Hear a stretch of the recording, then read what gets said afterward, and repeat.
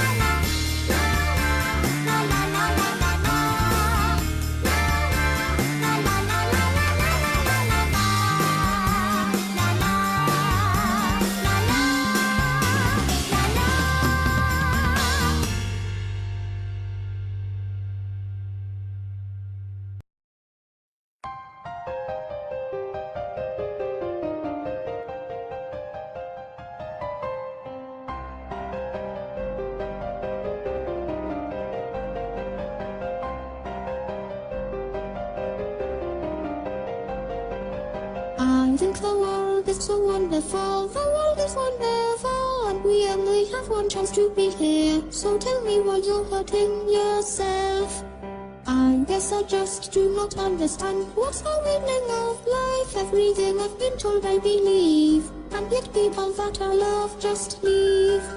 Is something bothering you a lot, bothering you a lot? I think I'm old enough to understand, so there's no reason to hide from me. I know you said that you're not lying, and well maybe that's true, so I'll push away any doubt I have, because I know you will tell the truth. Right, Cynthia? Welcome to my perfect world. I'm born and feeling young. It's not time to run for shame. Next to Cynthia, we've done me Jackie feel young. And I feel alone. So we can plug into the world for this evening. For this evening, welcome to the world below. We've nothing to say anywhere, as long as everything is the same. I'll be okay with stuff I'm born, baby girl. I'll be alright. I just have to listen to me and do what I tell them. But he listen. But he listen. Everyone's whispering about me. What are they talking about? Do you think I did something wrong again? Well, I promise you it wasn't me.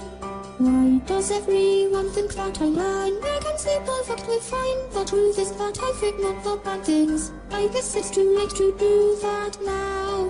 Where did you go when I needed you? I needed you.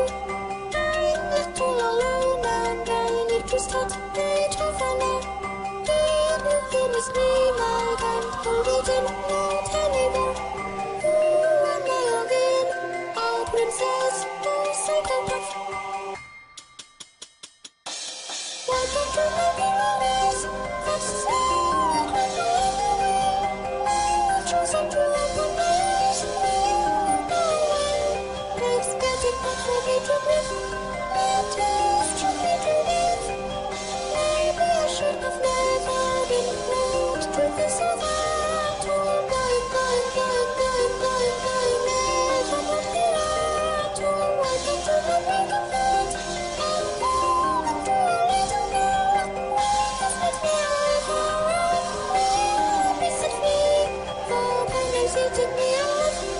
It's so hard to admit, but there's no point in talking at all. If no one hears this, screaming, crying, hurting, dying, suffering, wishing I could miss me wind it backwards. Now that it's raining, laughing now. The world is perfect. Now the world is perfect. Now the world is perfect.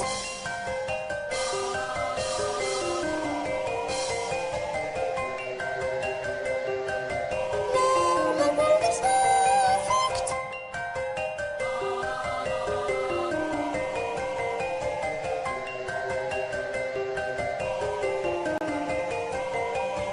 Now the world is perfect.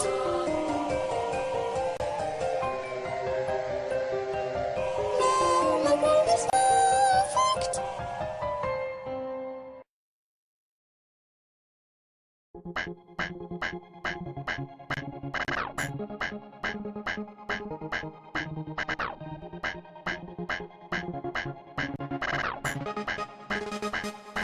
My name's PewDiePie.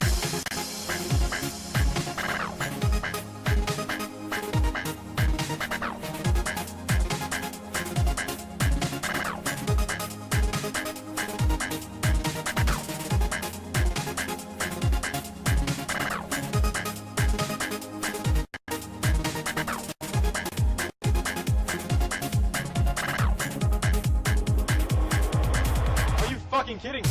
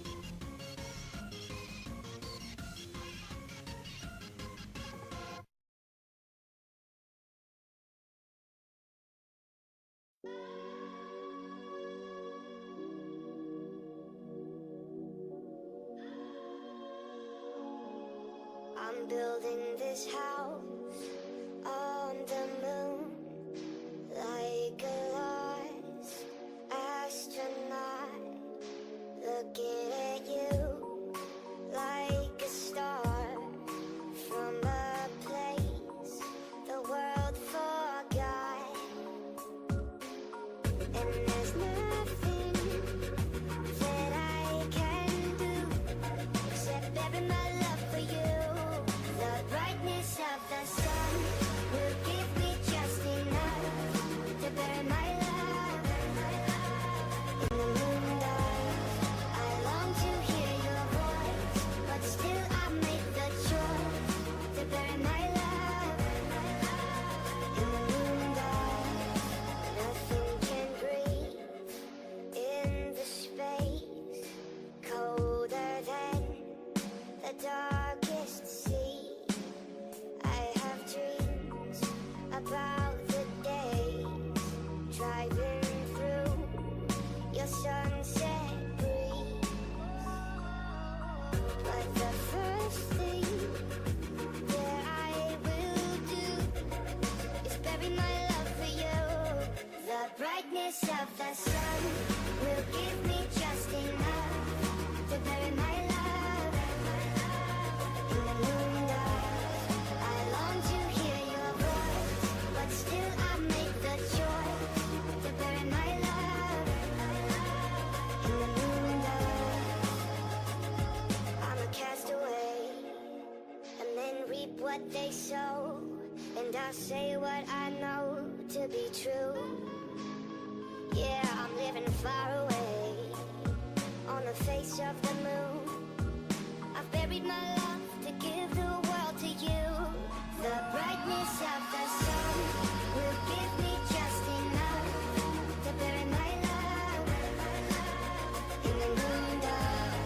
I long to hear your voice, but still I make the choice to bury my love in the moonlight.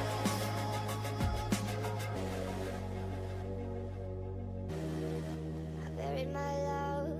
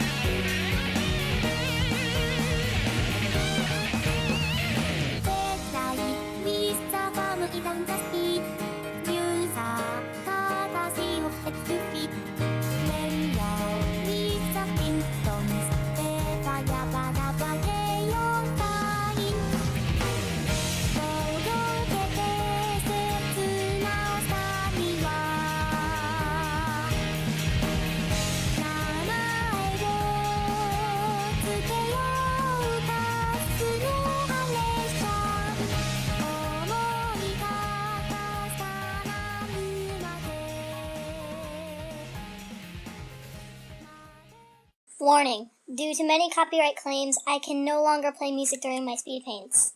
If you can, then play a YouTube playlist or iTunes or whatever you listen to during this speed paint. I am terribly sorry.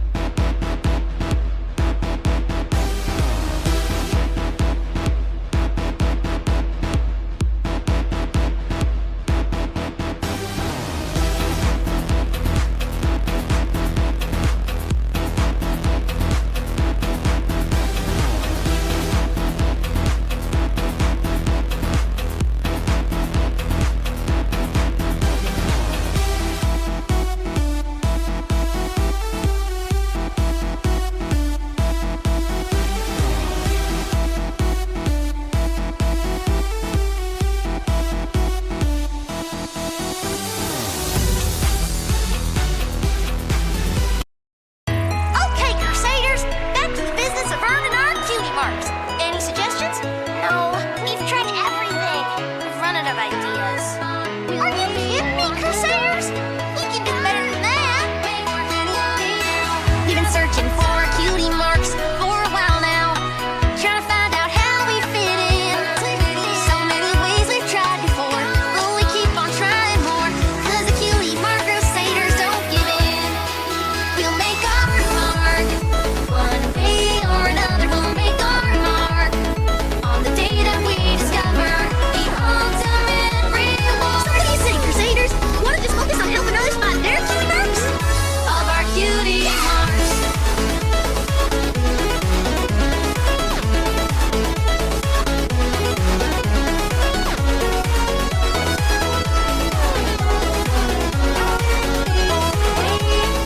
That's more like it.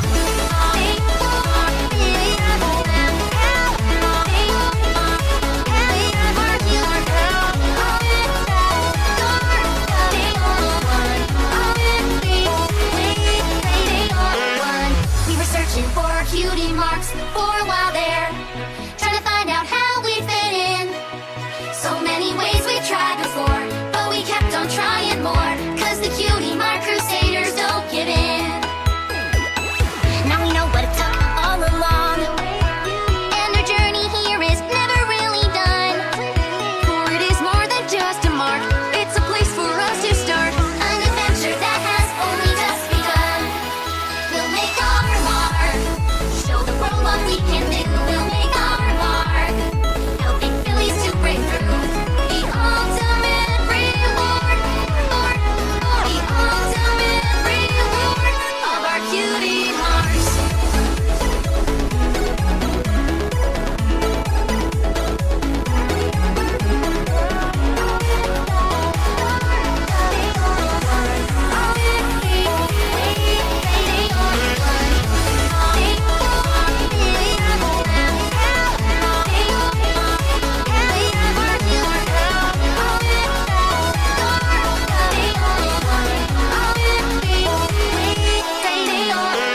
Well, what do you think, Crusaders? Were these cutie marks totally worth waiting for, or what? Yeah, I can't wait to see who we're gonna help next.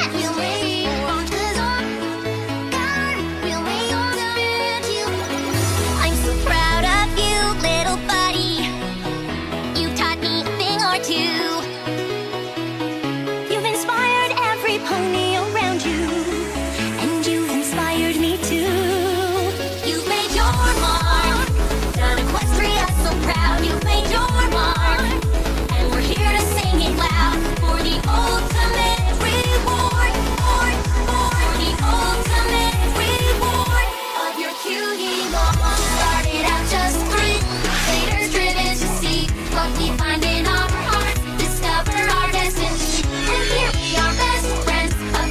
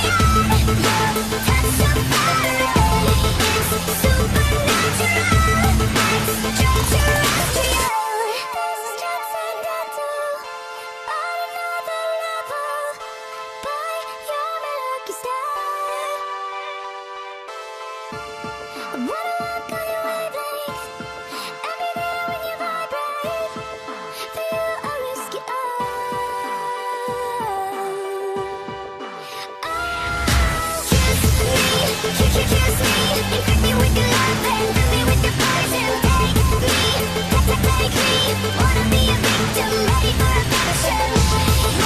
You're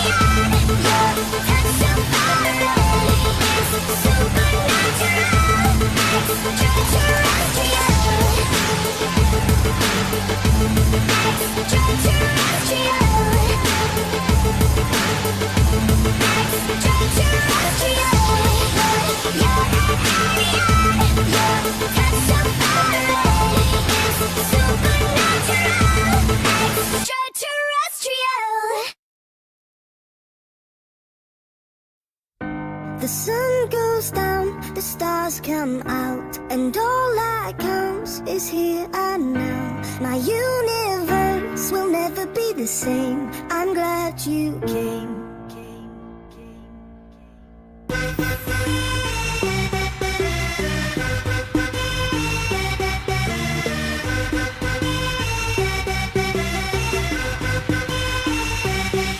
Cast a spell on me. You hit me like the sky fell on me. And I decided you look well on me. So let's go somewhere no one else can see you and me. Turn the lights out now. Now I'll take you by the hand you another drink. Drink it if you can. Can you spend a little time? Time is slipping away from us. So stay with me. I can make you glad you came. The sun goes down, the stars come out, and all that counts is here and now. My universe will never be the same. I'm glad you came. I'm glad you came.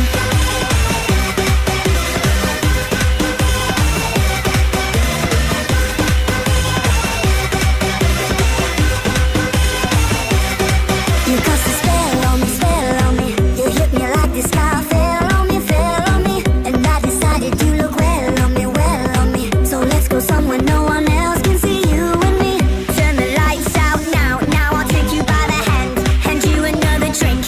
Drink it if you can. Can you spend a little time? Time is slipping away from us. So stay with me. I can make you glad you came. The sun goes down, the stars come out, and all that counts is here and now. My universe will never be the same. I'm glad you came. I'm glad you came. I'm glad you came. So glad you came. I'm glad you came. I'm glad you came. The sun goes down, the stars come out, and all that counts is here and now. My universe will never be the same. I'm glad you came. I'm glad you came.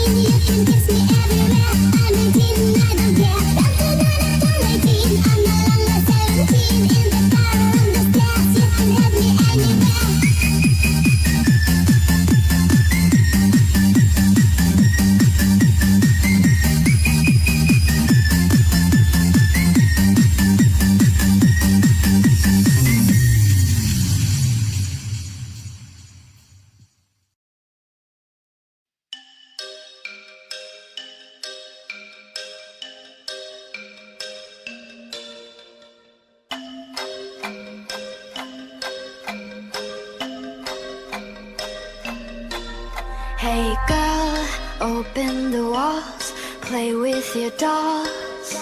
We'll be a perfect family. When you walk away is when we really play. You don't hear me when I say, Mom, please wake up.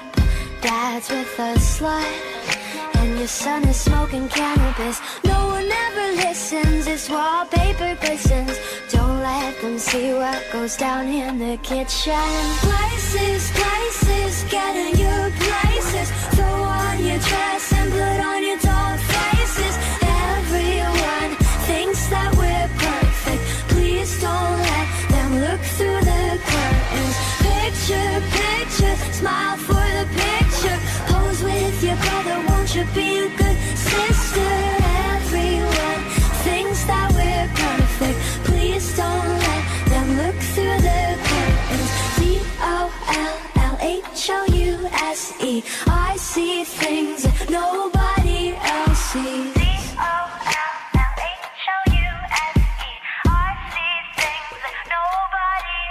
Hey girl, look at my mom, she's got it going on.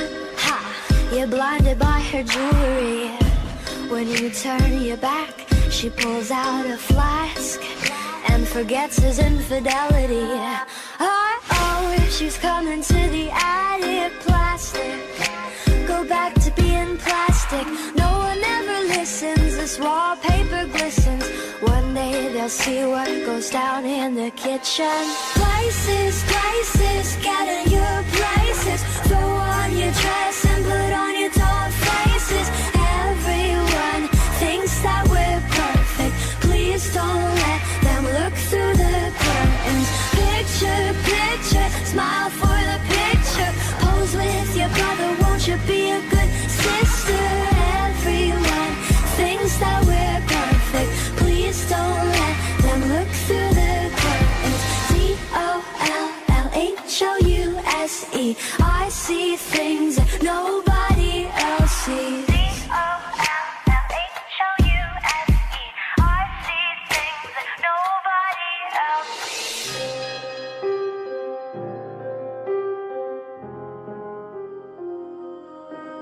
Hey girl,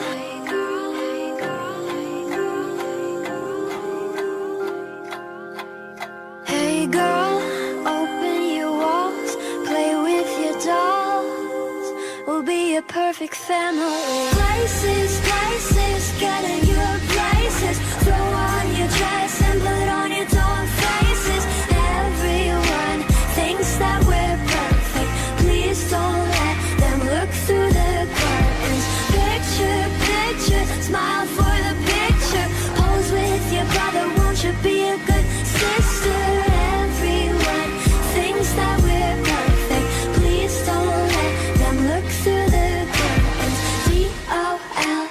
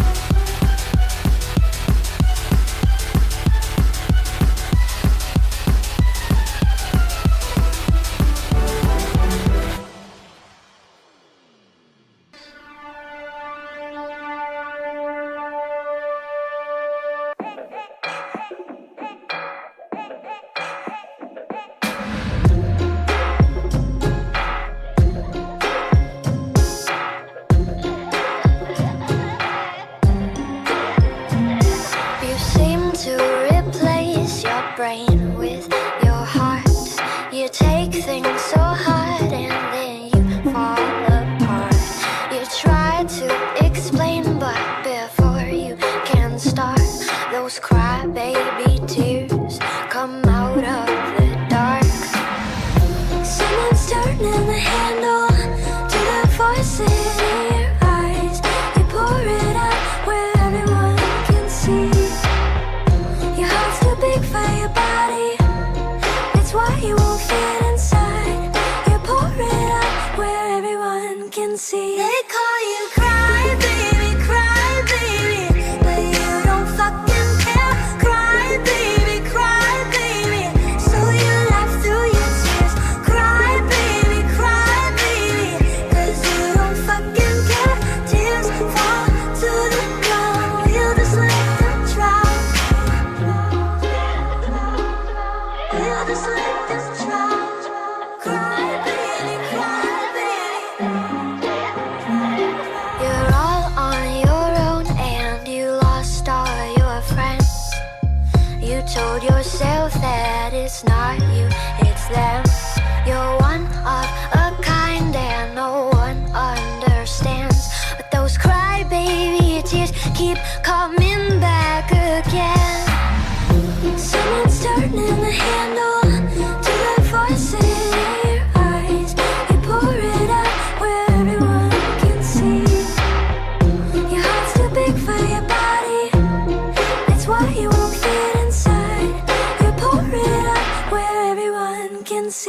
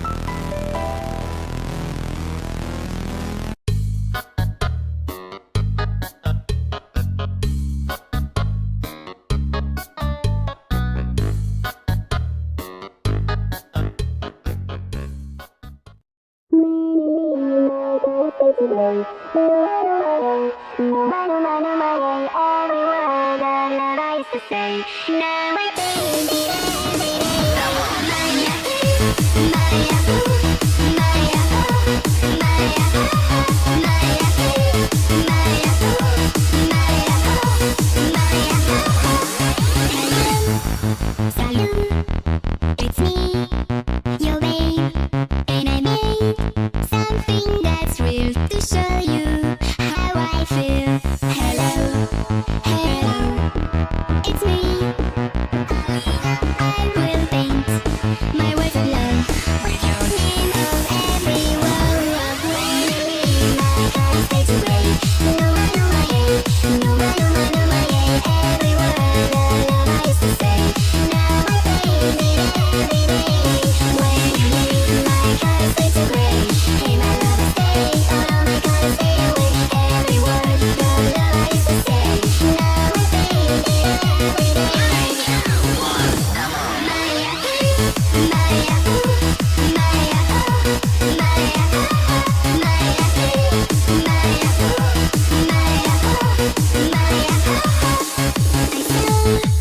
My strings, my songs, and dreams, and I buy some things to match the colors of my love. Hello, hello, it's me. I will paint my words of love with your name of every word. When you leave, my heart fades away. Numa, numa, yay, numa, numa, numa, yay, every word of love I used to say. Now I paint it every day. When you leave, my heart fades to gray. Hey my love, stay. Oh my God, stay away. Every word of love I used to say. Now I paint it every day. Maya, Maya, Maya,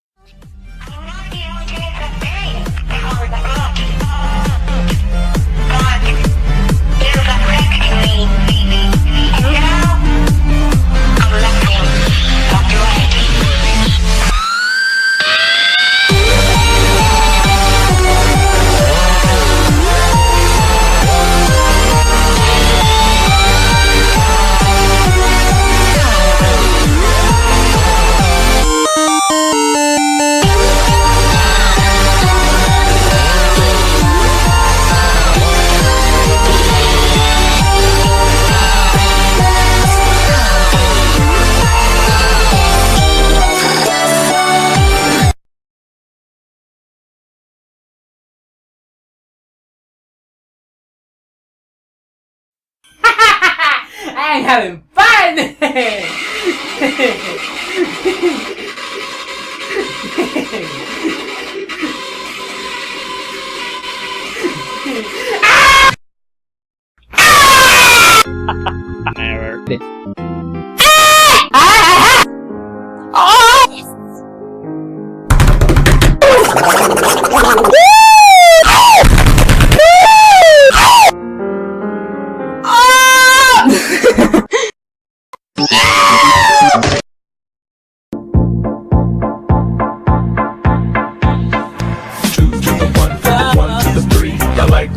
And I like good trees. Smoke so much weed you wouldn't believe. And I get more ass than a toilet seat. 3 to the 1, from the 1 to the 3. I met a bad bitch last night in the D. Let me tell you how I made her leave with me.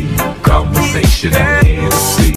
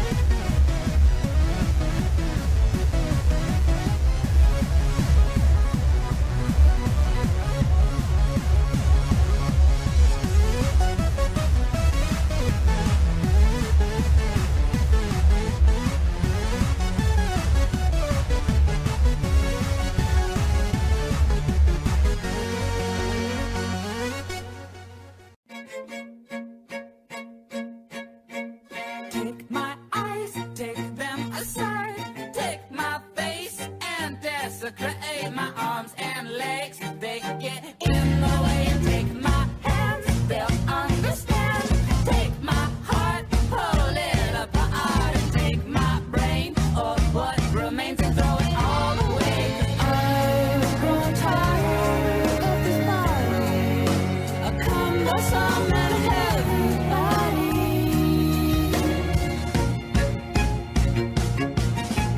Take my lungs, take them and run. Take my tongue, go have some fun. Take the ears, take them and disappear. And take my joints, take them for points. Take my teeth, tear through my cheeks. And take the nose, go and dispose. Oh, would you go dispose, just go dispose. 'Cause I've grown tired of this body, a cumbersome and heavy body. I've grown tired of this body, fall apart without my body.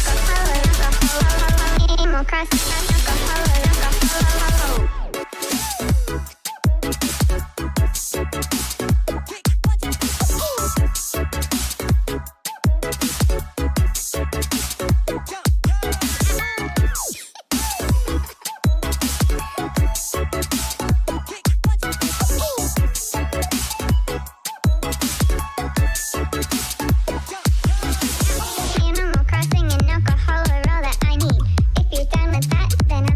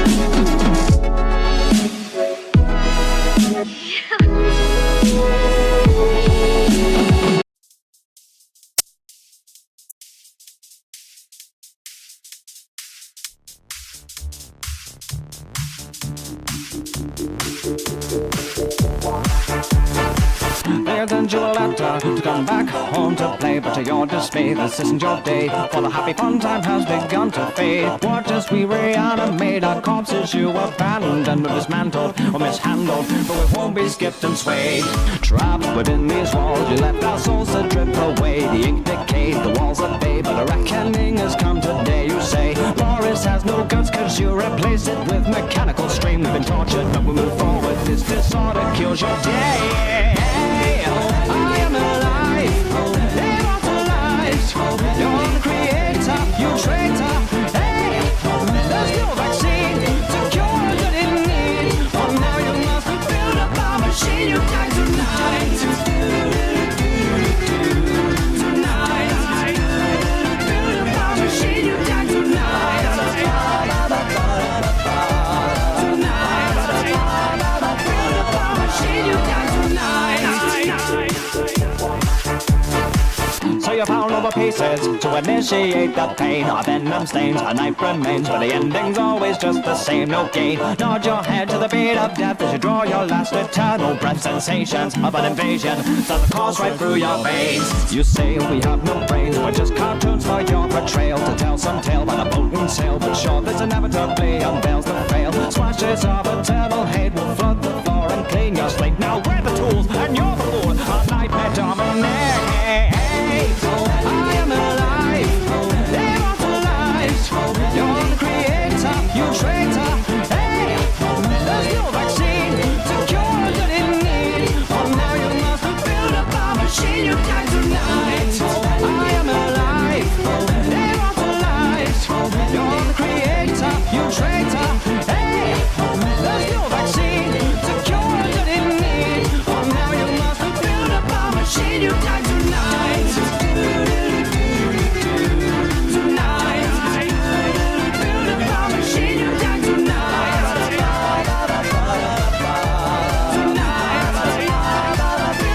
Machine, you die tonight. I'm aware that your soul is now divine. We cast in our toe even broken chains, so don't toy with us like he did to our shining star. So prepare for revenge. You're a whole new creature from the darkest side. You can't take a say the pain we feel, created as monsters that come to life. Come back to life. So you come to the end now, alive but dead inside. The heartbeat's loud, you've joined our crowd. We are but punished serpentines. Your life with him was fun, but now the terror's only just begun. Now come with me and you will see we're newborn cyanide. I am alive, immortalized. You're the creator, you traitor. Hey, there's no vaccine to cure that in need. For now you must build up our machine. You die tonight. I am alive, immortalized. You're the creator, you traitor. Hey, there's no vaccine to cure that in need. For now you must build up our machine.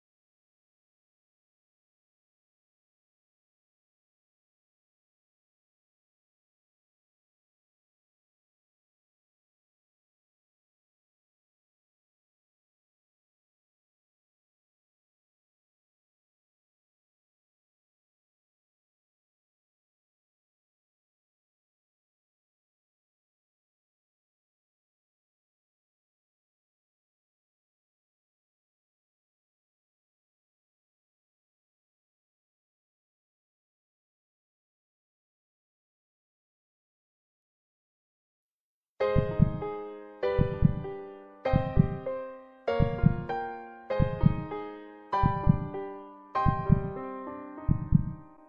didn't know what I got into. Somehow I can't go back even if I really wanted to. So what more can I do? Here in the end it's just me and you.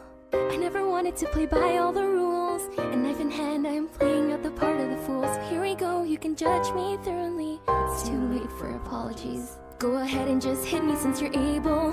We know my determination isn't stable. I'm not even mad because I keep on dying, but I don't even know why I'm trying. This isn't what I want, yet it's what I asked for. Curiosity over all my morals. I took away your perfect happy ending. Resetting the world despite the warnings. Right now I'm made of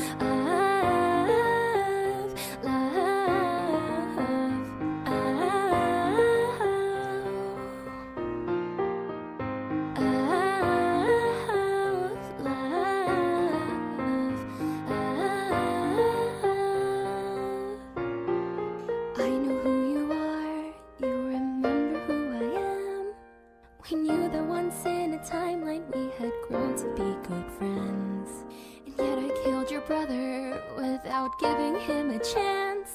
Every time you throw me down, I hope you kill me once again. So go ahead and hit me since you're able. All the sin that I can feel is unbearable. If I could only hit you once it would be over, but the consequences last forever. The flowers are in bloom as the birds will tell. It's a beautiful day to be burning in hell. You gave me advice, I chose genocide, but I know how to make it right. I am made of love, but I'll give up for you. But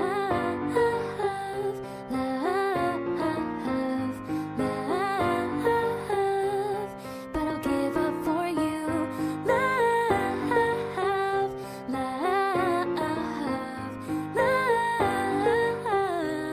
But I'll give up for you.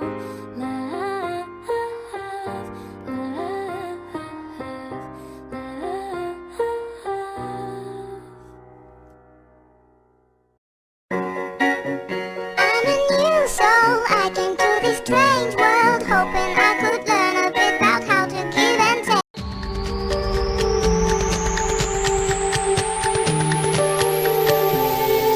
I'd rather be I'd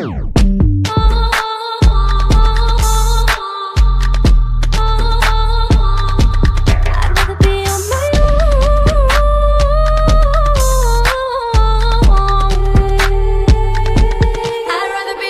I'd rather be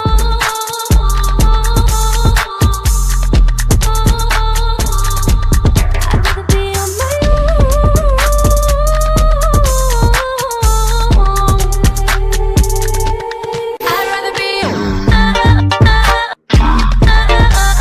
I'd rather be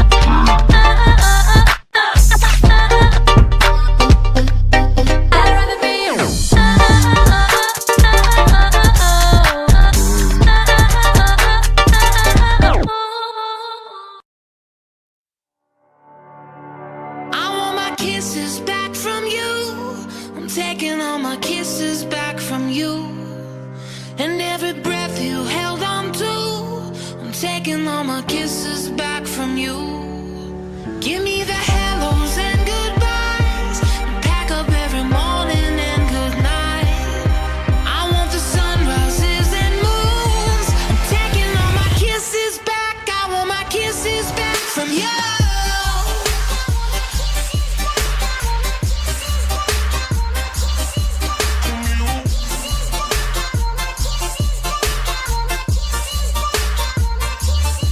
From you.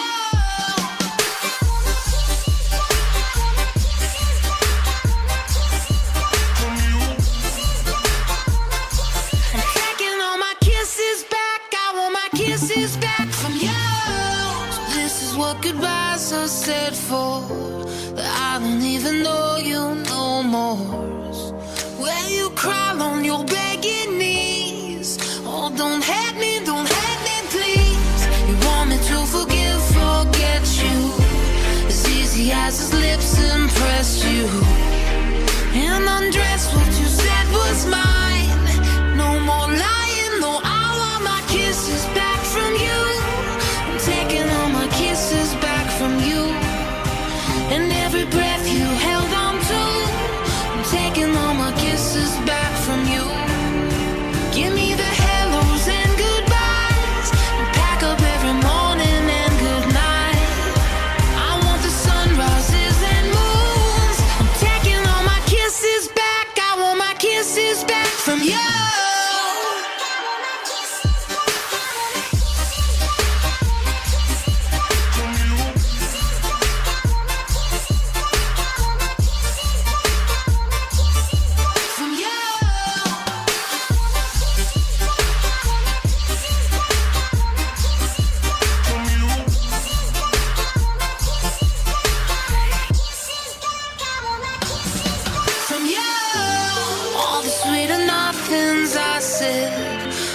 Your legs will cross me in bed. Motion pictures you took of us. Lost the color, your cheeks would blush. My future is a memory at best. Don't bother trying to reach or connect. Like the shade of your lipstick font you were put on. Now I want my kisses back from you. I'm taking all my kisses back from you.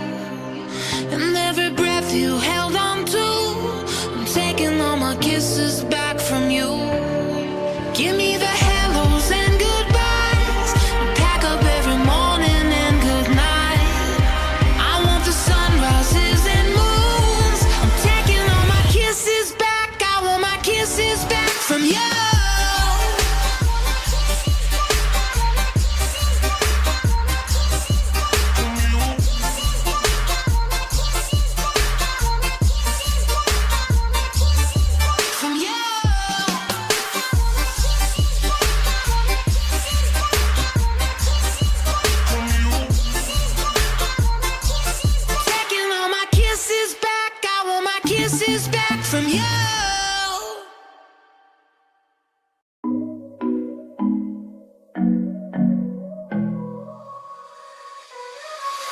I've been waiting for the weekend to come.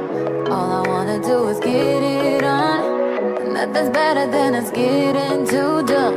Staying by the fire until dawn. And I promise it's gonna get messed up. Yes, I promise it's gonna feel good. I'll be waiting for you right by the water. So come over, come over. Meet me down by the fire. The night is young and we got so much to drink. Oh, get up and take us higher. Meet me down by the bonfire. Oh.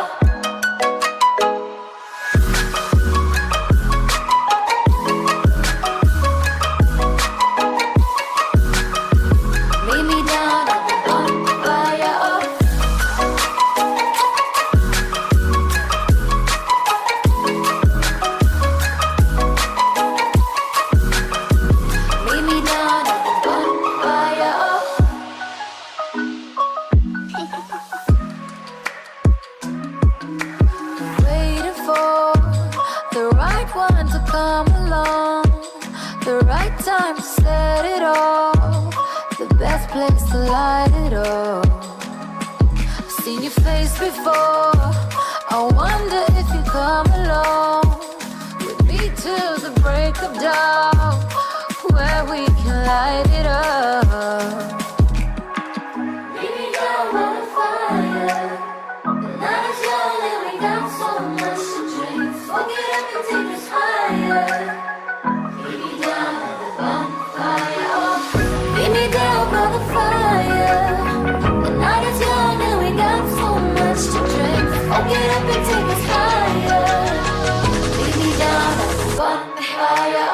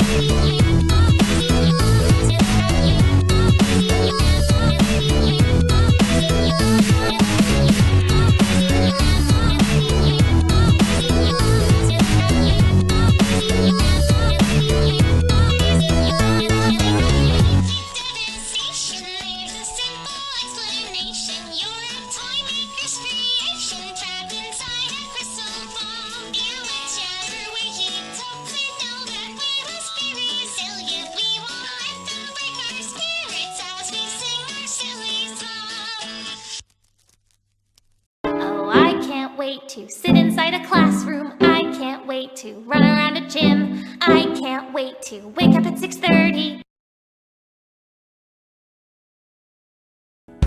Oh, I can't wait to do a lot of homework. I can't wait to take the SATs. I can't wait to disappoint my parents. Pony princess good, high school great. ジャパニーズワードオブザデイだぜ。わお、ホットドッグ。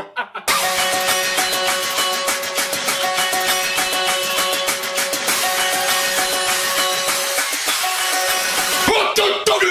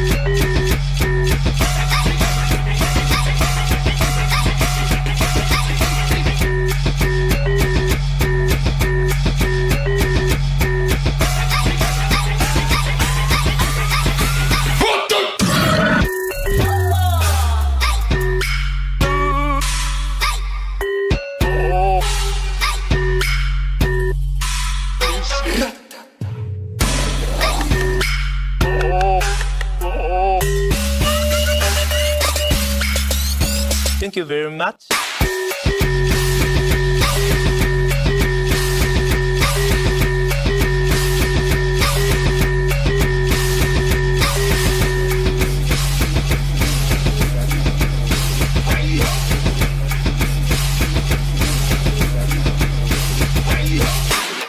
Hot dog!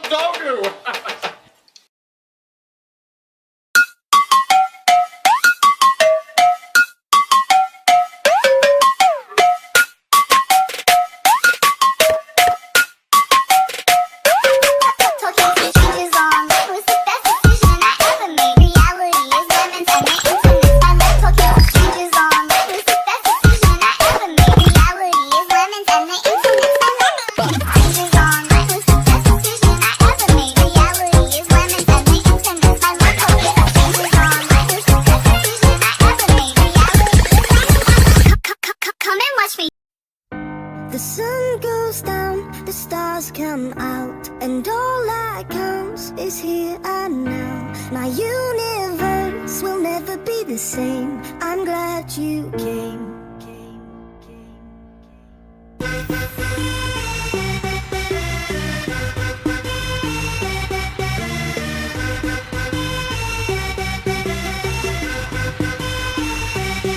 You cast a spell on me. You hit me like the sky fell on me.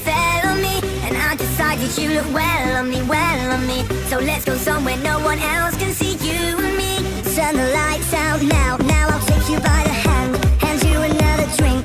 Drink it if you can. Can you spend a little time? Time is slipping away from us, so stay with me. I can make you glad you came. The sun goes down, the stars come out, and all that counts is here and now. My universe will never be the same. I'm glad you came. I'm glad you came.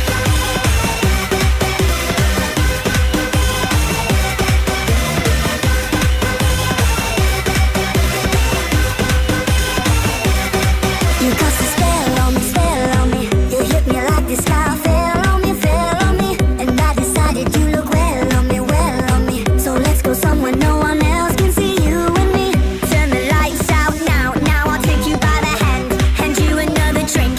Drink it if you can. Can you spend a little time? Time is slipping away from us, so stay with me. I can make you glad you came.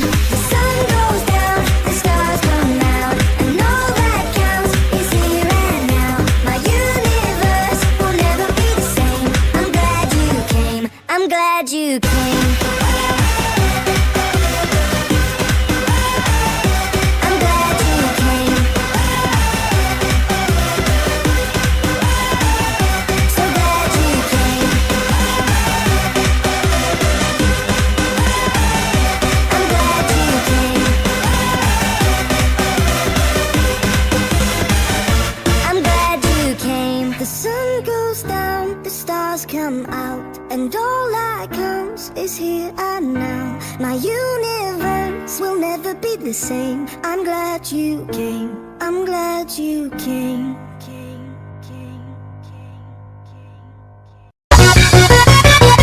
Right party coffee, that two mentals taking this one away. Wicked.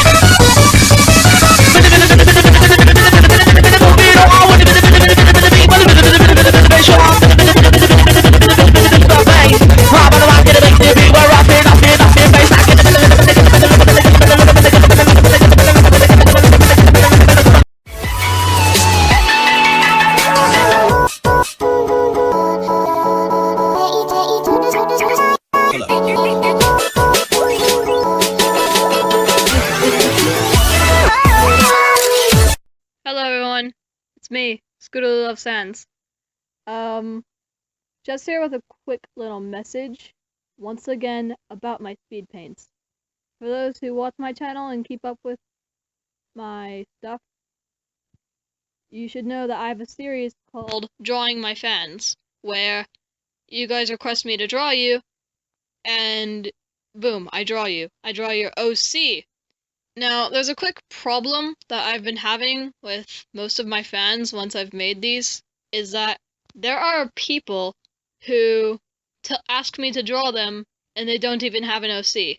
Now, it might not sound as bad, like, it might sound a little annoying, maybe even a little silly to you guys, but I've gotten so many of these requests, and they don't even have anything for me to draw. And I'm getting tired of looking through their channel trying to find their OC. Please stop. I've said this in one of my speed paints, that if you do not either have a link to your picture or a description of what your character looks like, I'm going to ignore it. So if you do not have a link or a description, I'm not going to do it. That's it. I've had it. As for those who have given me a link, I just haven't gotten to them yet because they've been showered with a bunch of other people who haven't gotten their link into the comment section. I hope I've made this clear. I will see you in the next video. Thank you for hearing what I had to say.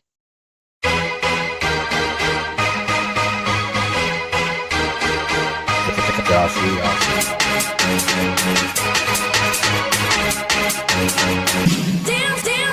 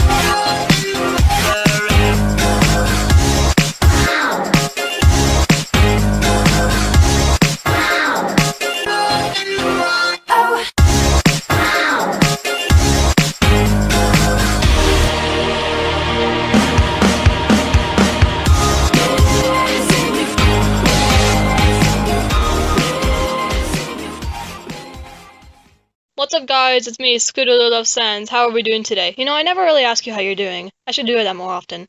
How are you? You doing good? Well, that's great. I came here because of something I've noticed a lot that came from my channel. My channel. Name is Scootaloo Loves Sans. Suddenly, I get fans who make their own channel based off of mine and get a canon character from My Little Pony and ship it with another canon character from Undertale. Kinda like what I did. Now, I'm not sure if I should be either flattered or pissed, because right now, I'm kind of in between, since no one is giving me credit for what I did. Now, I have a feeling that this isn't something I should be given credit for, but the first channel I saw do this was called Applebloom Loves Papyrus. And just so you know, I do not run that channel. I don't run any of these channels. The only channel I run is Scootaloo Loves Sans and Sans Loves Scootaloo. Oh yeah, that's me. That one. That's a fake channel, alright? I don't post anything on that. It's just a joke. Alright? It's a joke. Don't get mad at me. Now, Applebloom Loves Papyrus, I was okay with, because it was just one channel. Then suddenly, I get more Applebloom Loves Papyrus. Like, literally, more channels with the same name. I was like, okay, this is getting a little out of hand. Then suddenly, Sweetie Belle Loves... Oh god. Sweetie Belle Loves Azrael. Oh wow, there's also a few other like Sweetie Belle Loves Papyrus, and I'm not sure about that one. Oh boy, but the reason I'm getting kind of mad at Sweetie Belle Loves Azrael is because she stole the little character I made Sweetie Belle into, and she's not giving me any credit for what I did. Now, I suppose it isn't really stealing, since, you know, she's a canon character, and I technically have no right to her either. But, alright, so this is what I did to Sweetie Belle. I gave her a soul. She's a monster. So is Scootaloo and Applebloom. And I turned her soul green. I gave Sweetie Belle a different outfit. And I gave her water magic, as well as simple unicorn magic. That's all I did to Sweetie Belle's character, as well as made her a little more shy and timid. And she doesn't like Sans because he's scary. And I'm seeing all the same stuff Sweetie Belle Loves Azrael is doing that to her character as well. Again, I'm not sure if I should be flattered or pissed, because honestly, seeing this channel and the fact that she didn't give me any credit for all the changes I made to Sweetie Belle, I'm pissed. But again, she's not doing anything wrong. Like, neither is Applebloom Loves Papyrus, because I have a feeling that they're just doing this for fun, and I can accept that because, well, the whole reason I'm doing this channel is because, one, I ship Scootaloo and Sans for some fucking reason. So this channel is just for fun. And if they're doing it just for fun, or just as a fan thing, then I guess I can be okay with it. But I have to know. One more thing. There's a bunch more of these channels. There was one person who said they were gonna make a channel like Celestia X Toriel or Twilight X Toriel, and they said they'd give me credit if they did. I was okay with it. I get credit for it, for some reason. Also, Babseed X Flowey. What? Now I know this is probably not that big of a deal, but to me it is. So just beware of these people. Don't harass them or anything. That's not what I want. I just want you guys to make sure that you understand that I was the one who did this first. Alright? Alright? Now on a completely separate note, stop telling me that Sans isn't real. I know he's not real. I'm not f***ing stupid. He's a fictional game character who lives on a computer, for God's sake. I know he's not real. I know I'll never be his wife. Shut up. There's also a few comments I've gotten back, like f***ing backlash for liking Sans, a fictional game character, and saying stuff like, oh, what would your parents think? Oh, you are a f***ing abomination. No one loves you, and you'll never get a boyfriend. Fuck off. I'm saying a lot of F words right now. I'm so sorry, everyone. In conclusion, if you want to make a fake account as a fan thing for me, it's fine, but you have to tell me that you're giving me credit, at least. And I know Sans isn't real, so shut up. My name is Scootaloo Loves Sans, and I will see you in the next video. Goodbye.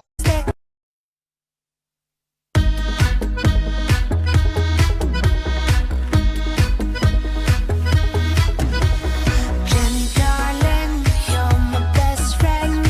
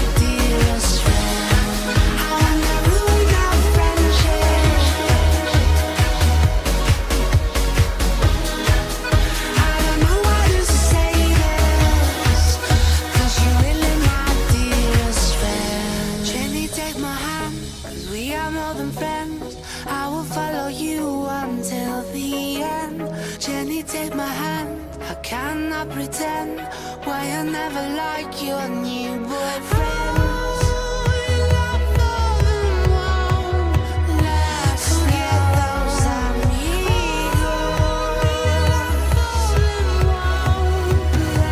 Forget those amigos. Forget those amigos.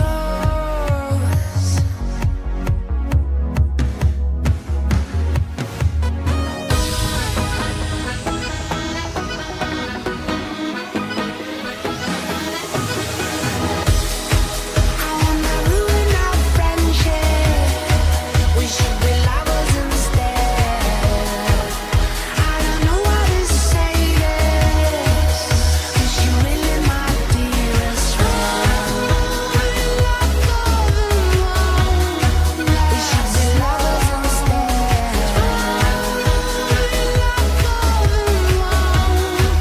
'Cause you really my dearest friend. We should be lovers instead.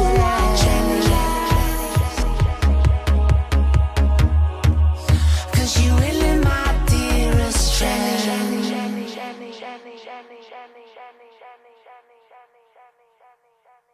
One big room full of bad bitches. One big room full of bad bitches. One big room full of bad bitches. One big room full of bad bitches. One big room full of bad bitches. One big room full of bad bitches. One big room full of bad bitches. One big room full of bad bitches. Gucci, Gucci, Louis, Louis, Fendi, Fendi, Prada.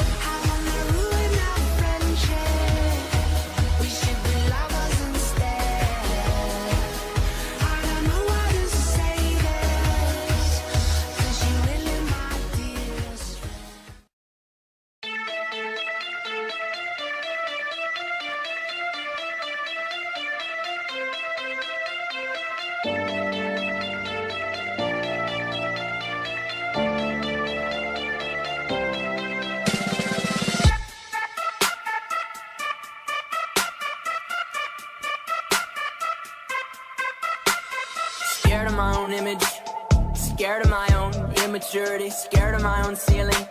Scared I'll die of uncertainty, fear might be the death of me. Fear leads to anxiety, don't know what's inside of me.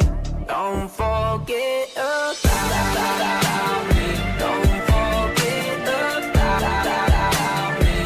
Even when I doubt you, I'm no good without you.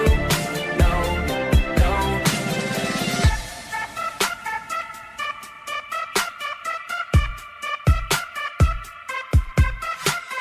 Temperature's dropping, temperature's dropping. I'm not sure if I can see this ever stopping. Shaking hands with the dark parts of my thoughts. No, you are all that I've got. No, don't forget about me. Don't forget about me. Even when I doubt you, I'm no good without you. No, no, no, no, no.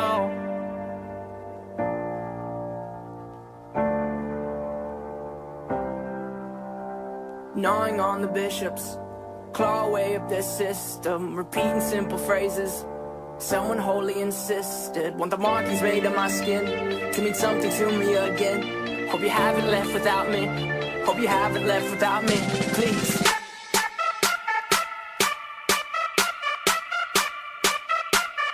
Don't forget about me. Don't forget about me. Even when I doubt you, I'm no good without you. No, don't forget about me. Don't forget about me. Even when I doubt you, no good without you. No, no, no,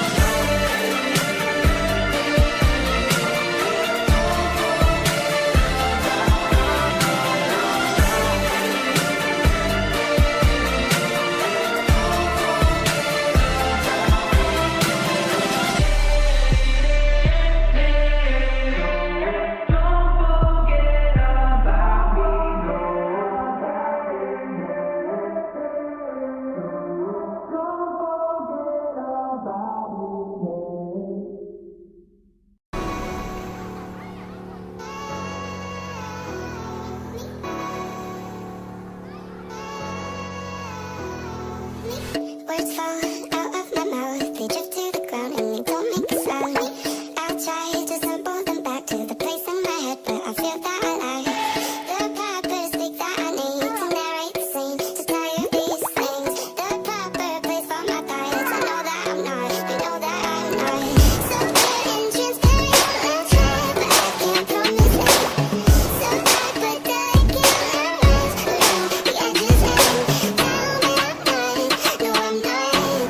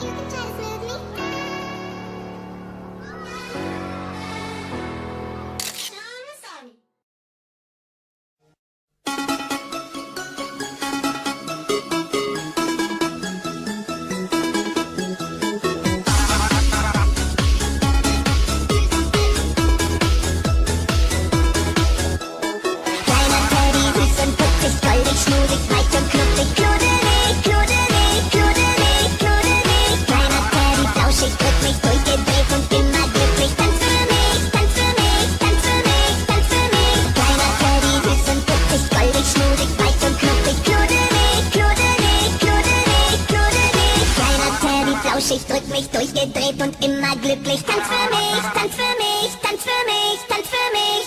Komm, drück mich.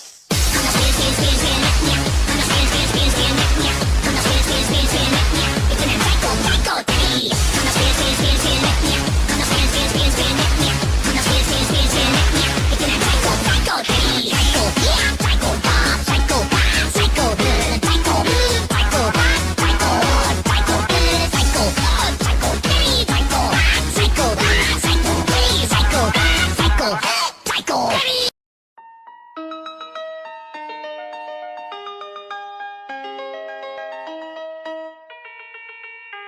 You never put your love out on the line. You never said yes to the right guy. You never had trouble getting what you want.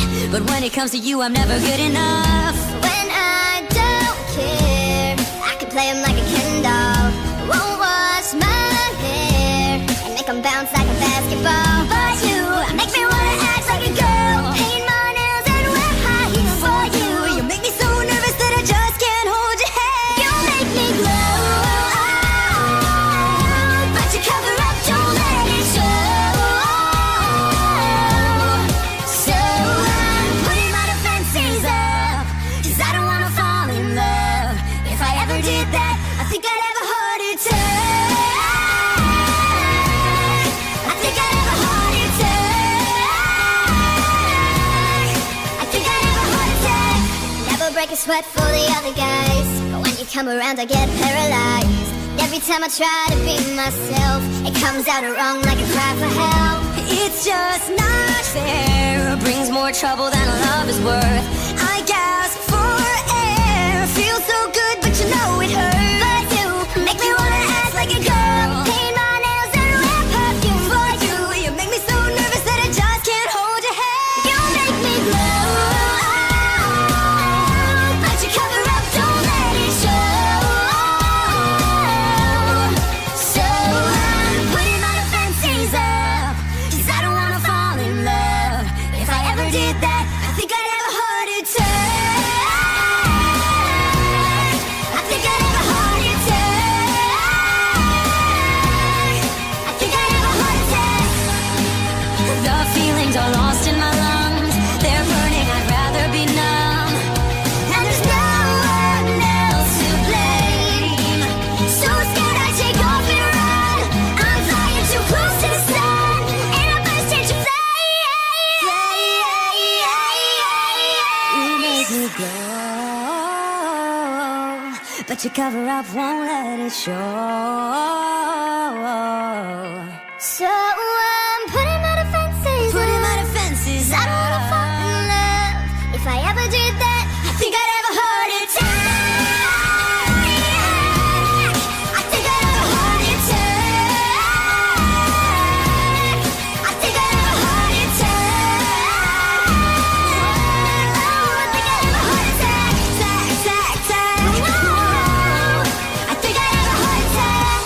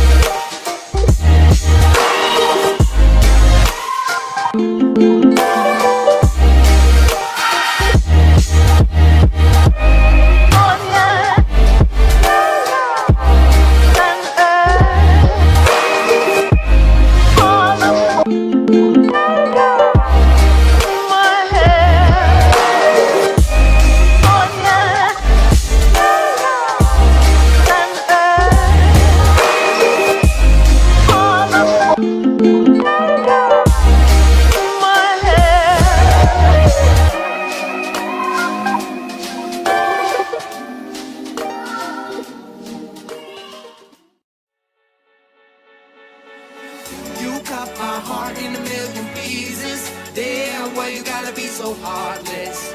Why you gotta be so heartless? You cut my heart in a million pieces. Damn, why you gotta be so heartless? Why you gotta be so heartless? You got me like that old sweet water. That old sweet water. That old sweet water. That old sweet water.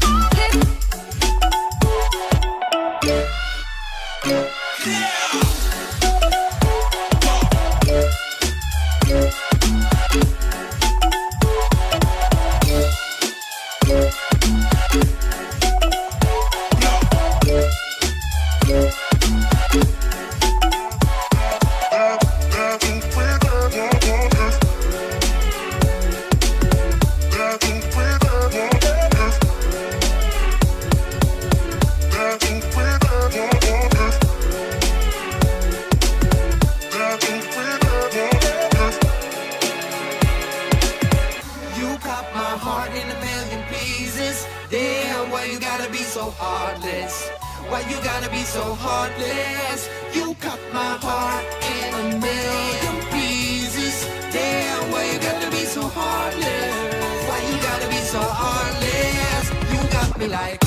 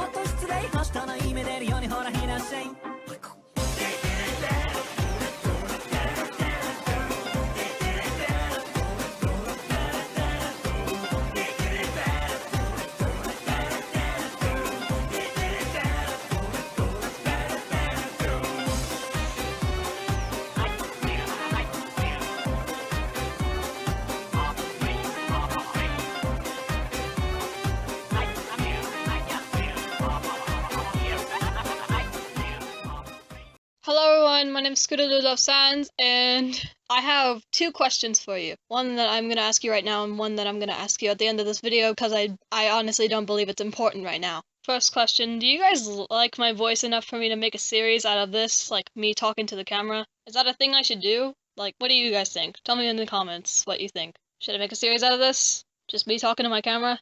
About stuff? I think so. Now, to the point of this video, I wanted to talk about Sans fangirls. Something I am, and something I am kinda not proud of anymore. Cause Jesus, you guys love to leave really mean comments on my videos. Yeah, but mainly this video isn't really about Sans fangirls themselves, it's about why people hate them. Now I'm gonna be using a few examples, like Cutie the Kitten and Lovely, Sans' wife and girlfriend, and Birdie. Now the reason I wanted to talk about this was because I'm getting a lot of hate, and I knew starting this channel that I'd get a lot of hate for being a Sans fangirl, but I didn't think I'd get this much. Now, I am happy to say that I have more positive messages on my channel than I do negative ones, and I'm happy for that. But this video is not about the positive stuff, I'm talking about the negative. I'm just gonna completely skip to an example. Let's talk about Cutie the Kitten. Cutie the Kitten was the first fangirl I've ever actually heard about when I was in the Undertale community. Cutie the Kitten was known for killing people, basically. And what I saw in every single one of her videos were people who hated her. And I mean hated her. But eventually she did grow out of her phase for liking Sans, and she doesn't like Sans anymore. She has a boyfriend named Daniel. Or so I've heard. However, there are still people who kind of know her as a Sans fangirl, and they still don't like her. But she's gotten better. She's improving a lot, especially with her art style. I've kind of noticed that in the beginning her drawings weren't good, but they weren't bad either. They sort of had this little style to them. And looking at her newer videos, I've seen that her style sort of changed, but in a good way.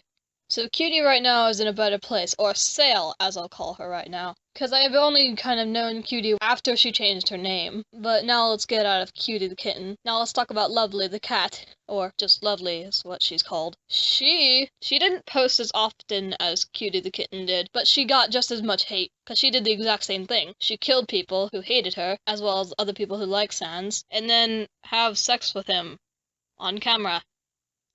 Just because. But she's made a few newer videos where she's sort of toned it down with the whole Sans fangirl thing. And not only that, she's apologized for all the bad things she's done. And now she's stopped using the circle tool. And I've noticed that she, as well as Cutie, her art style is improving. And me, wanting to support as many fangirls as possible, I went on her channel and I commented on one of her videos that I liked her art style and I could see that she was improving, so I gave her a compliment. But then there were people who saw that comment and thought less of me for thinking that way. Just for simply liking someone. Not only the fact that I like Sans, but the fact that I liked a certain YouTuber who's changing and getting better. I'm not even thinking about the stuff she's done in the past because she doesn't do that anymore, but people still think of her that way. And they hate me for liking her. In fact, 2 people who saw that comment replied to that comment saying, "You lost a subscriber," and I didn't care. Now let's change the subject to me. What do I do? Well, I make animation memes of good quality,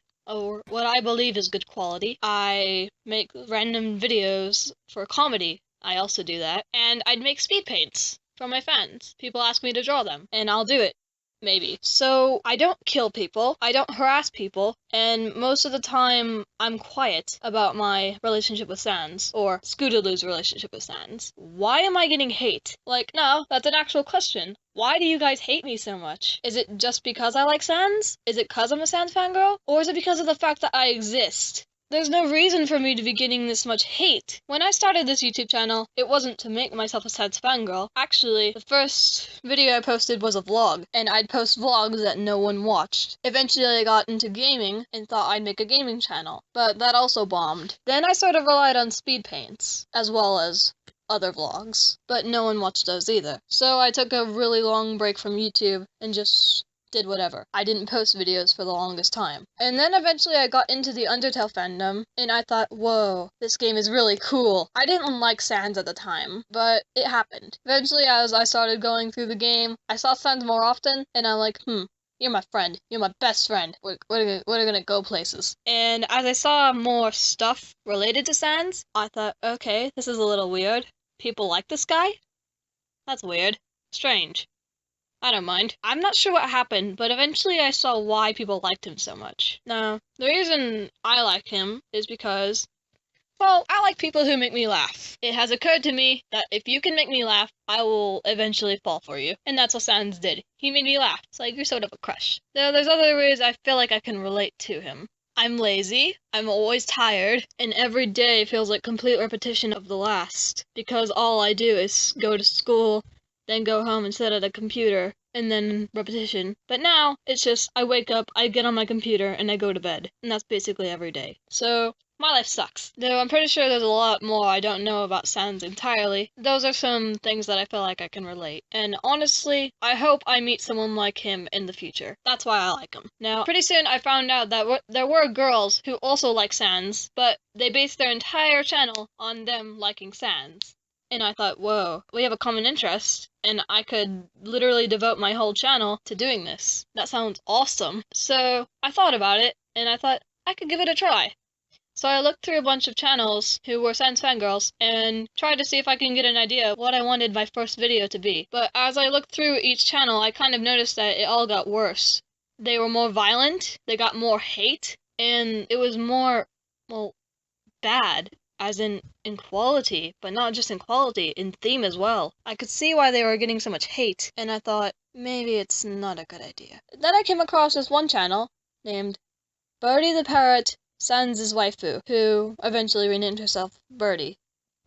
Just Birdie. And I looked at her channel, and I thought, whoa, this is cool. She's doing like the opposite of what everyone else is doing. And she has so many fans, and people love her. And then I thought, you know what, if I'm gonna do this, I'm gonna do it the right way. I'm not gonna harass anyone, I'm not gonna try killing anyone over the internet, because that's stupid. So if I'm gonna do what everyone else is doing, I'd better do it right. But there are people who are still used to seeing all the bad stuff. So when they come to people like me, they still expect bad stuff, even though I'm not doing anything wrong. Or, I believe I'm not doing anything wrong. Please tell me what I'm doing. But anyway, I believe my channel was successful. I have a lot of fans now, and, well, people like me. And I found out that Birdie likes me. Birdie the parrot. I found out, like, a few days ago. She put me in one of her videos, and I freaked the hell out. I was so excited that I could not stop giggling, and my dad thought I was insane. But anyway, that's all I have to say about that. Now, on to my second question, and it won't take as long as the first one did.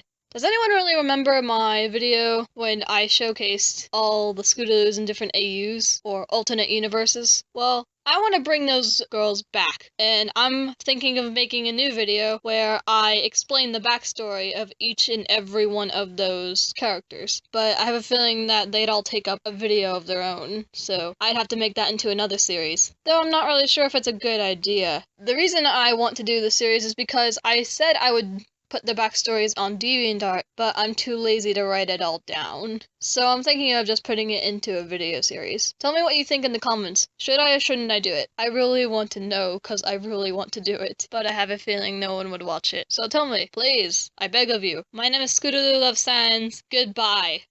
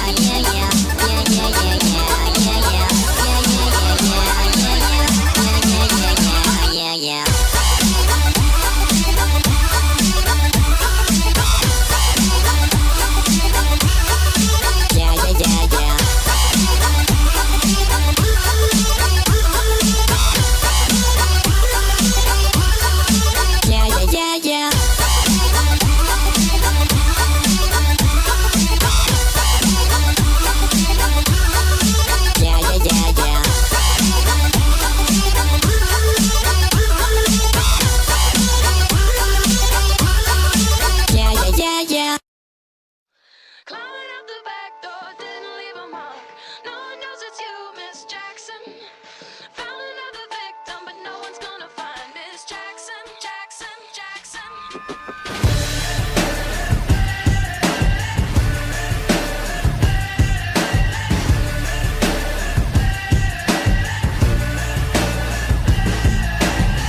put a sour little flavor in my mouth now. You move in circles, hoping no one's gonna find out. But we're so lucky, kiss the ring and let 'em bow down. Looking for the time of your life. A pretty picture, but the scenery is so loud. A face like heaven, catching lighting in your nightgown. But back away from the water, babe, you might drown. The party isn't over tonight. How will you be waking up tomorrow morning? Out the back door, goddamn, but I love her anyway. I love her anyway. I love her anyway. Out the back door, goddamn, but I love her anyway. Me sexy, you nasty. Me sexy, you nasty. Me sexy, you nasty. Me sexy, you nasty. Oh, you nasty. I love her anyway. Where will you be waking up tomorrow morning? Out the back door, goddamn, but I love her anyway. Down to the fire finally dies out. You've got 'em wrapped around your finger, watch 'em fall down. There's something beautiful and tragic in the fallout. Let me say it one more time. How will you be waking up tomorrow morning? Out the back door, goddamn, but I love her anyway. I love her anyway. I love her anyway. Out the back door, goddamn, but I love her anyway. Me sexy, you nasty. Me sexy, you nasty. Me sexy, you nasty. Me sexy, me sexy, you nasty. Oh, you nasty. I love her anyway. Where will you be waking up tomorrow morning? Out the back door, goddamn, but I love her anyway. Out the back door, didn't leave a mark. No one knows it's you, Miss Jackson. Found another victim, but no one's gonna find Miss Jackson, Jackson, Jackson. I love her anyway. Me sexy, you nasty. Me sexy, me sexy, you nasty. Me sexy, me sexy, you nasty. Oh, you nasty. I love her anyway. Where will you be waking up tomorrow morning? Out the back door, goddamn, but I love her anyway. DOLLHOUSE. I see things that nobody else sees. DOLLHOUSE. I see things that nobody else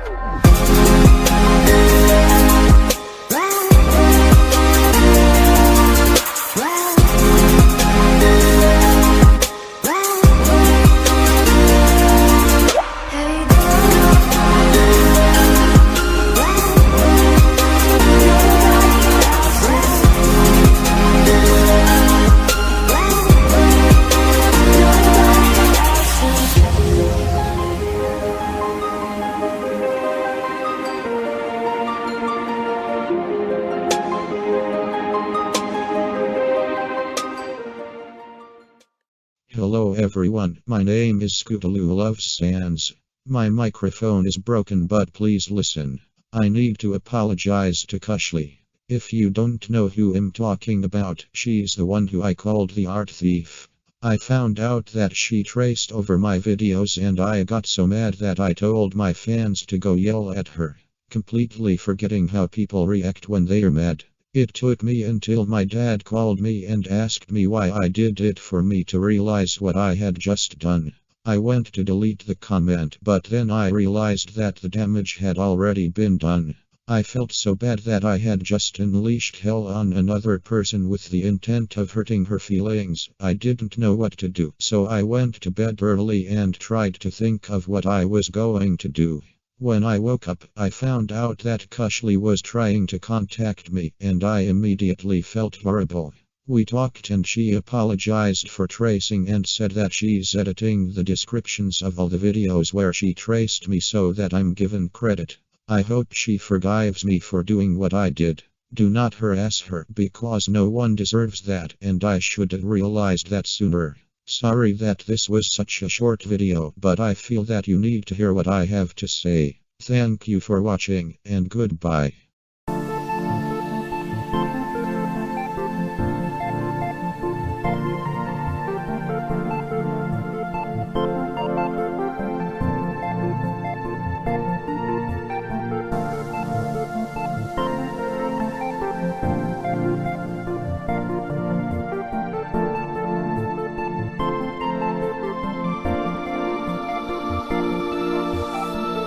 Cool breeze over my skin.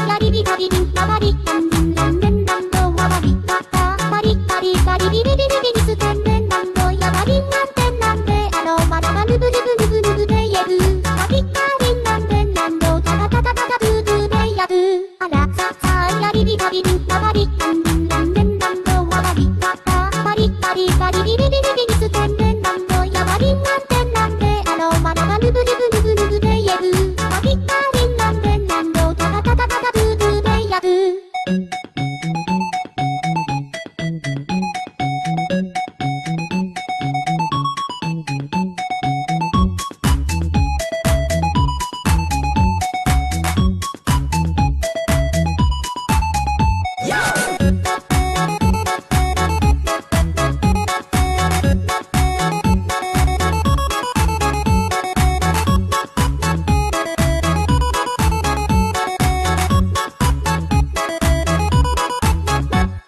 あらささやりりバリリンラバリカンリンランデンランドワバリカタパリパリパリリリリリリリス天然ランドヤバリンなんてなんでアロマラバリンなんてなんでアロマラバリンなんてなんリンなんてなんリンなんリンなんリンリンリリリあらささやりりバリリンラバリカンリンランデンランドワバリカタパリパリパリリリリリリリス天然ランドヤバリンなんてなんでアロマラバルブルブルブルブで言えるパリカリンなんてなんどタタタタタタブーブーでやるあらささやりりバリリンラバリカンリンランデンランドワバリカタパリパリパリリリリリリリス天然ランドヤバリンなんてなんでアロマラバルブルブルブルブで言えるパリカリンなんてなんどタタタタタタブーブーでやる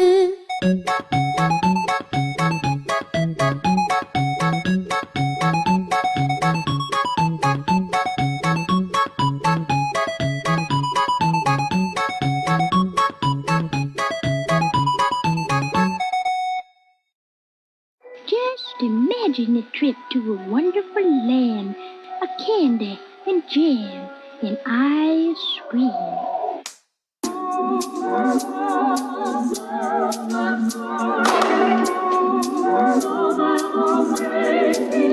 I gotta hit that string, you better watch it. With a cat that I cock it with a full clip. I got the whip, got the pitch that I keep it undercover. All up in the cup, just to live it up. See the stone cold face, try to knock it.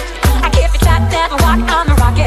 I got a beat in it, I got a grip in it. I got a beat, got a beat, got a beat, a beat, a beat, a beat. All up in the cut, all up in the cut, all up in the cut, all up in the cut, all up in the cut. I got the all up in the cut, all up in the cut, all up in the cut, all up in the cut, all up in the cut, all up in the cut.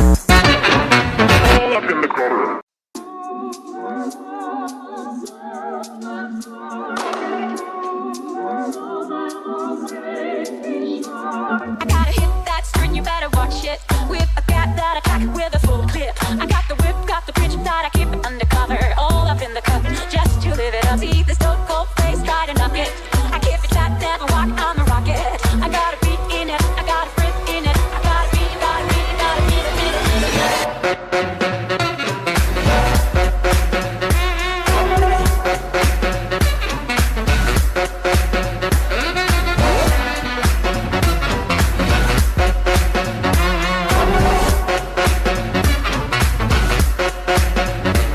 See the big gold chain that I'm rocking. I got the ring full of bling, never dropping.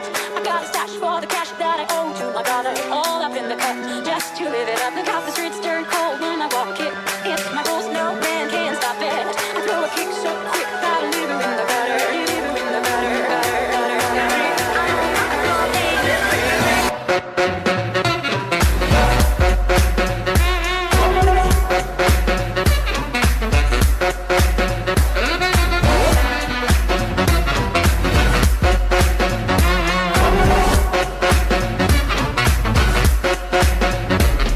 All up in the cut, all up in the cut. I got the all up in, all up in the cut, all up in the cut, all up in the cut. I got the all up in, all up in the cut, all up in the cut, all up in the cut, all up in, all up in the cut, all up in the cut. I got the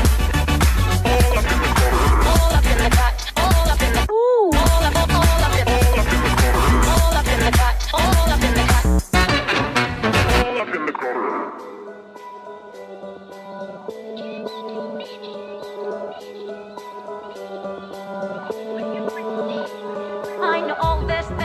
happen.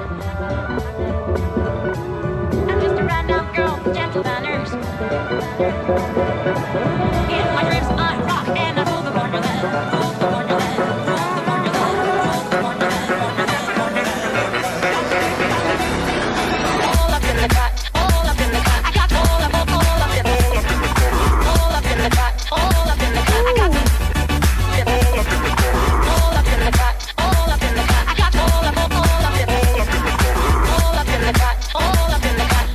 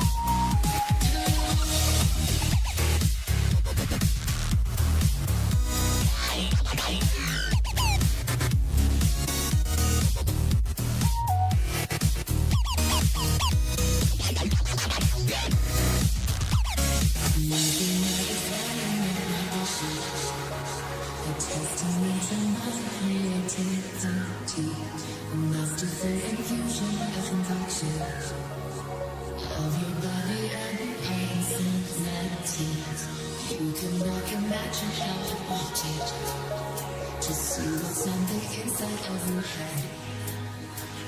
Are you feeling tired, magic dasher? Oh, it seems you out because you're dead.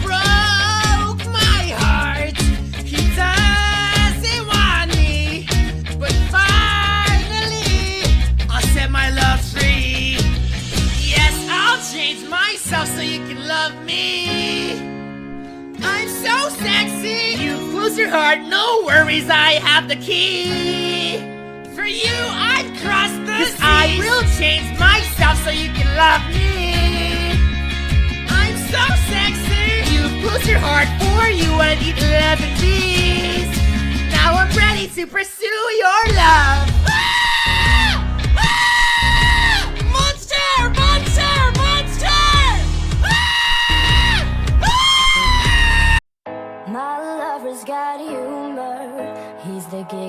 a funeral, knows everybody's disapproval. I should have worshipped him sooner. If the heavens ever did speak, he's the last true mouthpiece. Every Sunday's getting more bleak, a fresh poison each week. We were born sick, you heard them say it. My church offers no absolutes. He tells them worship in the bedroom. The only heaven I'll be sent to is when I'm alone with you. I was born sick, but I love it. Command me to be well. Amen. Amen. Amen. Take me to church, I'll worship like a dog at the shrine of your life. I'll tell you my sins and you can sharpen your knife. Offer me that deathless death. Good God, let me give you my life. Take me to church, I'll worship like a dog at the shrine of your life. I'll tell you my sins so you can sharpen your knife. Offer me my deathless death. Good God, let me give you my life. If I'm a pagan of the good times, my love is the sunlight. Keep the God on my side. He demands a sacrifice. Drain the whole sea, get something shiny, something meaty for the main course. That's a fine-looking high horse. What you got in the stable? We've a lot of starving faithful. That looks tasty, that looks plenty. This is hungry work. Take me to church, I'll worship like a dog at the shrine of your life. I'll tell you my sins so you can sharpen your knife. Offer me my deathless death. Good God, let me give you my life. Take me to church, I'll worship like a dog at the shrine of your life. I'll tell you my sins so you can sharpen your knife. Offer me my deathless death. Good God, let me give you my life. No masters or kings when the ritual begins. There is no sweeter innocence than our gentle sin. In the madness and storm of that settler they sing. Only then I am human. Only then I am clean.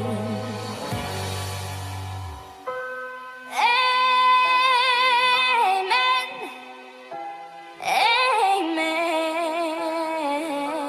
Amen. Take me to church, I'll worship like a dog at the shrine of your life. I'll tell you my sins and you can sharpen your knife. Offer me that deathless death. Good God, let me give you my life. Take me to church, I'll worship like a dog at the shrine of your life. I'll tell you my sins so you can sharpen your knife. Offer me my deathless death. Good God, let me give you my life.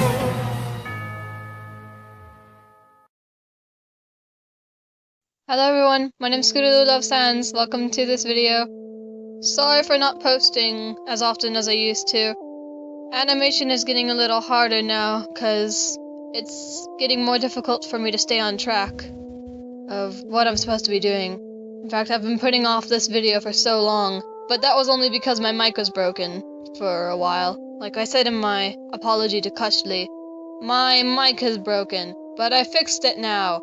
And I was gonna make this once I got a new microphone, but I feel like I should make this either now or never.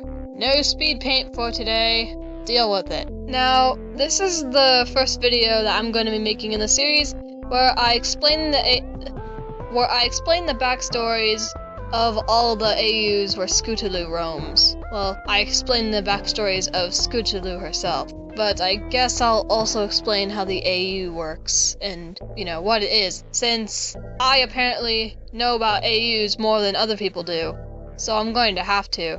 I'm not bragging, it's just I get a lot of comments saying they don't know what these AUs are, so that should be fun. For this episode, I decided to do Outertale. Outertale. That's so hard for me to say, I'm not sure why. The reason I'm doing this one first is because I'm going in order of what AUs I put first in the video. I'm not going to do the original Scootaloo first. I don't remember why. I'm just going to do Horrortale. Now, before we talk about Scootaloo, I have a feeling I need to explain, you know, what Horrortale is. Even though most of you probably know, I like to hear things summarized, because I'm really weird. Let me first get out of the way that Horrortale is still in development. The creator isn't finished with it yet, but we are getting a pretty clear idea of what it is. The creator, Sour Apple Studios, I'll leave a link to their DeviantArt in the description for they make comics about Horrortale and basically a script of what's going to happen in the game. And they are in development of a game, or a demo is out at least, and you can play it right now. I'll leave a link to that as well. Now, in Horrortale, it's a little different from Undertale, as you can probably tell, because they're two different universes. Frisk has been renamed Eliza. I'm not sure why, but that you can ask the developer. Like the original, you're supposed to guide Frisk through the underground without her getting killed. It's the same premise with Horrortale. I actually thought I could explain what Horrortale was about, but it appears that I'm drawing a blank. I don't know what to say about it. The point is, it's a very well scripted and very well thought out AU, and with that, it is very, very difficult to add a good character to another person's story without it sounding like a Mary Sue. Especially when in the original, they're in a relationship with Sans. Alright, now I think I need to say this really quickly. Each AU that you saw Scootaloo in, well, it's sort of split in two, one being the original version, and the other being the pony version, where Scootaloo lives. For example, the AU that my little Scootaloo character is in is completely different from Undertale, and with that the backstory is different. So just keep that in mind. Don't kill me, please.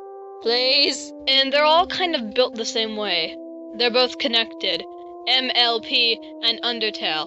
And in order for me to do that, I had to put Mount Ebbet in Ponyville. I hid it away in the Everfree Forest. And only people who are dumb enough to go through there can find the mountain and fall down into the pit of monsters. I think I'm gonna stop right there. I think you get the point. The point I was trying to get at is that Mount Ebbet is in Ponyville. And that's how Scootaloo got to Mount Ebbet. It's explained in the backstory I wrote for Scootaloo. It's not on DeviantArt, but it's explained in the backstory I wrote for her how Frisk found the mountain, but that'll be explained in a different video, alright? Cool. Now back to the story. Scootaloo had a perfect life. She was actually in a very rich family, and she had lots of friends. I won't go into details about how she found the mountain, but I'm just gonna go ahead and say she was dared by some very, very stupid friends. She was dared to go into the forest, and eventually found Mount Ebbet. And she didn't go back and inform her friends of where she was going. I mean to the mountain. That's what I'm talking about. They knew she was going in the forest. That just sounded weird. Upon climbing the mountain, she found a hole which led into the underground. Most of these backstories will go. A gust of wind pushed her into the hole, and she was unable to fly out. The fall couldn't kill her because reasons. Skipping how she met Toriel, she crossed into Snowdin where she met Sans and Papyrus. Only, instead of greeting her the way he greeted Frisk in the original, he tried to kill her! Yep, that's right. It's not happy. They didn't fall in love at first sight. No, he tried to kill her. She escaped the first time, but after a while, he did end up murdering her and making her into fucking hot dogs. Yep, bet you didn't see that one coming, did ya? However, there is a huge cross in this story, because Scootaloo turned into an angry spirit when she died. She will go and haunt Sans when his brother isn't around. Let me keep this in mind. Scootaloo and Sans hate each other in Horrortale. They hate each other. They despise each other. Sans is very annoyed by the fact that she is still able to bother him, and she is angry at the fact that he is still alive. She will not dissipate into the little ghost fumes until Sans is dead, and she cannot kill him for some reason. She can touch him. That kind of ruins it. Sans is kind of her main focus, though she does have other friends. For example, Flowey, Eliza, and Temtem. It hasn't been confirmed whether Temmie Village exists in Outertale, since the creator hasn't gotten that far, but I did see a few pictures that some fans made of Temmie if she were in Outertale. And in the original, Scootaloo is friends with Temmie, so she would be in Outertale as well. Despite being a ghost, Scootaloo still needs to eat, and she refuses to get food from Sans or Papyrus. So instead she goes to Temmie and gets the little Temmie flakes. She even offers them to Eliza, but she refuses those as well, as she doesn't know what's in them. I don't know if it's still construction paper, but I have a feeling it's like ground meat. Maybe. Just maybe. Again, I'm not sure. I don't know, because the creator hasn't gotten that far. But we're just gonna say right now that it's construction paper. Maybe. So other than Temtem, Flowey, Eliza, Sans and Papyrus, as well as Toriel, maybe? I don't think Scootaloo would remember Toriel. Those are the only people that Scootaloo really knows, since most of her attention is pushed on the Sans, trying to kill him, but she can't. And if she tries, she'll fail miserably. It's a vicious cycle. She tries to kill him and he tries to kill her, but it can't be done. I guess Scootaloo is sort of a side character in most of the story. She doesn't usually interact with the main base. She likes Eliza, but she can't always focus on her, since she's usually focused on Sans, trying to kill him. What I'm trying to say is that she's not that important to the story. She's just really, really mean. But now that we're kind of out of the way of the story, since there's not much else I can tell about her story itself, I'm gonna talk about some traits that she has. 1. Her wings are fucking broken. She can fly, she's just got these weird demon wings that I gave her, and I didn't get rid of them because they look cool, and they kind of signify that she's dead. Something cool she can do, in her ghost form, if a body part is chopped off of her, then the original body part will fade to dust, and a new one will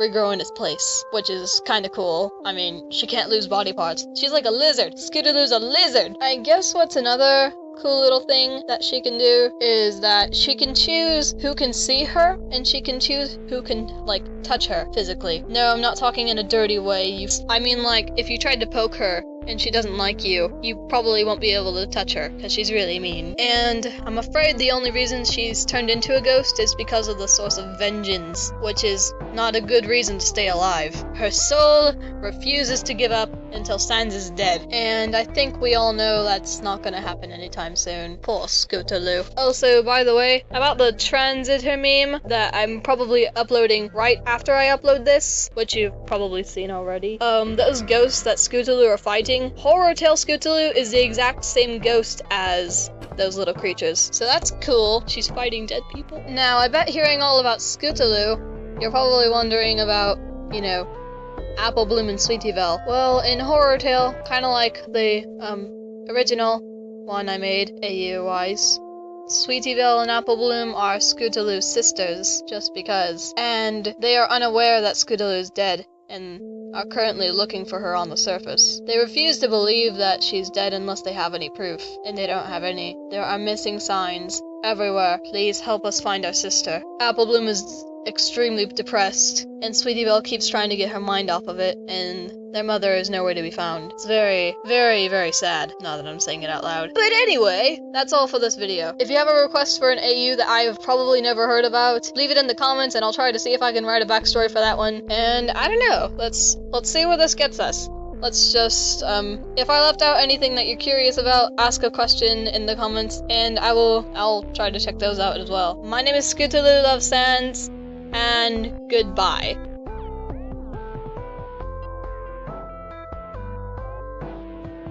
This is today's fan art.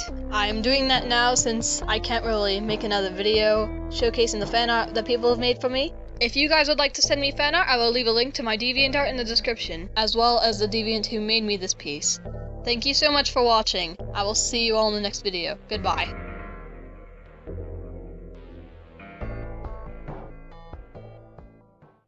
I feel the hate with you staring up across the room.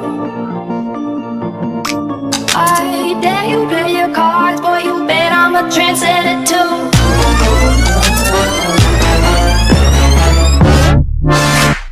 Fire when the storm hits you. That's it, Brian? Yes. Bet you're looking for something new.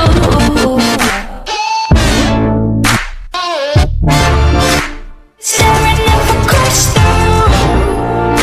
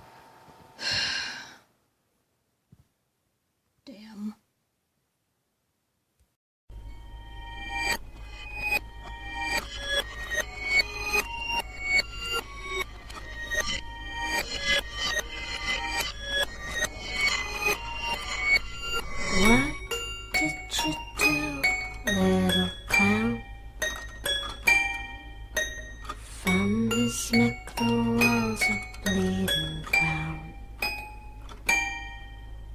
Soon the blue to follow, then the green. Last will be the brightest red you've seen, brightest red you've ever seen.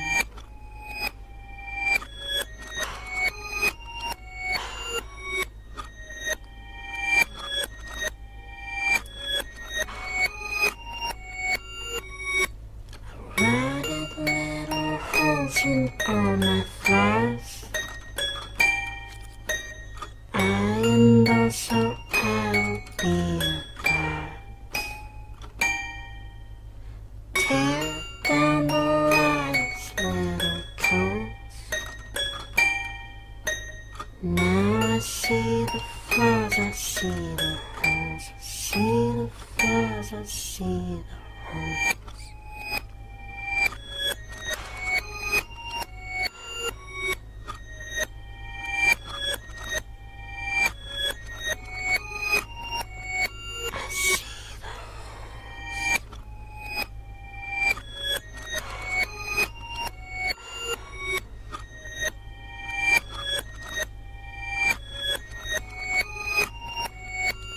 Did you forget I was here?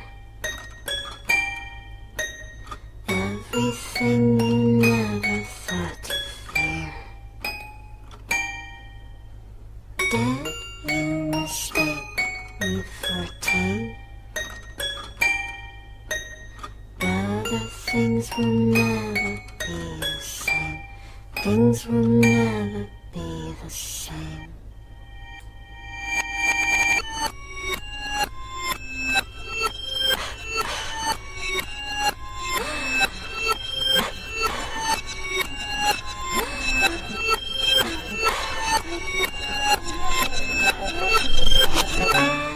And what I sing with rage, I sing with rage, I sing it to the air, the road and page, the road and page, page, page.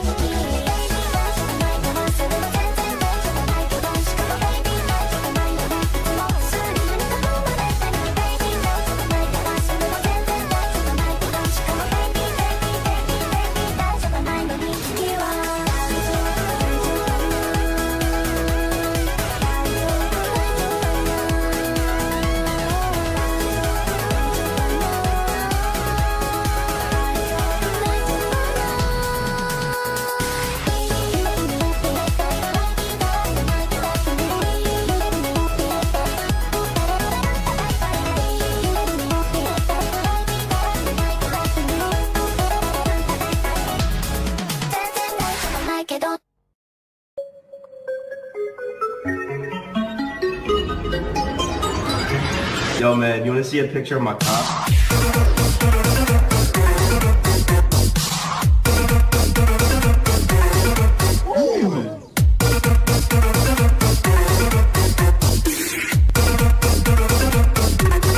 I love you, bitch.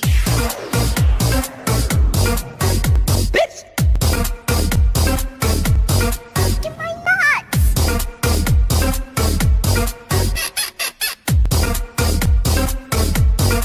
Why are you mad? This is a nice stick. I like sticks. Pick. Let me smash. Please. No, Ron. Go find Becky. You want some fuck? No, Ron. I don't want some fun. I got your blue. Hey girl. You want some tail? Flint. Ron, your tail is small. What? You want yellow? She doesn't want yellow. Blue and yellow, no. Ron, I'm leaving. What? No, wait, let me smash. Ты шо, дурак, блять? Ты шо, дурак, блять? Блять.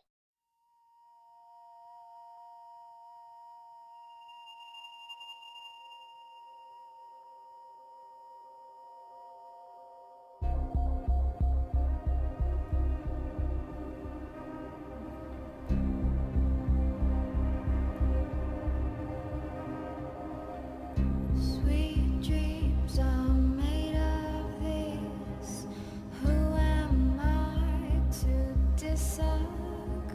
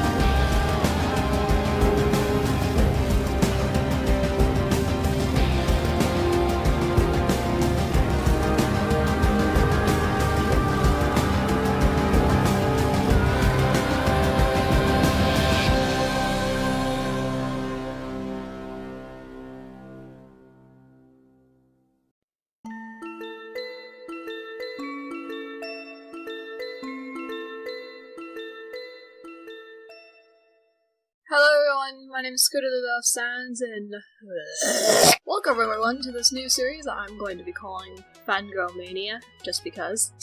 Today, I wasn't originally gonna do this person, but I just feel like I have to. I'm sorry.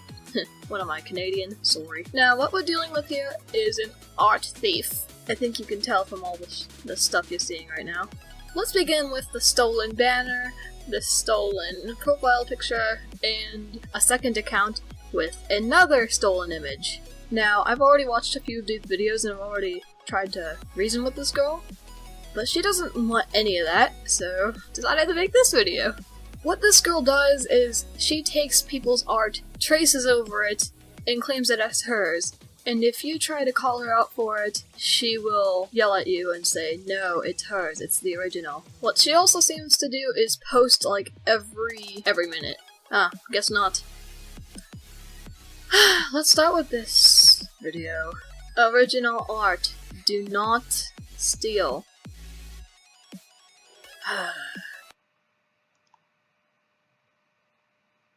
Hello everyone. It's me, Shy, and I have a special surprise for you all. It's art, yay! I worked really hard on this. Bullshit. Shy loves the legendary kitty dog? Wait, what? She changed her name? She changed her name! Her name originally was Shy, the legendary Neko, Kitty Dog's wife. Shy, you're not fooling anyone! It's obvious that you traced over Birdie's f***ing profile picture. Who are you trying to fool? That's some nice original art you got there! I wonder where I've seen this before. This picture also looks oddly familiar. Don't believe fat-ass Scootaloo. My original pretty drawing. Let's check it out! Oh hey, kitty dog. You're shitting me, right? This doesn't even make any sense to me. Oh my god, why would you do this? It's clear that you used a base, and you scribbled blue lines all over it. You can't even call this original. You can't even call it art. What the hell is this? Oh yeah, I forgot to mention, she made a video where she killed me. I don't know where this one's from. I honestly cannot figure out where this one came from, but according to like everything else, I'm gonna assume that this is also traced, and you didn't draw it. This is me as a pony, me as a pony. Jesus, I think everyone already knows that that's from me. She took it from my, what's it called? The bench meme? Yeah, she took it from that, and then added neon colors to it. I mean, all she does is steal art. Nothing on her channel belongs to her. It's just sad. That's stolen from Marble Soda. That one's stolen from Miss Wanna Die. That one's also stolen from Marble Soda. This is my fan art for Skylark. And this is just my channel banner. I don't know where she got this one from, but I have a feeling it's from me also. This might have taken a few people to realize this, but this is actually from my DeviantArt. And if you look at them side by side, then you can obviously see that this was traced. Also, I love the little details you added, like the nosebleed and the pissing green. Yeah, real classy. I'm not gonna read all of this, but if you want, you can pause the video and read this, because I just don't want to. I don't remember what video I commented on first, but it was somewhere along all of this. Now, anyone who looks at my replies to a lot of the hate I get, you can obviously see that I have sort of a pattern when it comes to people like this. I'm angry at first, but then as I go on, I just kind of mess with them. On videos like this one, and that one, I act seriously, trying to ask them to stop tracing me, but they're just being a twat. So I start to take it as a joke, and I trigger them. Keep in mind that like 5 minutes after I tried confronting them, they made a rant on me, and then 5 minutes after that, wait no, a few hours maybe after that, she made a video of herself killing me. Hey guys, it's me, Shy the legendary Nico, and today I'm here with Kitty Dog, my waifu. Yeah, I am, because she's sexy and she's awesome and has a name that is original, and you will trace her for no reason at all. Wait. So let me get this straight. You trace off my art, then get your friend to pretend that she's Kitty Dog with the highest pitched of voice, and then say that I'm the one tracing you. Ew, a disgusting deviant art in YouTube channel. Delete it. Of course, now that I'm treating this as a joke, I commented with interesting rant, thanks to the free advertisement. And she starts spamming me with kill yourself, kill yourself, kill yourself. So I mess with her again. 1. Get a rope. 2. Go outside. 3. Tie a noose, if you can, but you're too stupid so that your friend Birdie streamer do it. Wait, as in let Birdie tie the noose for me? Okay. I mean, I don't know where she lives. It's probably like states away. Who knows? Get on a chair with the noose around your neck. 5. Jump off and let the chair fall. And let death itself come upon you, stupid cocky little fucking bitch. I bet you'd like that, wouldn't you? No, you deserve it. You were always a jackass Mary Sue.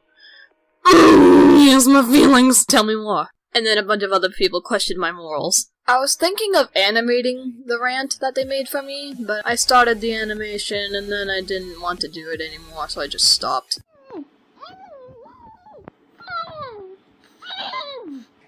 Well. Welcome to another video. How come your voice was so soft that I could have assumed you were my OC Rosie in your rant on me, but in this one you sound like a mixture of Pinkie Pie and Diamond Tiara? Not only that, you stole my picture and drew squiggly lines over it to make it look like I was tied up. Welcome to a new version of laziness. I will leave a link to this video in the description because it is fucking beautiful, and you all need to see it. I got a little weird in the comment section. That bondage is just... it's so good! Ew, you're so weird. I couldn't resist. I'd show you guys more, but I really don't want to look at any more of this. I'm done. I have a feeling this might be a troll, but I'm still gonna treat her as if she's not a troll because of the sake of the video. My name is Scootaloo Loves Sans, and goodbye.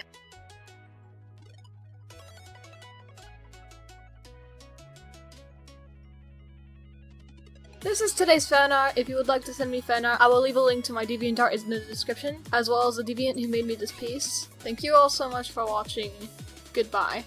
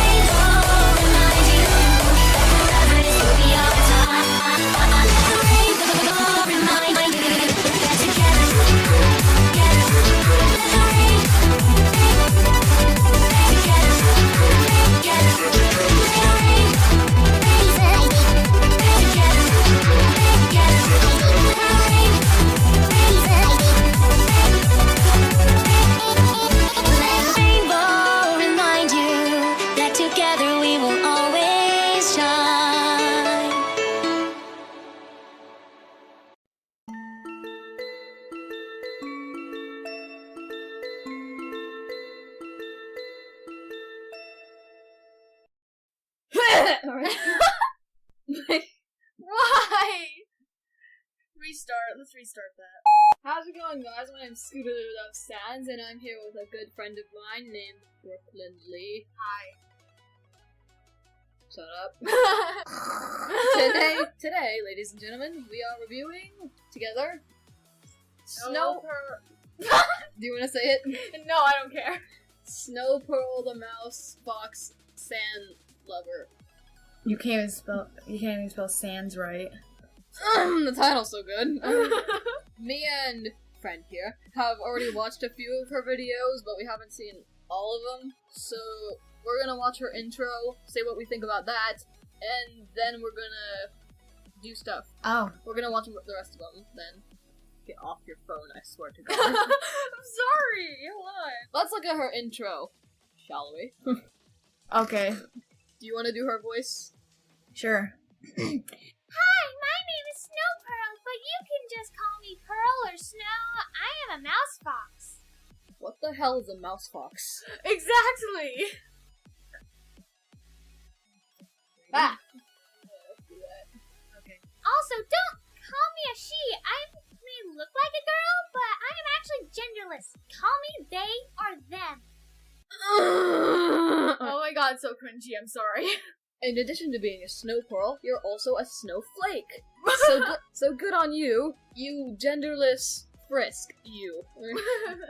I really like Undertale, FNAF, Snowboard. I'm sorry? Let me retry that. I really like Undertale, FNAF, Snowporn, Rosita, whatever the hell that is. Rosita? Rosita, whatever. Rosita the wolf. Okay. Rosita the wolf, Sleepy King, Yumai, blah blah, whatever. Daydream X Poppy, the Puppy Pix, the Killer Sam Purple Sweater girlfriend of white porn art. Oh my god, you can't be serious. I can understand the stuff like the Undertale, FNAF, and Sleepy Kink. That's how I pronounce his name. I don't know about you guys. Sleepy Kinky. But do you have to say that you look at porn? We don't want to know that. None of us want to know that. I like her hair. Yeah, we like her hair. I like her hair. We're triggering you. I really hate haters. Well, that's not surprising. I know. I really hate haters. Bad art, Bendy and the Ink Machine, Dark Rainbow, Ivy the Deer, biggest hater of her, Cutie the Kitten, the Color Pink, and other Sans fangirls, which it actually says San. And other San fangirls. So you're Ivy the Deer's biggest hater. I would like to inform that Ivy is one of my friends, so this should go well. So don't kill her with your cute, weird, high-pitched, stupid voice, sorry. You don't like the color pink, do you? I mean, it makes sense. You don't have any pink on your design. Yeah. Wow. Although, red is kind of pink whenever you put it on Floof, so... Loof. So, like, whenever you kill people, you basically have pink all over you. So, why do you even kill people in the first place? Oh yeah, we forgot to mention that this girl kills people, did we? Yep. In addition to killing people, she killed my friends! Yay! Yay! I'll get her back on that. Don't do that. Okay. I love Sans, and we're also dating. Are you sure about that? You did his head so wrong. His head looks like a peanut. It does! It looks like a peanut with eyes, nose, weird mouth, and like some poisonous pink shit. Looks like he put an eraser on his face. Yeah. That's kind of mean. Anyway. That is the weirdest blush I've ever seen in my life. Why does he have a dress and a bulge? Now that you say that, I actually question that as well.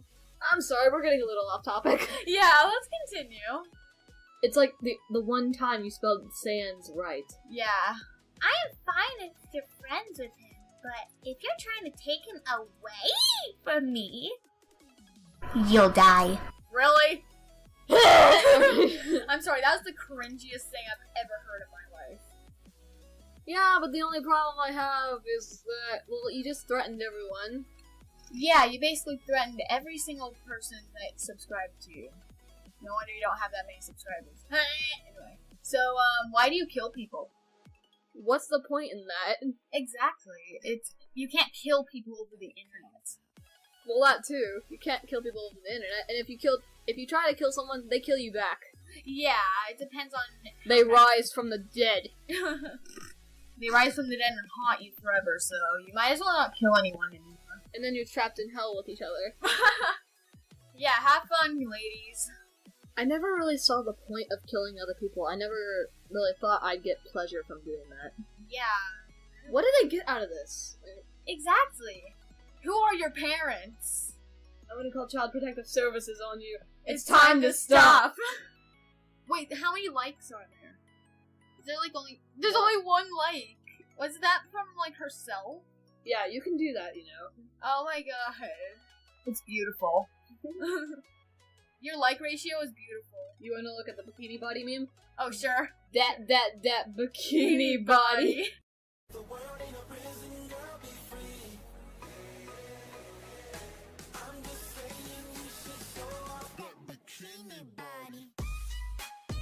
Show it off, girl. Show it off. I get loose with it. That bikini body. Show it off, girl. Show it off. I get loose with it.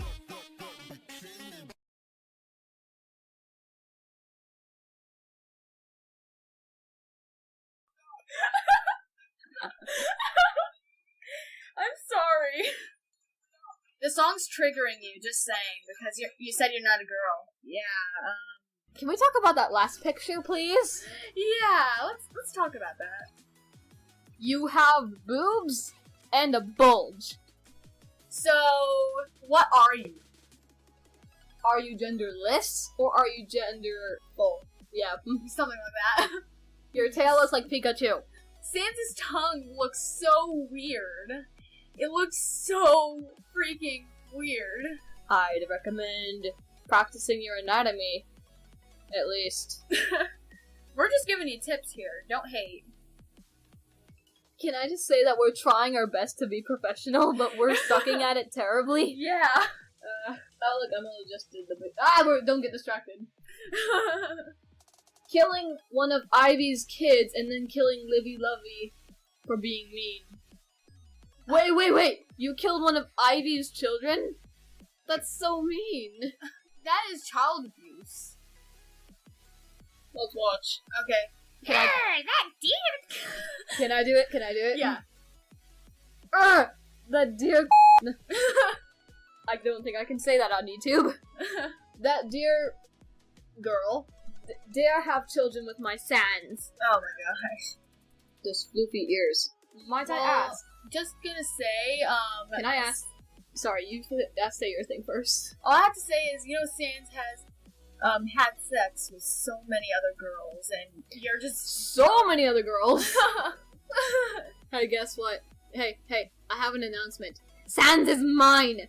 Sans is hers. You take him, I kills you with knife. Oh jeez. I kills with gun. I let you know, I want slaughter bear with spoon. Beautiful. I eat glass for breakfast. Are you wearing blue lipstick? Oh my gosh, now that you say that, oh my gosh. And your eyes, like, one, they're so light blue that I can barely see your pupils, and now that I can see them, they're squiggles. Can I just say one positive thing? Maybe. The hair is amazing. It's flawless. Your hair is fabulous. It's on fleek. Her hair is on fleek, but everything else, plus the ears are so big. I just don't understand that. To be honest, other than the lipstick, I actually kind of like the Sosie. Yeah. The hair is beautiful, the color palette doesn't make your eyes bleed. Yeah. And her dress is kind of cute. But her voice kind of makes my ears bleed. Only you've been doing her voice. Exactly. Alright, let's keep going. We're getting off topic. That's it! I am going to kill one of her kids, and then kill Hers kids. Yeah, hers kids. Then kill Livy Lovey for being mean to me.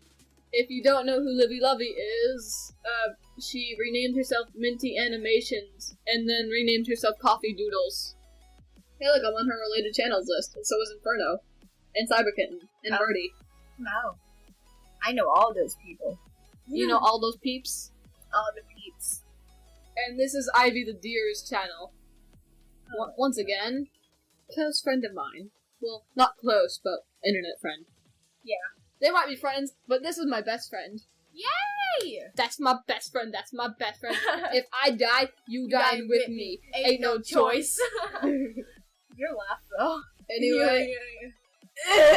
So anyway, blah blah blah, she's gonna kill a child. Don't touch the child! Don't touch the child! The fat, ugly child. Oh my god. Who are you? Wait, let me try that again. Who are you? Magic. What's wrong with her face? My god. I do not know. Is that supposed to be like the skeleton part? I don't know. What are you doing? Let me go! Wait, no, leg me go. Leg me go. You didn't notice that one error? Oh, I'm just going to kill you, but don't worry, this will only hurt a lot. But your death will be very quick. Oh, dear lord. Ha! One more to go.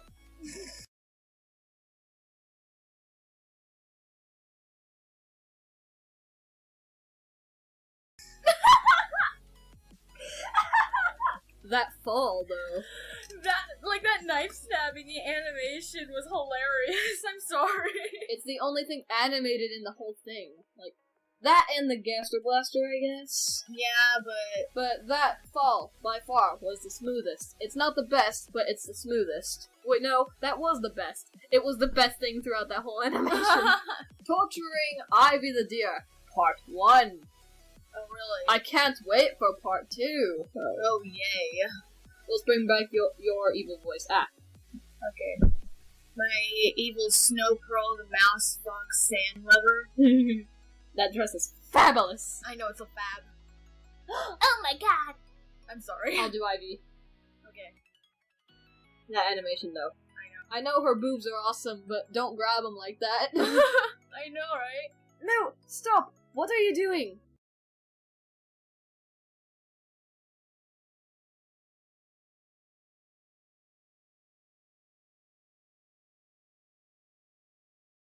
Two problems. One, Ivy didn't do to you. Yes. Two, I know where you got that video idea from. You got that from Nyan Kitty. I've seen that before. Fabulously sad. Literally, Nyan Kitty was torturing Libby Lovey or some other girl, I don't remember, but she basically cut off her top. Oh my. Cut off her tit. Oh. Put whipped cream on it and then made her eat it. Disgusting. I know you got that from Nyan Kitty. I'm not stupid. She probably thinks you are, even though she's actually. You wouldn't be the first one. Ivy the Deer did a little look-see on your channel. Oh. Sand. The Sand Lover. In quotations. Want to see her in some AUs? Sure. I just hope she cuts off the boobs. Undertale. Underfell. Oh. Wow. Underswap. Why are you a princess? Horrortail. Reapertail. You. Underlust. Outertale. Oceantail.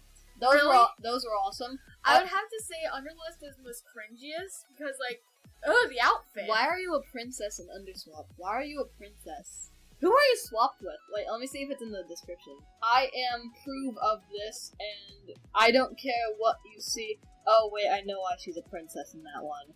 Because she's married to wait, no, that's not it. That's not it either. I was gonna say, because she's married to Sans, but no, I'm thinking of a different AU, where Sans is the king. Oh. Outertale, wait, no. No. Story Shift. It's Story Shift, my god. Stop with the breasts. Exactly. Alright, I don't know how old your character is, but normally a little girl's breasts aren't that big. Yeah, she'd have to be about 30-something to have breasts like that. I wouldn't say your anatomy is terrible, but still, like, use references. My god. Yeah. Sans kills Ari for me. Oh my god. Let's look at this video. Hey, Sans! I'm sorry. I want to do it. Okay. Can you be Sans? Sure. I want to be Ari, because Ari looks adorable. I know. I'm sorry about that high-pitched voice. I'm not a hater. We don't hate Ari because we haven't seen anything she's done. Yeah, but I'm pretty sure she's actually a nice person.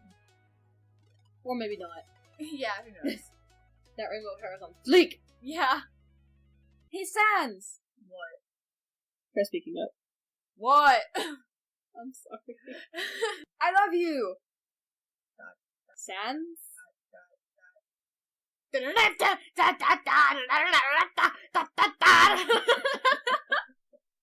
Oh, Jesus.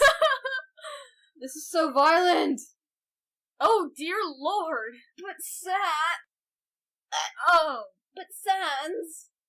I love you. Aww. Well, I don't love you. I love Snow Pearl. No He loves Scootaloo. Yes. Oh, that blush though. It looks like a mustache. I thought you didn't like pink. Why is Sans bulging? It's time to stop.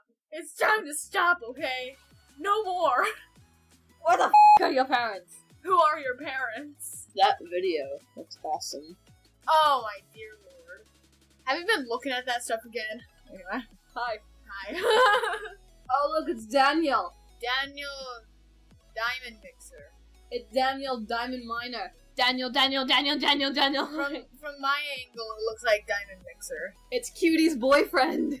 Oh my dear lord. I never knew Cutie had a... That's why she left Sans for Daniel. Daniel. She left Sans for Daniel, the Diamond Miner. Do it. I'll do it. Why, Luigi? Have you seen the Luigi board? I'm sorry. Hey, look, it's Cutie again. Cutie. Amazing. You hear that? Ow! Damn it. You're hurting my ears. It's ear rape. Ow, that actually hurts. Okay, I'll stop. Like, legit on my side, it hurts my ears. Oh, I'm sorry. Oh, screw you. Oh, okay. Not literally, don't do that. Okay, I know. Let's look at another one of her videos. I'm not a Mary Sue! Jeez, where did she go? Like, she's been gone for 3 weeks. Yeah, she hasn't uploaded anything in 3 weeks. Shut up! I am not a Mary Sue. Anyway. Shut up! I'm not a Mary Sue. I'm trying to change myself anyways. Well, you shouldn't change yourself because God has made you this way. What's her newest video? Side note, I guess. Wait, maybe it'll explain why she's been gone for so long. That's what I'm guessing now. Okay. Okay, sorry, but I'm not gonna stop liking Sans. I'm just calm down on my insane Sans fangirling. Also, crap. Oh, also stop being a bitch to me. You don't have to like me, but you don't need to comment about it. Comment, bleh. You can't speak. All right. Do you know what I see here? What? Major freaking improvement. Yes. 1, your hair looks on fleek. It's awesome. I love your hair. Oh, I thought you were talking about the wording. Also, you've cut down on grammatical errors, and yeah, like you just said, you're gonna calm down about it. I don't like the fact that you just called all of us a bitch, but yeah. Also, that last sentence got me. What? You don't have to like me, but you don't need to comment about it. That is... You've matured. Yes, you've very much matured from your young 5-year-old age. Wow. I mean... I'm sorry. Wow. I'm sorry. I just had to be honest there. Wow. You're gonna give everybody earrings. Yes, I am. Oh god, that laugh. Sorry about my cringy laugh. Yeah, my laugh is really cringy. I should stop laughing. Anyway. We haven't looked at all her videos though. Are you ready? Sure. She did the forget meme. Okay. A meme that I did actually, like a long time ago. Remember that? Oh. You kicked my microphone! I'm sorry!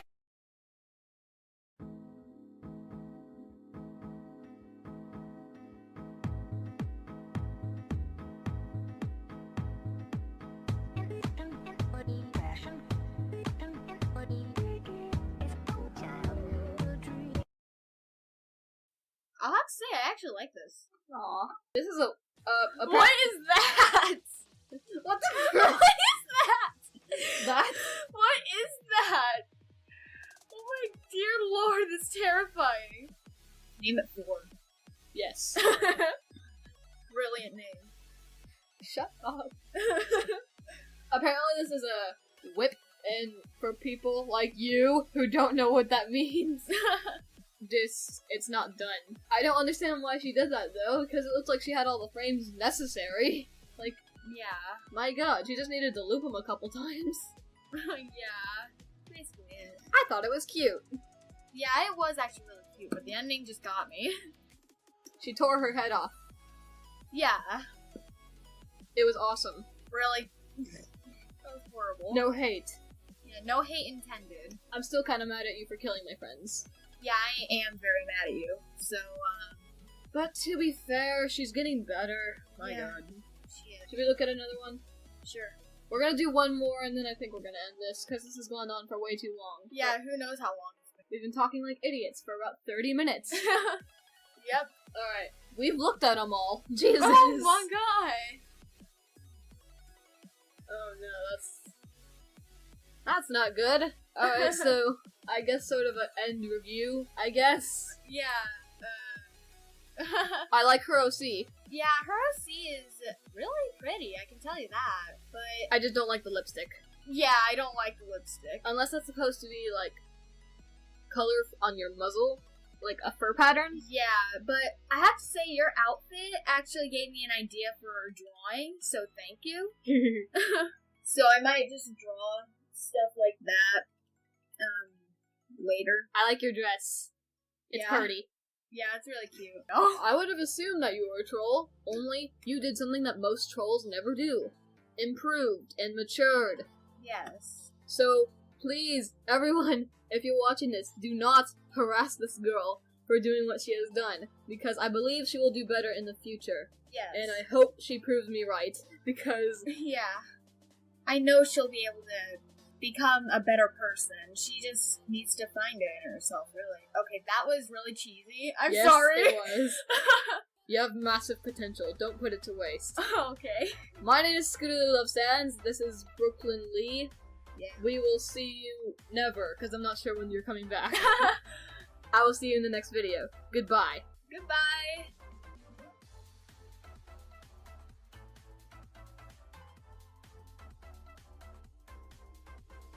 This is today's fan art. If you would like to send me fan art, I will leave a link to my DeviantArt in the description, as well as the deviant who made me this piece. Thank you all so much for watching. Goodbye.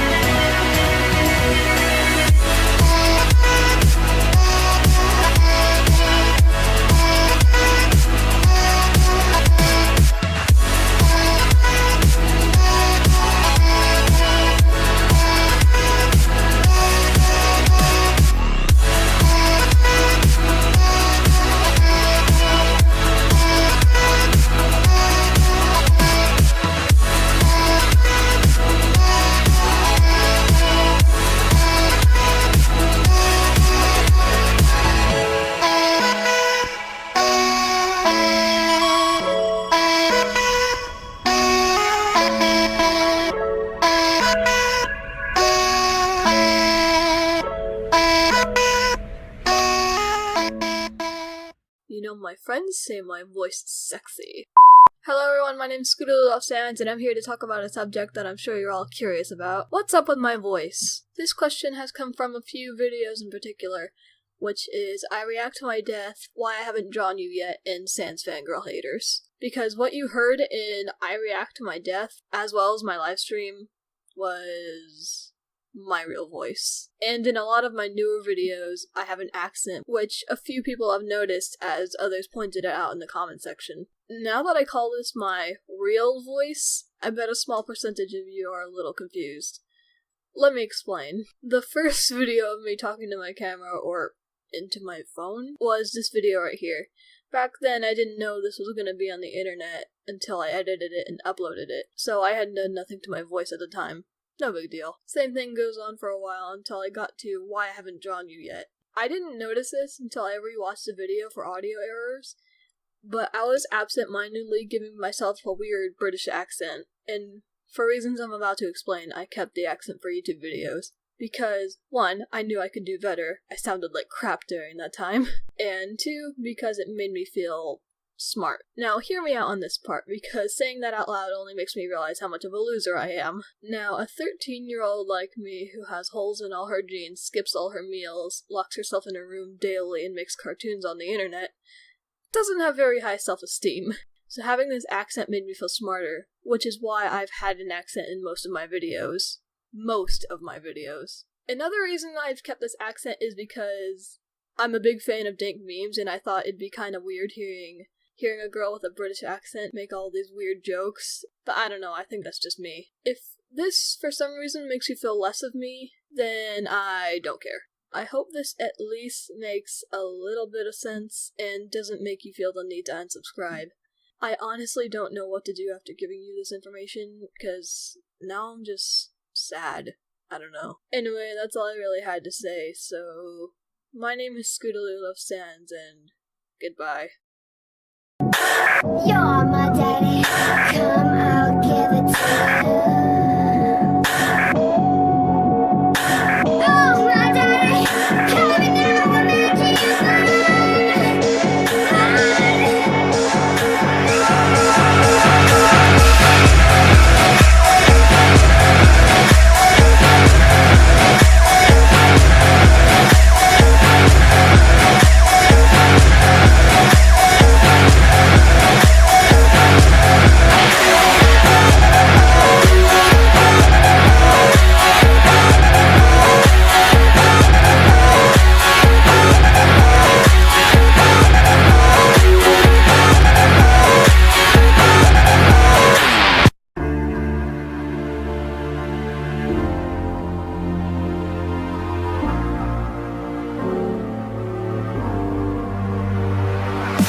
Everyone makes mistakes. I've had more than my share, but it's okay, cause I'm gonna repair it. They say there are no retakes, but I just don't agree. No, this show is of my own making. Take it back to the start. I've had to change of heart. I know we can make it better than it ever was. I know we can make it better. I know we can make it better than it ever was. I know we can make it better.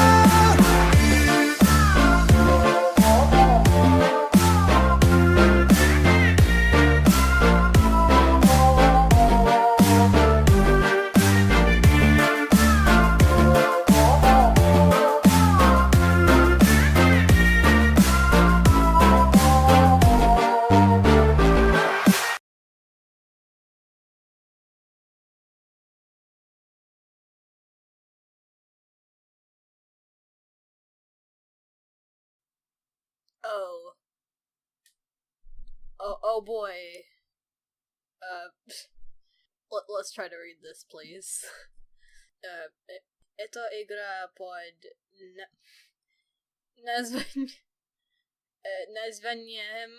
I think that's how you say that word. Nazvaniem. Slime Rancher, lol. Oh my god. Вот это игра. Игра. Игра называется... Игра называется... Why can't I read this? Названием... Игра названием Slime Rancher. Ну, игра не...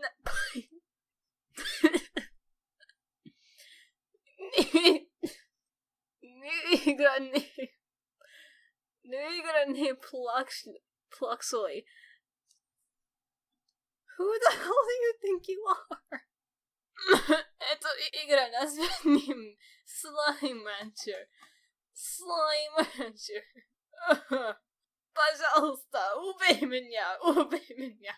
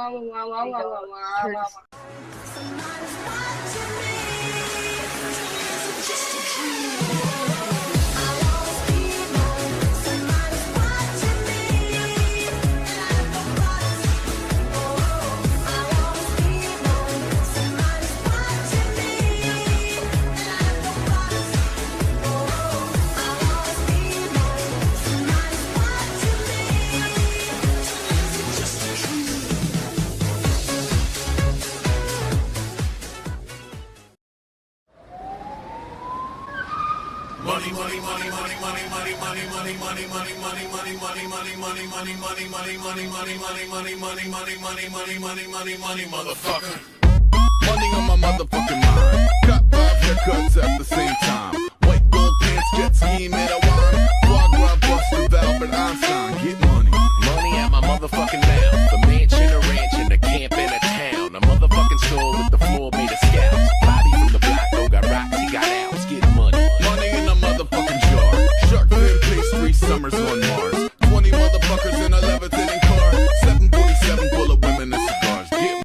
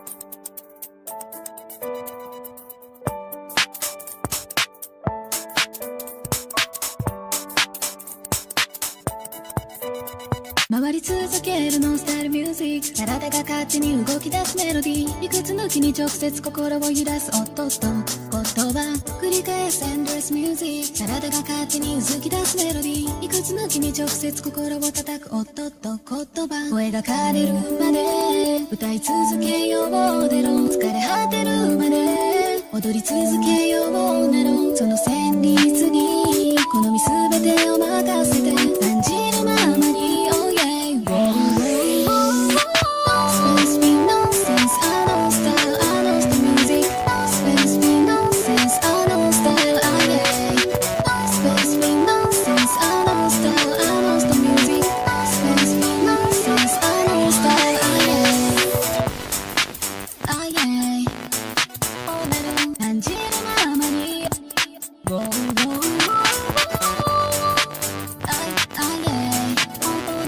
感じるままに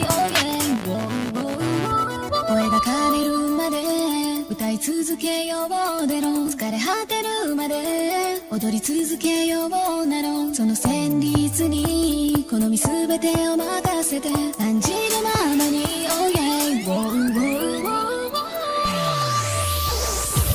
Space free nonsense I know style I know the music Space free nonsense I know style I yeah Space free nonsense I know style I know the music Space free nonsense I know style I yeah Space free nonsense I know style I know the music Space free nonsense I know style I yeah Space free nonsense I know style I know the music Space free nonsense I know style I yeah Space free nonsense I know style I know the music Space free nonsense I know style I yeah Space free nonsense I know style I know the music Space free nonsense I know style I yeah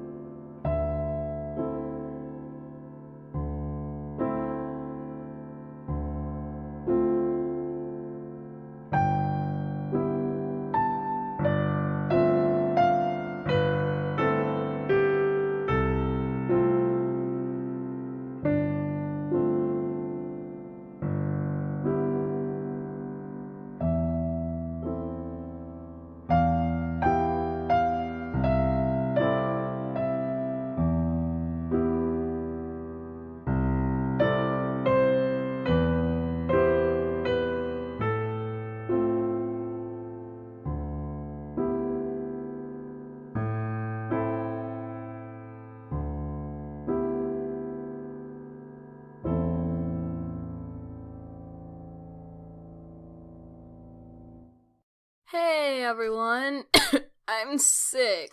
So I'm guessing everyone wants me to do a 100k special, aka a face reveal. And I guess I should, but I'm not gonna do it here. I'm gonna do it in another video. Alright, listen, I didn't really know what else to do for a face reveal video, so what I'm doing is I made a little journal on DeviantArt, and I'll leave a link to it in the description. You can leave a question for me in the comment section, and I will answer it maybe. So it's gonna be like a little Q&A video. Doesn't that sound exciting? Just make sure it's something I can actually answer. Don't give me a lot of, like, life-changing questions, or else they're not gonna be in the video, and if you threaten me, then you're not gonna be in the video, obviously. Also, while we're still on the topic of DeviantArt, I would like to announce that I have a comic on DeviantArt, which is about Scootaloo and how she met Sans, and this is great. It's called Ponytail, and it's on my DeviantArt. Go check it out. The link's in the description, along with the link to the journal where you can ask me your question. Again, about the comic, you can ask Scootaloo questions and stuff while she's on her journey to do stuff, because right now nothing is happening. That's all I really had to say, but I will see you in the next video. You guys had better give me some good questions or I'm gonna cry. So without further ado, boca boca.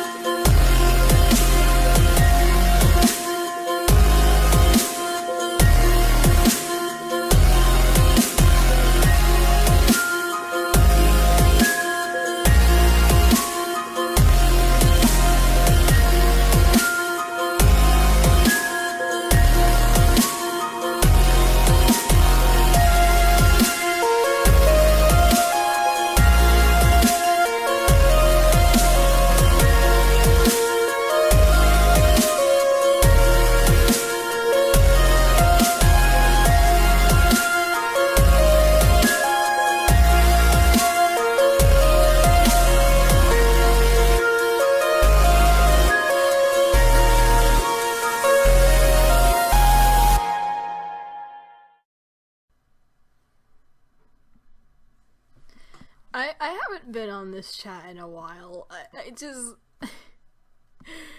I got a notification, and this gets notified to me, specifically. And I told everyone this. So everyone's now just sending me weird skeleton pictures. What the hell is this? Oh god, I'm scared. I'm scared of my own fans. Please, Lord, help me.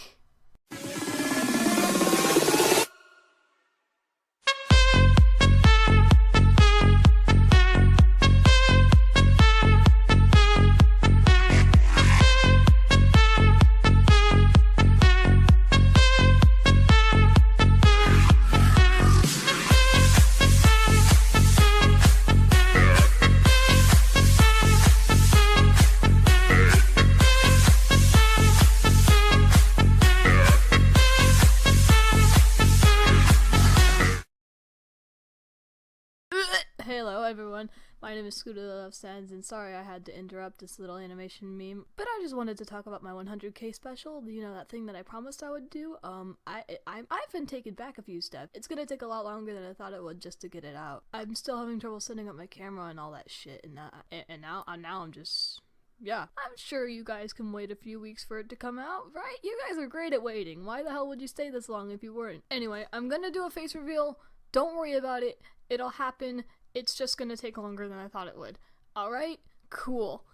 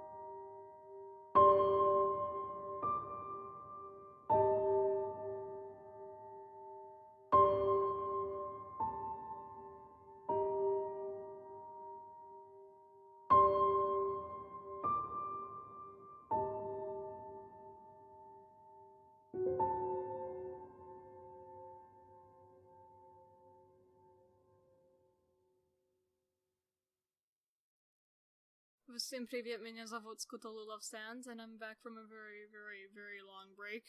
Just came back because a couple people are getting antsy about why I'm not making videos, and I'm just here to explain why I haven't been making videos. Cause you see, there's like 3 reasons why. Reason number 1. You realize that animations and short videos like this do take time to make, right? I don't get a lot of time to animate because of school. And I don't like school. Reason number 2. I have really bad grades, so I get grounded a lot. So I'm not always going to be able to get on my computer. Also, I do have a life outside of the house. No, I don't. Shut up. But I do go places, and there are things that I do outside of computer. For example, video games, learning Russian, talking to BFFs. If those even exist anymore, trying to script a video game, and reason number 3, I'm tired, and I'm always sad. And it's kind of hard to animate when you're tired, and you're always sad. But that's pretty much it, otherwise. Hope this cleared some stuff up for you. I should be uploading, like, not recently, but I'm not gonna do the same bullcrap I used to do, like uploading 2 videos at a time, because I actually hold back on different videos just so I can upload 2 at a time. I'm not gonna do that anymore. You get what you get. Leave me alone. I don't want to deal with right now. See what I mean by I'm always tired? I can't even think straight. I'm Scootaloo Loves Sans. Baka baka. So I made an unlisted video saying that I made the Lullaby meme, but I'm not able to upload it because it has some corrupted files or something like that, even though everything's perfectly fine. And a lot of you said to export them over again, all of them, but you see, I have 316 frames. I'm not going to waste my day exporting 316 frames to get my meme. I also said in that video that I wasn't going to record over it because I thought it was unprofessional. Apparently the bars on the screen go away at a certain amount of time if your mouse is out of the camera range, I think. So what I'm going to do is I'm going to full screen this and just record over the animation, since Movie Maker's being a big meanie beanie. I'm gonna have to turn down my volume, put my headphones around my neck, and turn my screen down because there's some flashing lights and I'm not good with flashing lights. I might have to turn my sound off for this.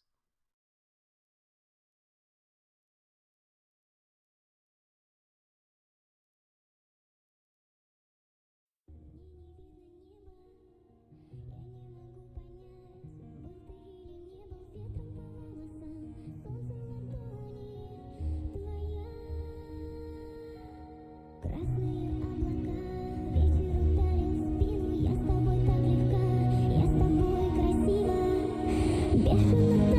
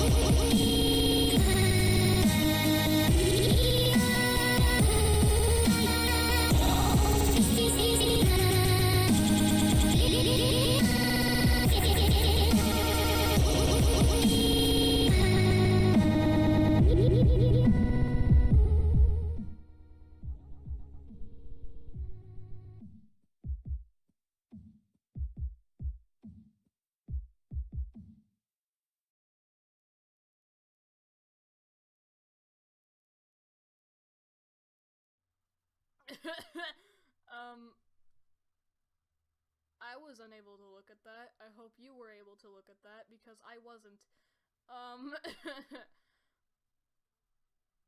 Hope you enjoyed this meme that I worked way too hard on, obviously.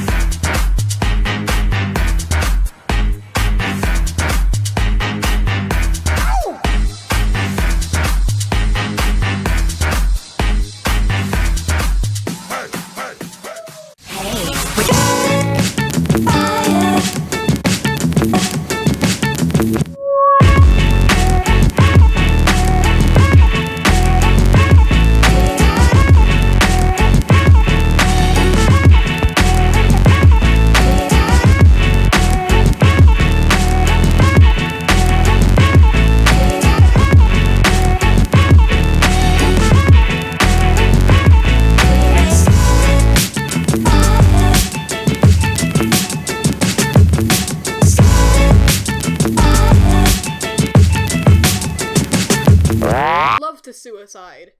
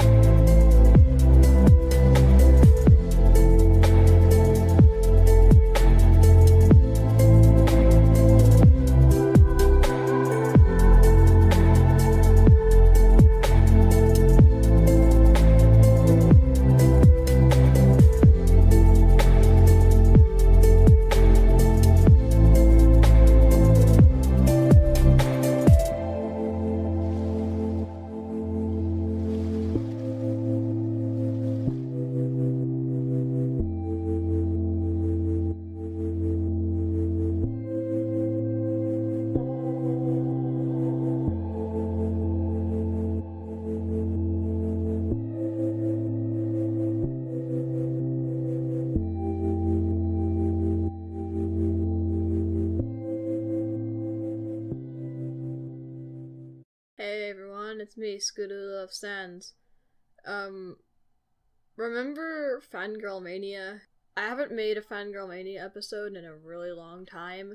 I'm never gonna make another Fangirl Mania again, for these reasons. Let's be honest, the whole fangirl thing is getting a little tiring. It's not as popular as it was before, and calling them out and doing all this stuff is only gonna give them more attention. Right now, the last thing we want to do is give negative influences attention, because that'll just make them think, oh, well, this is working, I better keep doing this. Because it works for them, that's what's getting them popular. But no one seems to realize this. Also, I did have a couple more ideas on fangirls I wanted to do videos on, but they turned out to be trolls. And the more people I looked up, the more trolls I found, and it's not even that fun, because I was gonna make Fangirl Mania as a constructive criticism thing, but how can I do that if all the fangirl channels are just a joke? Not exactly saying that critiquing joke channels isn't valid, but it's not fun. No fun comes out of it. I'm probably never gonna make another Fangirl Mania, but I don't think anyone cared, since a lot of people got on to me because, ew, Scootaloo Loves Sans being a cyberbully. She's bullying other people even though they like the same character as her. Well, first off, the first episode of Fangirl Mania I did was on a kitty dog fangirl, so shut up. But yeah, that's really it. I don't have that much to say. Just wanted to point this out, so no one gets disappointed in the end. Bye.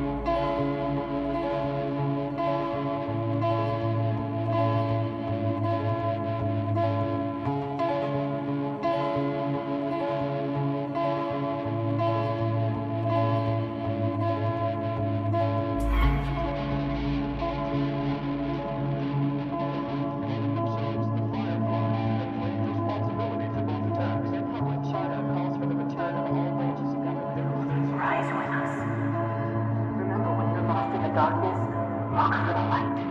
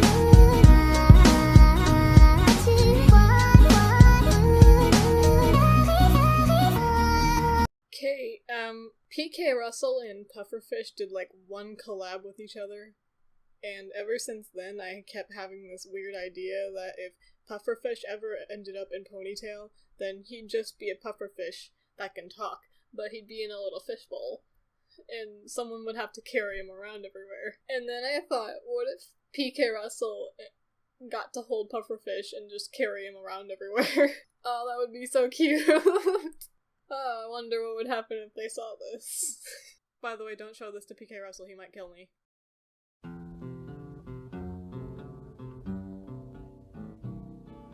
I don't want to set the world on fire.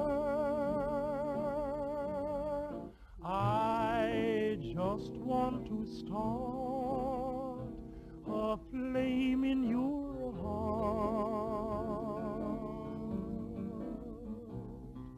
In my heart I have but one desire,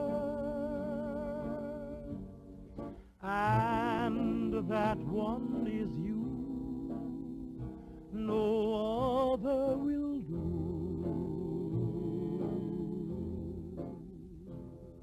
I've lost all ambition for worldly acclaim. I just want to be the one you love, and with your admission that you feel the same, I'll have reached the goal I'm dreaming of. Believe me, I don't want to set the world on fire. I just want to start a flame in your heart.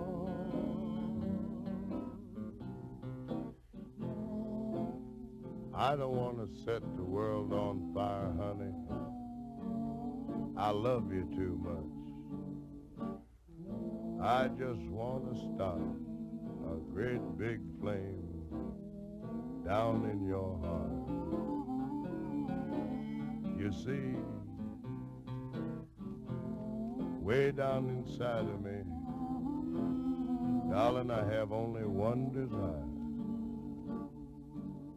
And that one desire is you. And I know nobody else ain't gonna do. I've lost all ambition for worldly acclaim.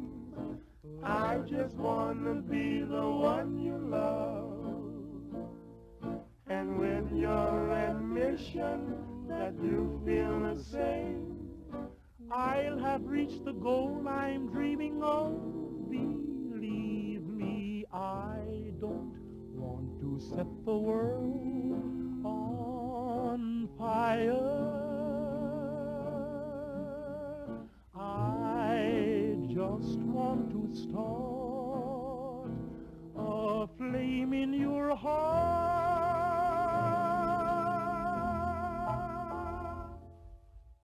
Hello, I'm gonna let you guys in on a little secret right here. Just close in. Come here. Same face syndrome doesn't exist. I've been getting on the front page a lot on DeviantArt, so my page has now been opened up to a lot of new people, including very stupid people. And because of that, I get comments like, "Oh, they look too much alike. This is same face syndrome." When it's not. I think a lot of this comes from the friggin' Sleepy King video, where he tells everyone, "Oh yeah, you can copy my style, I don't care." And everyone thinks this is same face syndrome, and I'm gonna show you why this is stupid. Same face syndrome was made up by Sleepy King, so everyone will draw the same way he does. You're getting it confused with people who draw adults, children, elderly, and maybe even animals with the same facial structure. That I've been trying to work on, but these girls are the same age and same species. They're going to look alike. Don't get me wrong, I understand, in real life, if you put two people next to each other, then they're gonna look different. But, if you haven't noticed, I'm a cartoonist. I don't exactly follow rules like that, and neither do a lot of other people. Neither do companies. This is just a stylistic choice, and a lot of people do it. It's one of the easiest ways to tell one artist from another by looking at their style, which may be how they draw faces. It's in a lot of cartoons. Why is this now becoming an issue? In conclusion, if you think same face syndrome is a problem, I think you're dumb. But I don't want this to be a video where you have to listen to me and hear me say I'm right and no one else is right. Please leave in the comments what you think, and I will keep an open mind while reading them. I still think it's dumb, but I don't know. See if you can change my mind. I am Scootaloo Loves Sans. Baka baka. Now this is a story all about how I made a video 2 days ago and it was a total flop, and rightfully so. Let's get things straight before I lose my hecking mind. After my video, a bunch of responses came out, and I watched as many as I could, but they all basically said the same thing, just in different ways.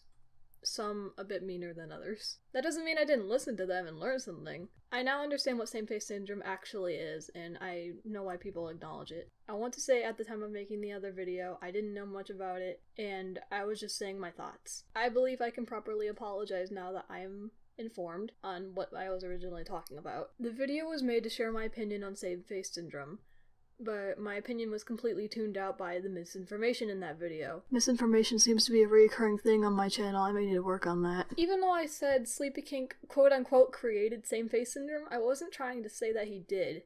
I meant he spurred on the idea in the animation meme community. And even that wasn't right, because the term has been around for a very long time, and he's been harassed for having same-face syndrome. And it was his choice to cure it. I believe me and Sleepy are on good terms on that front, and I think from now on I should make sure what I say cannot possibly be taken the wrong way. I apologized to him in a comment and changed the description like he asked me to, but I don't think that's good enough. I'm sorry, Sleepy King. I was wrong. And I still like you as a person and a content creator. Love you. Now, my fans. This is going to be a loose point based off of Prince Chan's video.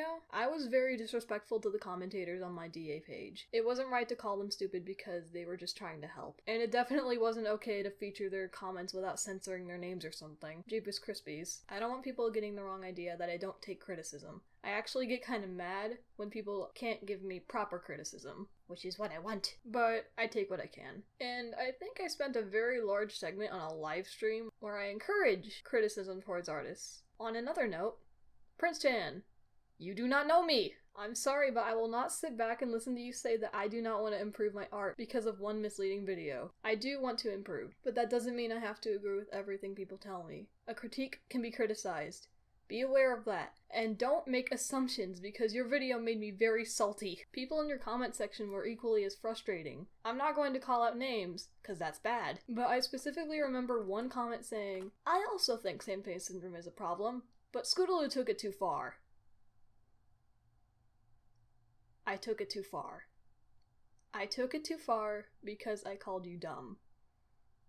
That's what's considered taking it too far? Are you serious? I can't believe some of the comments I saw. And not all of them were on your video. I got some misinformation wrong on a video, and I admit, I was kinda rude. And people are acting as if I killed a baby. There was no need for all these videos made on me, because all you've effectively done was start drama, like we always do. The cycle never ends. Oh, and speaking of drama, Birdie, my guy. I also need to apologize to you because of how I responded to your video. Because I took it way too personally, and I kinda lashed out at you in your comment section. I rewatched your video and it no longer bothers me, but I'm still bothered by the fact that you used a private screenshot from my EdgeFam chat, which you're not even in. How the hell did you get that? But yeah, I got caught up in a bunch of feelings and took it out on you because I was kind of caught in the moment, and I'm honestly not used to all this backlash from my fans. That's not really an excuse, and I don't mean it to be an excuse. I am really sorry for how I acted. Please don't hate me. I meant for my video to state my opinion, but it was ruined by false information. So while I'm here, I know same-face syndrome exists. Yes, I have it, but as of right now, I don't believe it's an issue. You can choose if you want to cure your same-face syndrome, but I'd rather work on other things I find wrong with my art. That doesn't mean I don't want to improve. I will still be working on my style forever, and how I draw faces on certain species, especially from side view, and I'll still be working on bodies because I've actually been trying to work on that. I think I learned a lot from this experience, mainly that research is important and feelings are better kept private. I'm probably going to have to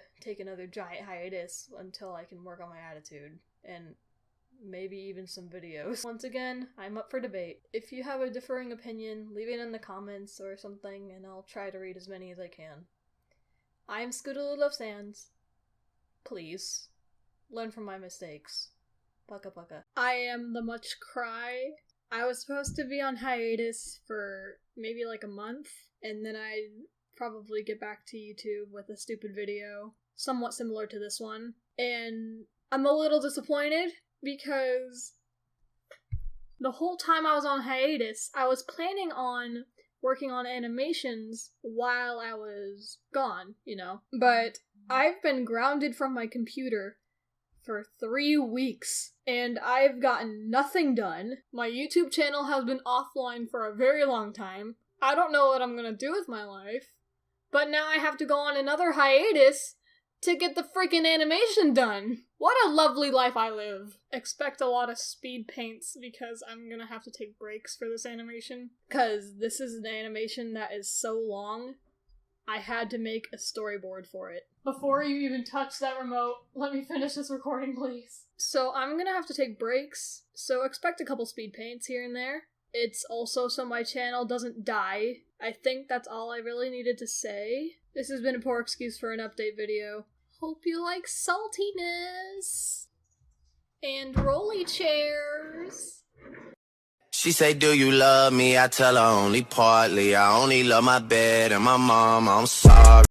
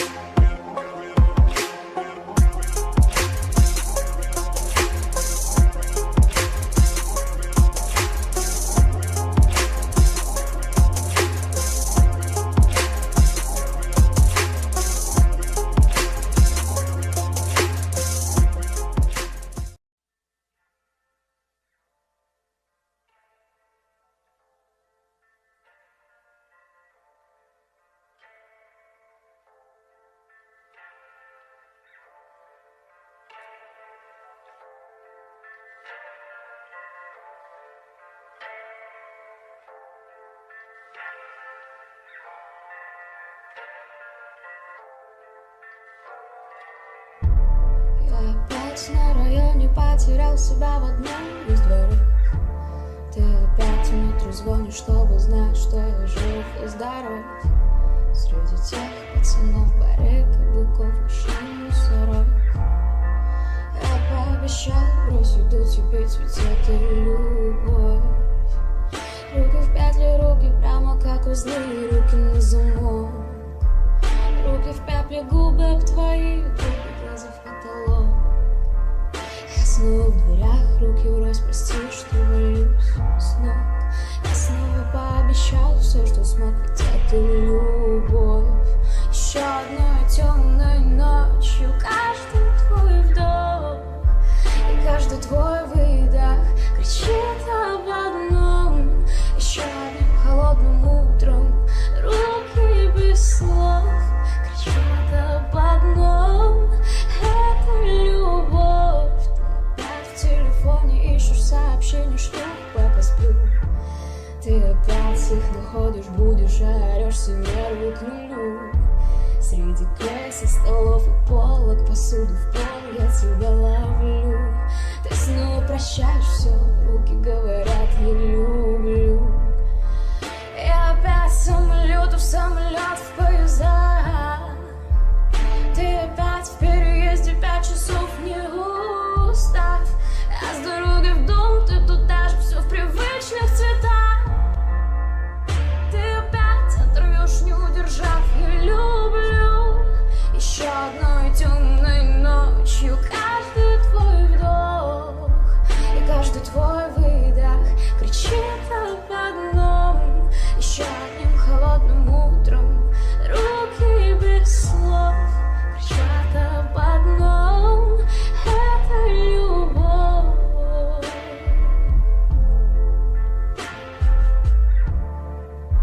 И каждый твой выдох кричит об одном.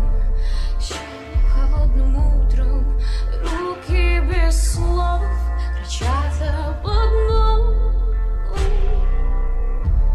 Я опять на районе в одном из дворов. Ты опять в метро звонишь, я жив и здоров. Среди тех пацанов, барыг и быков, машин мусоров. Я пообещал бросить дуть и петь.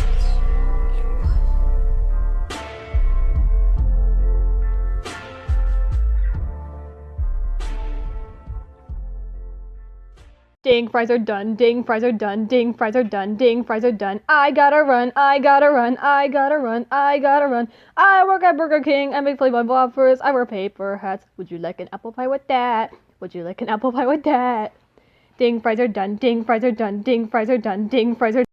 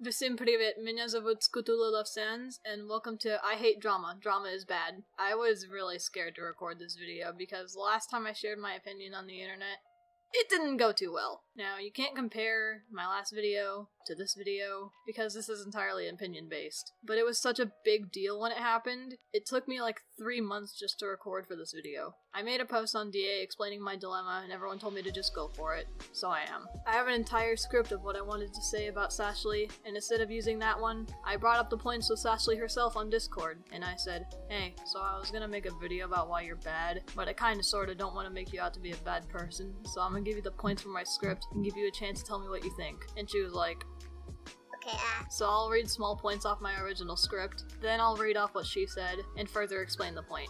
And that's how this entire video is going to go.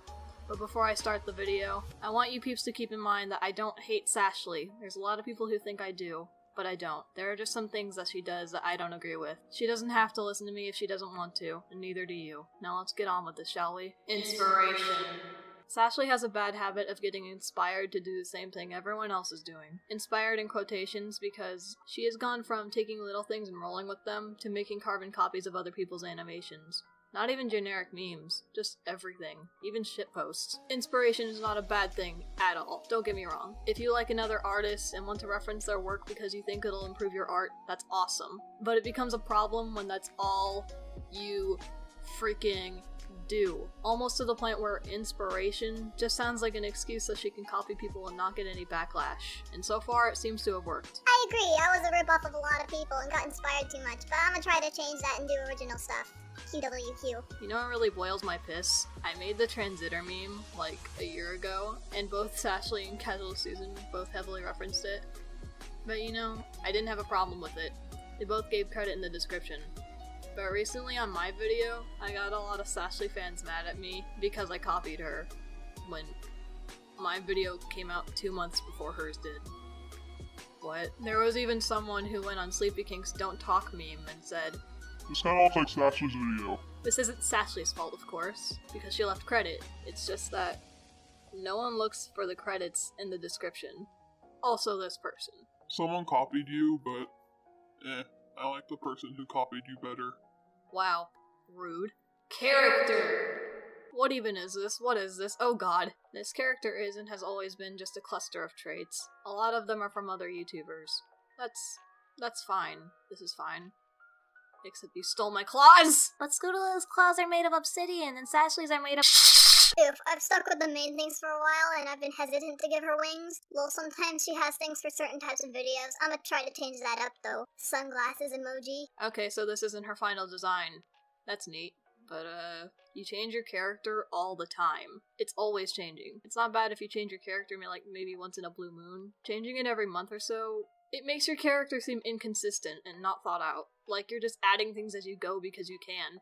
For example, things like this robot arm, or these blue wings, or this jelly hair, or this upside down hard eye, and while we're on the topic of inconsistencies, inconsistent animation! This is actually not that big a deal, but it's something animators should be aware of, and that's consistency in your animations. These are very noticeable changes from scene to scene, and in some cases frame to frame. Also, back in hands. Sashly gave her character wings in her first animations, and they sometimes show up in her new ones, but they're not always there. She's also given her character fingerless gloves that disappear between scenes, fingers that sometimes look like fingers. There was that one time she turned into Azrael Dreamer. Random stuff like that.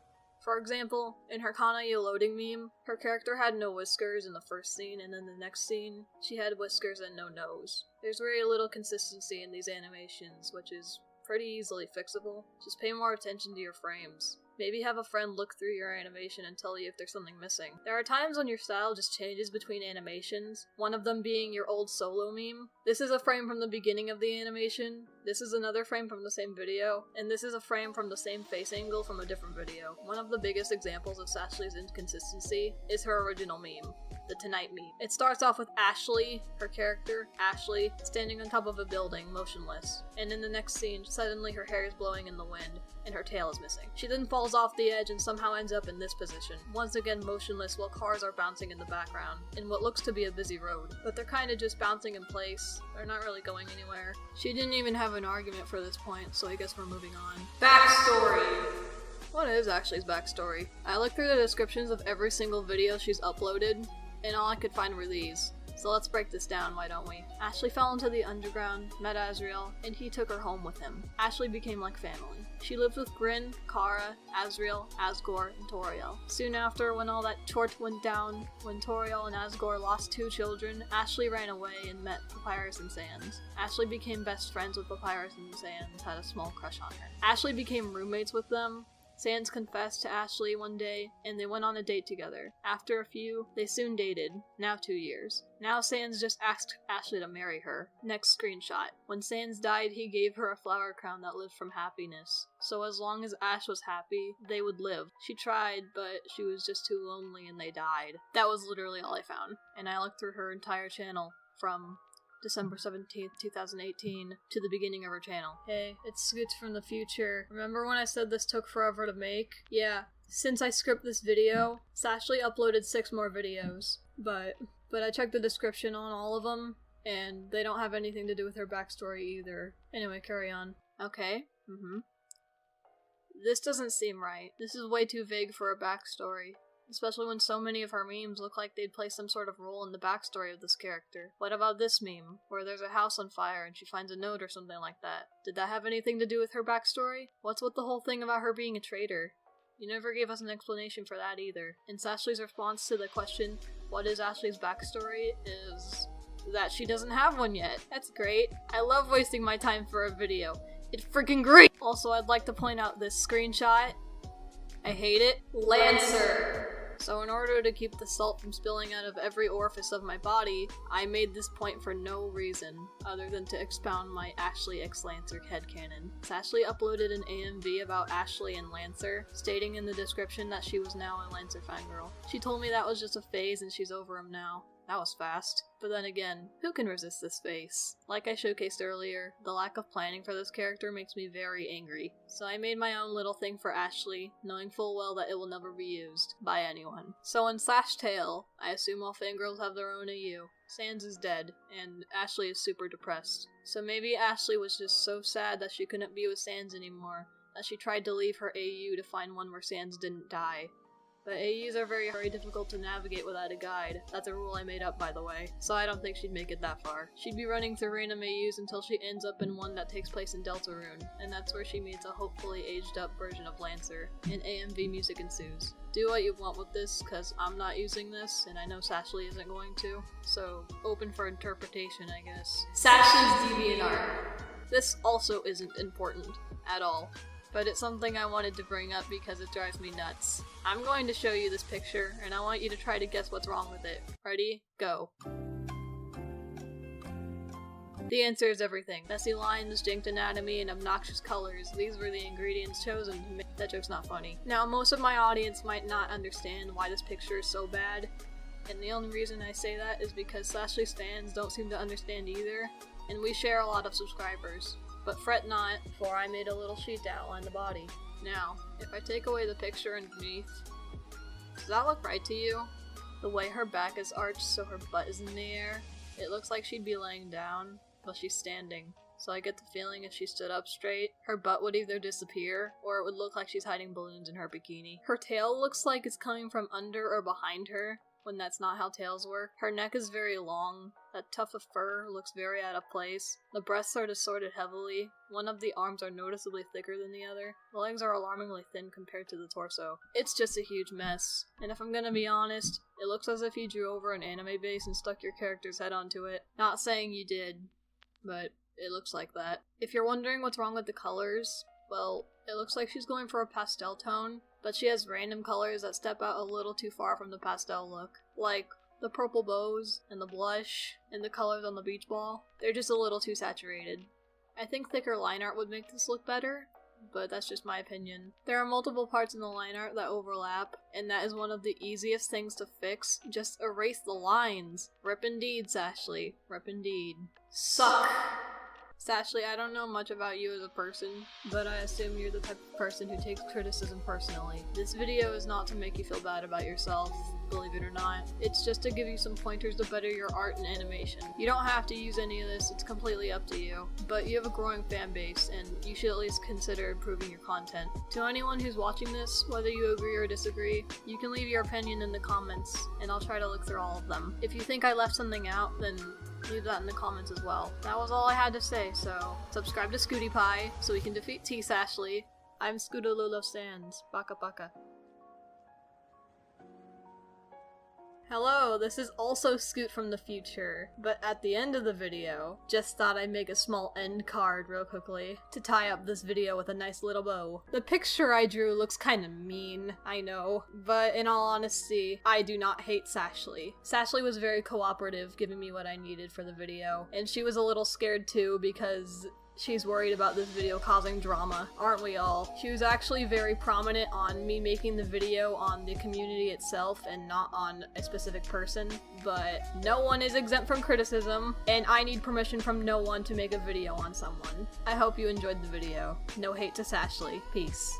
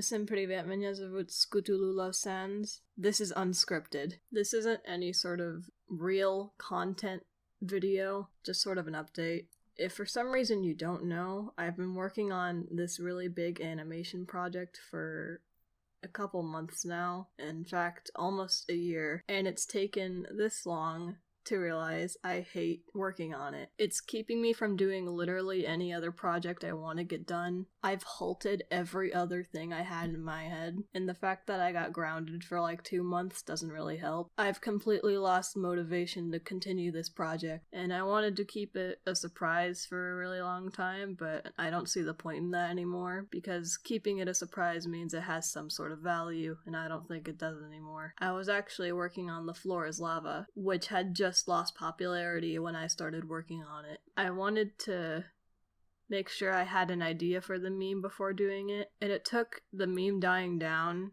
for me to come up with something good, or that I thought was good. And I wanted really badly to get it done just so I could show people that I was capable of doing something really big and really good, but it's not good, and I hate it. I will no longer be working on this project or updating it. If I feel like working on it again in the future for any reason whatsoever, I will, but there's no guarantee that it'll ever see the light of day. I've contemplated just rendering the unfinished version and putting it on the internet, but that seems unfair to everyone because there's so much that just isn't there, and that's not fun to watch. So hopefully I'll be getting back to working on my comic and doing other animation memes that actually matter right now. Sorry if this disappoints you, but I don't care. I am so tired of working on this. But anyway, that's really it. I'm done. My name is Scootaloo Loves Sans. Paka paka. So there's been a whole meme going around that Sans has no lips, but he plays the trombone. And even if it were, even if he didn't have lips, why does he have eyelids? Oh heck, the washing machine's gonna be in the background. I'm restarting Ponytail! There's nothing you can do about it. You can go read it on DeviantArt, and you can say goodbye to the ask format. I'm tired of it. Get out of here! It's dumb, it's stupid, it's I'm angry. Irrationally angry, but still angry. My YouTube trailer is like 2 years old, so it has an excuse for being bad. But I still have the right to be mad at it. I can tell this was 2 years ago, cause this was back when I had like no character planned for Scootaloo. Now, I've been slowly fixing that over time, but back then I was so goody-goody and I didn't want to offend anyone that I just made her the most shallow thing I could really think of. And I kinda mostly based her off of my personality, which you should never do. This is all wrong. Scootaloo would never say this. Again, I changed her over time. She doesn't look like this anymore. She has a personality now. Scootaloo is a rational being, but if she sees another girl being anything more than friendly with her man, she will kill. Do not use this old version of Scootaloo ever. This is the new one. This video had absolutely no point. I just wanted to complain. Thank you. I just had a bad dream. Oh, sure. You just lie down and tell me all about it. Well, I know it's absurd, but I dreamed the boogeyman was after me, and he's Boogeyman! You nail the window shut! I'll get the gun! Ah! Art, I don't want to alarm you, but there may be a boogeyman or boogeymen in the house!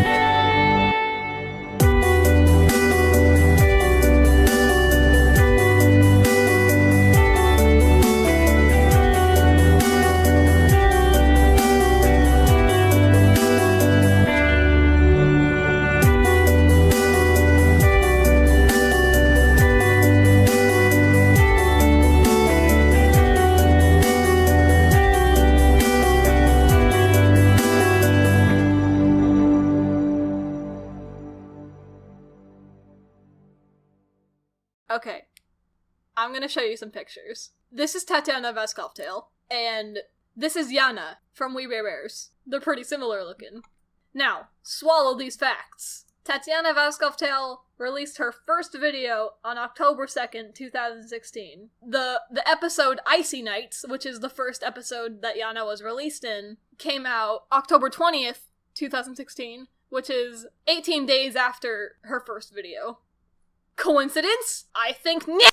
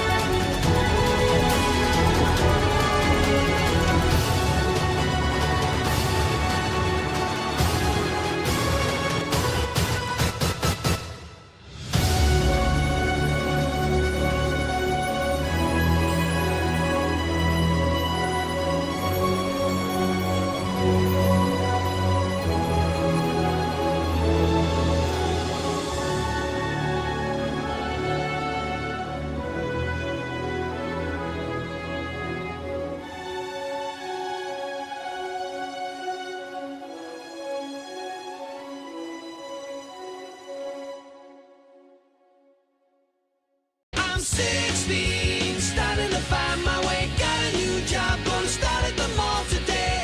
Thank God I'm on my own for the first time. I'm 16, life is sweet when you're growing up so fast. You gotta make the good times last. Okay, Crusaders, back to the business of earning our cutie marks. Any suggestions? No, we've tried everything. We've run out of ideas. We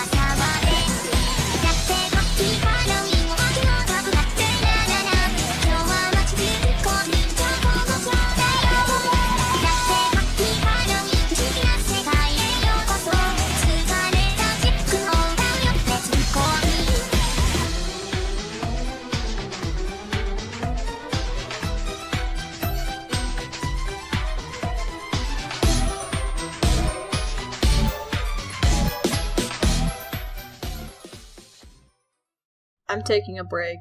I'm not leaving YouTube, but I really need a break. So, like, over the past few months, weeks, I don't care. I've kind of been losing motivation to animate stuff. This is unscripted, if you couldn't already tell. That's not the only reason I want to take a break. I'll go over them now. Number 1 is motivation. Number 2 is, I'm guessing you already heard of the new COPPA laws. That scares me.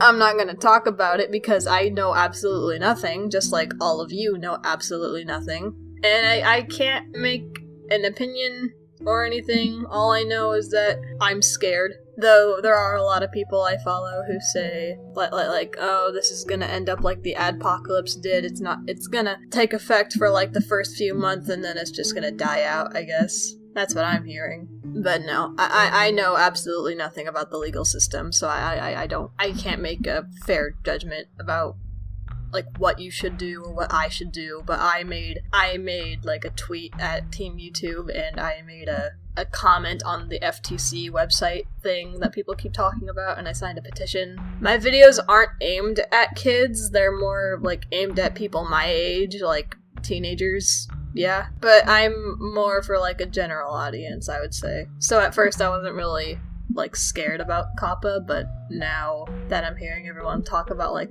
what's appealing to children, like that's not cool. That's not cool. You can't throw that at me.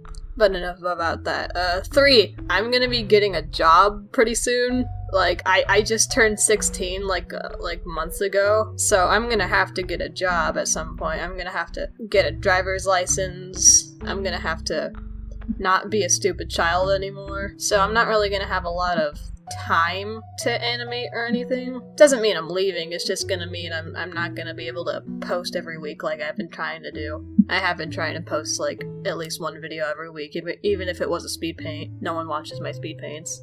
4, school is hard and it's taking up a lot of my time, you know, that plus like I have a 4-hour limit on my computer now. So even if I do get a weekend off to just do whatever, I still have only 4 hours to do like anything. I only have 4 hours to work on animations and such. It's not cool. It's not fun being a child trying to become an adult. It sucks. In short, I'm taking a break from YouTube. I'll still be like uploading on community post or whatever because I like the community post. I'll probably upload like now and then, but you're not gonna get animations as often as I used to give out animations. They're gonna be more of a rare treat, I suppose. I'm also just kind of waiting to see like how the whole COPPA thing will affect my channel, cause obviously my stuff appeals to children, but it's not aimed at children. So yeah, I'm taking a break and not leaving. I am not leaving YouTube. Don't worry, please. I like this platform too much to leave. It would just hurt me too much. That about sums it up. Love you guys. Smooches. Thank you for watching. Sorry if I worried you. Paka paka.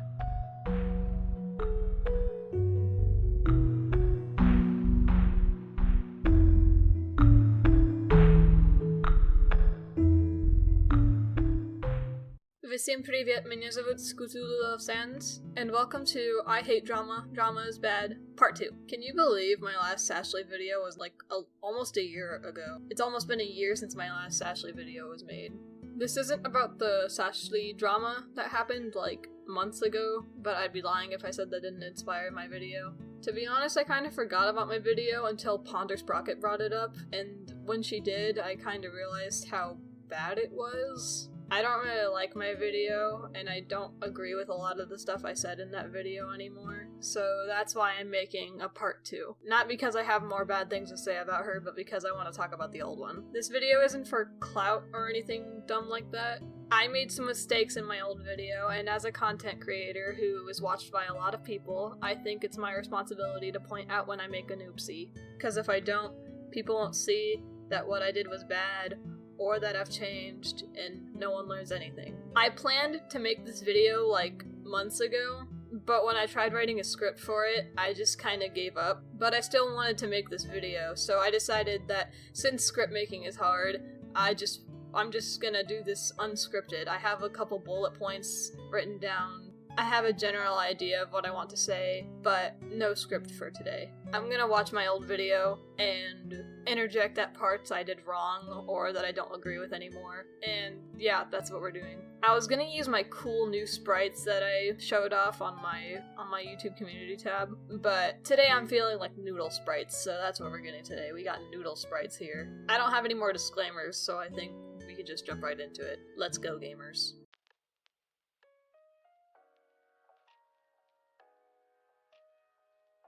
I made a post on DA explaining my dilemma and everyone told me to just go for it, so I am. I have an entire script of what I wanted to say about Sashley, and instead of using that one, I brought up the points with Sashley herself on Discord, and I said, hey, so I was gonna make a video about why you're bad, but I kinda sorta don't want to make you out to be a bad person, so I'm gonna give you the points from my script and give you a chance to tell me what you think. And she was like, Okay, this is kind of a weird part to interject at, but I thought I was being fair by giving Sashley the points and giving her a chance to argue me, but I gave her the bullet points and not like the full thing that I was gonna use against her, so she didn't really have like proper argument material. So while at the time I thought I was being fair, now I don't think that was a good idea. I am just very, very stupid.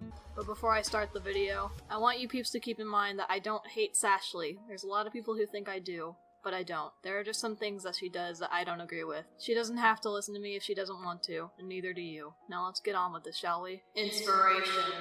Sashley has a bad habit of getting inspired to do the same thing everyone else. Again, weird interjection, but my tone that I used in this video was horrible. I'm not gonna give out the reason why, but like, Sashley did something that made me kinda angry, so I recorded this video, still angry, and the whole time I just had this like super passive-aggressive tone like the entire video, and it doesn't sound good. I went through my audio, hearing myself sound like this. I didn't change anything, and I sound so mean. Ashley has a bad habit of getting inspired to do the same thing everyone else is doing. Inspired in quotations because she has gone from taking little things and rolling with them to making carbon copies of other people's animations. Not even generic memes, just everything, even shitposts. This point is just dumb. The animation meme community is pretty much about repetition and copying each other. We do it all the time. The point I wanted to make in this part, I think, was that she copied things that weren't memes. Even then, she was like 12 when this all happened. I distinctly remember just getting really mad when I saw people using her age as an excuse in the comments. But it's a good excuse. Young children tend to imitate things in order to get better at it. People like to reference other things. It's how people learn. It's how artists learn. Heck, that's how I got into the animation meme community in the first place. I wanted to practice animating, and I felt like copying others was the best way to learn how. And I honestly think I've gotten better since I've started. True story. You know what really boils my piss? I made the Transitor meme like a year ago, and both Sashley and Casual Susan both heavily referenced it. But you know, I didn't have a problem with it. They both gave credit in the description. But recently on my video, I got a lot of Sashley fans mad at me because I copied her when my video came out 2 months before hers did. What? This part is just me calling out Sashley's fans for not checking dates, but it shouldn't be in the video. This isn't even Sashley's fault, so why? Character! What even is this? What is this? Oh god. This character is and has always been just a cluster of traits. A lot of them are from other YouTubers. You say when you stole a Hasbro character? This literally goes back to the inspiration thing. Kids copy things. Nothing is original. In this day and age, I don't think it's even possible to create something original. Everything's already been done, so just get out of here with that myth.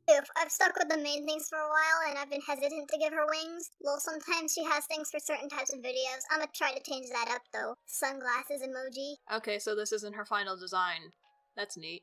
But, you change your character all the time. It's always changing. It's not bad if you change your character maybe once in a blue moon. Changing it every month or so, it makes your character seem inconsistent and not thought out. Like you're just adding things as you go because you can. For example, things like this robot arm, or these blue wings, or this jelly hair, or this upside down hard eye. What you have described is called experimenting. It's completely normal for artists to experiment with what they can do with their character. They don't necessarily need to stay stagnant for years. You're allowed to change your character, mate. There's nothing wrong with that. Also, Spockter pointed out this part, artistic effects, those exist. I was thinking a bit too literally when I was making this script. I kind of forgot about, like, cartoony effects that people do in animations and such. Kind of just a big dumb on my part. Inconsistent animation. This is actually not that big a deal, but it's something animators should be aware of, and that's consistency in your animations. These are very noticeable changes from scene to scene, and in some cases frame to frame. Also, baguette hands. Ha! She's got baguette hands. Sashli gave her character wings in her first animations, and they sometimes show up in her new ones, but they're not always there. Returning to the point that characters can change. There was that one time she turned into Azrael Dreamer. Random stuff like that.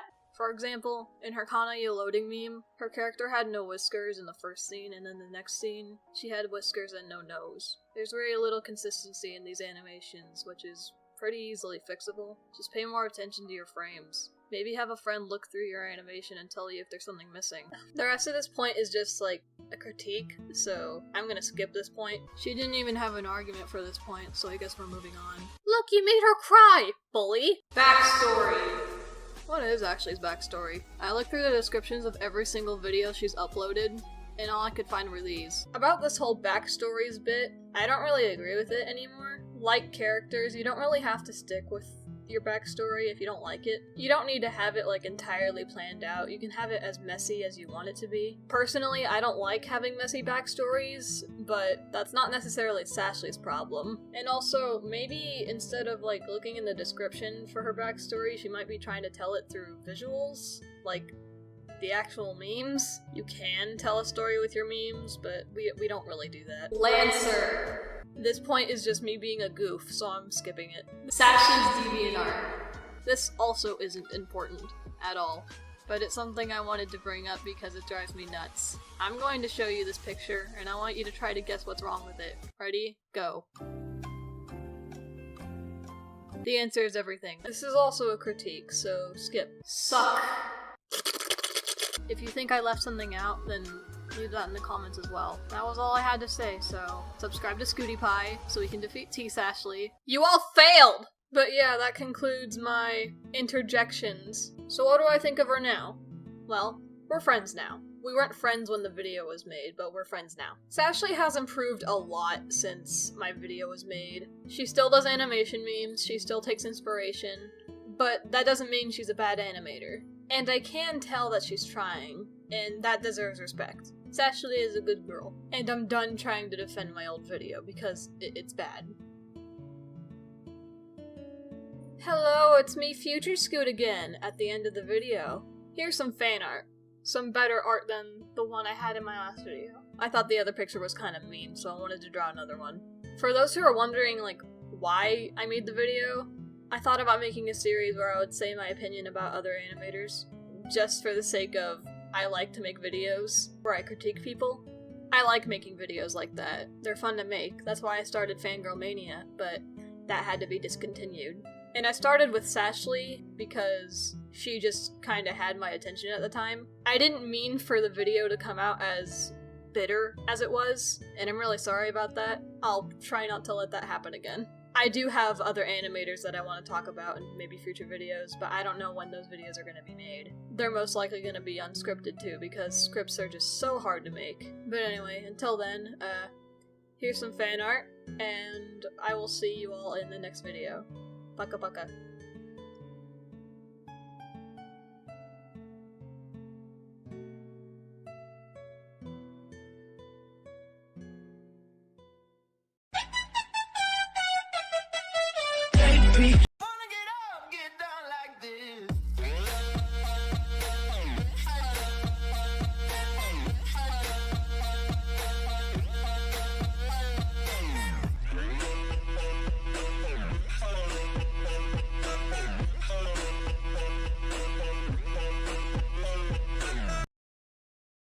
Hello! Have you ever wondered why the French can do what the French can do? It's because of something from 100 years ago that I don't even care about. You bet! Oh, it's because of the Declaration of the Rights of Man and the Citizen. Basically, it's a civil rights document made in 1789 from the French Revolution. It got its inspiration from the Declaration of Independence. Thank you, United States. Neat. Yep. Anyway, this document focuses on 3 main points: liberty, equality, and fraternity. For some examples, Article 7 is an example of liberty. Article 7 says that no man may be accused, arrested, or detained except in the cases determined by law. An example under the topic of equality is Article 1, which says that all people are born free and will remain free. And an example of fraternity is Article 5, which essentially says the law is above everything. But how the heck does this thing connect with the other documents? This document takes some ideas from our own Bill of Rights. Yeah, like the Bill of Rights. The First Amendment talks about freedom of speech, like in Article 15. Nice example, dude. Another connection comes from Article 9, where every person is innocent until proven guilty. Our government has the same ideals as this concept. Wow, neat. Sure is, buddy. Well, do y'all understand the Declaration? Would it matter if I did? Yep, it matters because the concept is still used in governments around the world, even today. They're built on these ideas. Yeah, that's a good point. Thank you. Basically, it's a civil rights document being except in the case.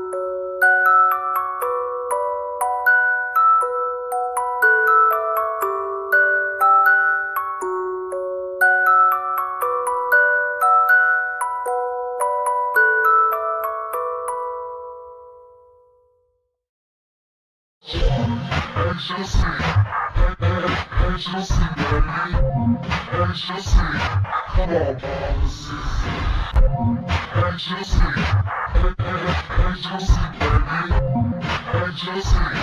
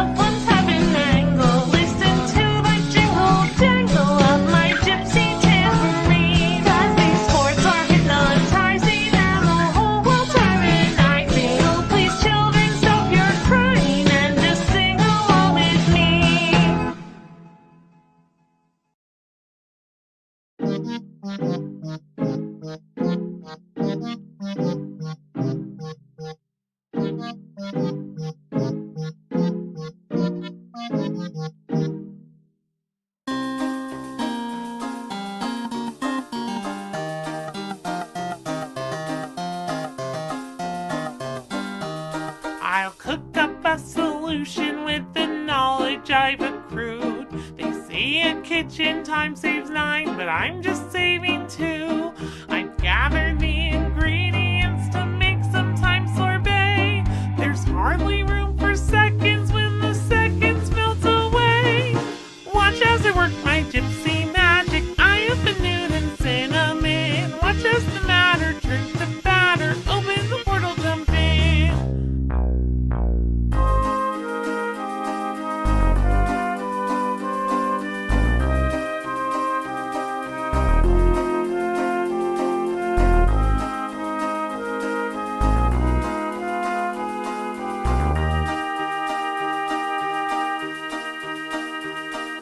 Fruit stew, do you favorite Applebloom? Sometimes life is not a cakewalk served up on a silver spoon. Toss a fig and save the day. And bread and butter, chant and mutter, marination, incantation, chocolate mixing, timelapse slicing, yeast is rising, rectifying.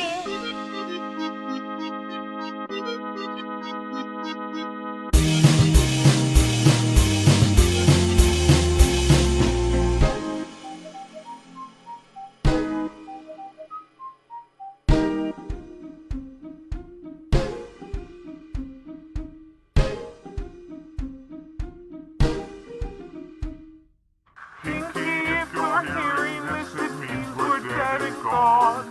Please don't make a portal, just accept it and move on. My cauldron is preheated and I've got you in my thrall. Let's beat these yolks and save my folks by baking the 4th wall. Watch as I work my gypsy magic, see pony tears and provolone. That helped the outcast with her witchcraft. Someday I'm gonna go home. Someday I'm gonna go home.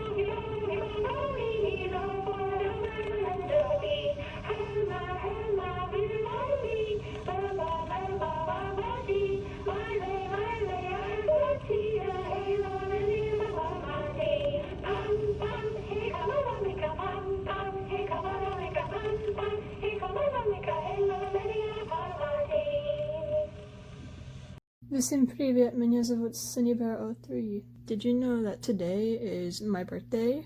Did you know it's also Birdie birthday and Twisted Doctor birthday? We all share a birthday.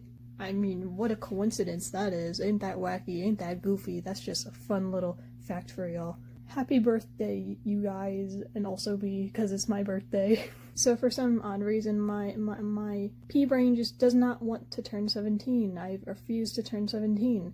Something about turning 17 makes me really, really sad.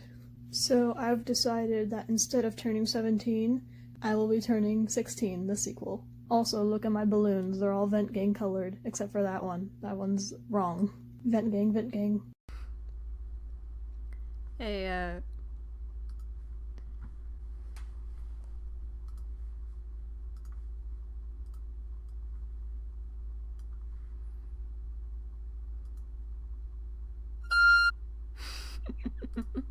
Wait.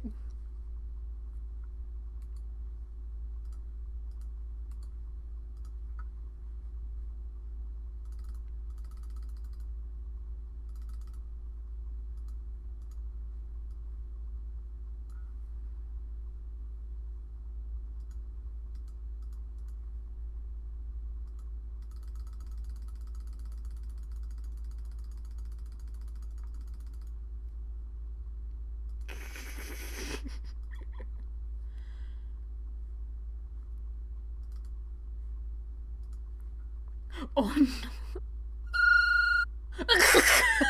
Let me try that again.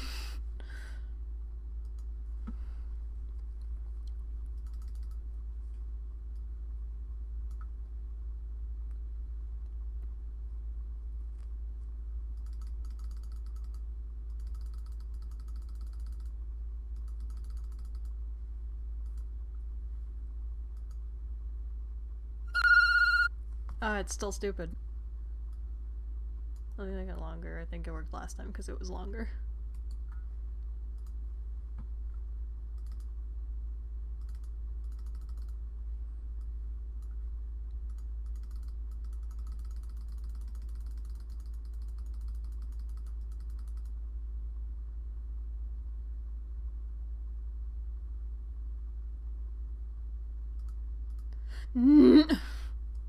Alright.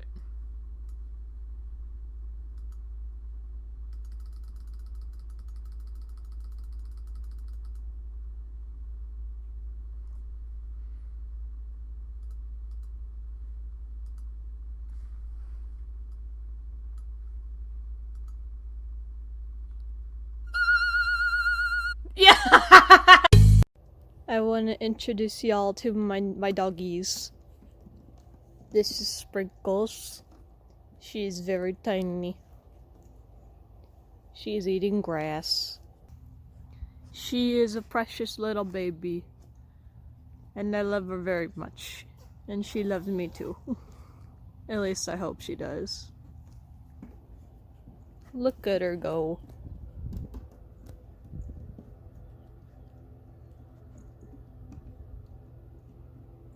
She's such a good girl. This is Dozer.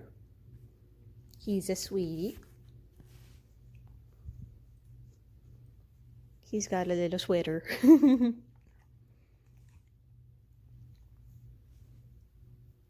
He's a dope. He's a dope.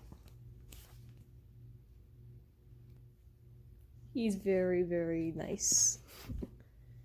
Very dapper. Hi, Daisy. He's a good boy. It's Daisy. I hear Daisy.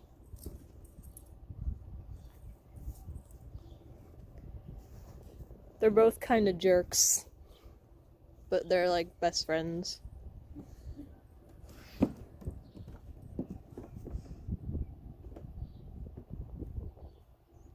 They're kind of mad at each other right now.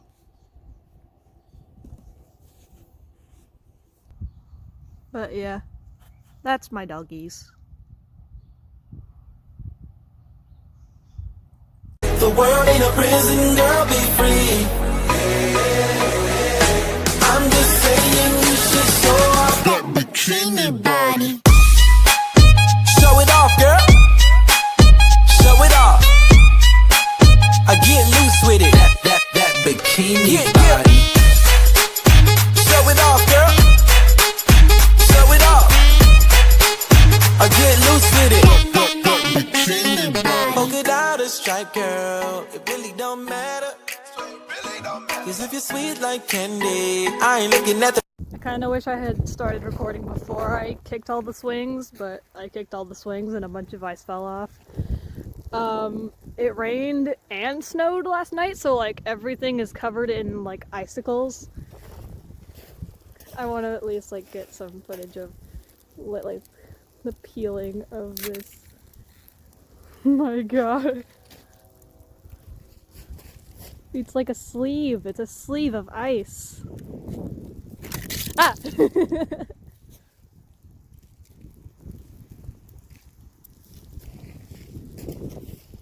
Haha.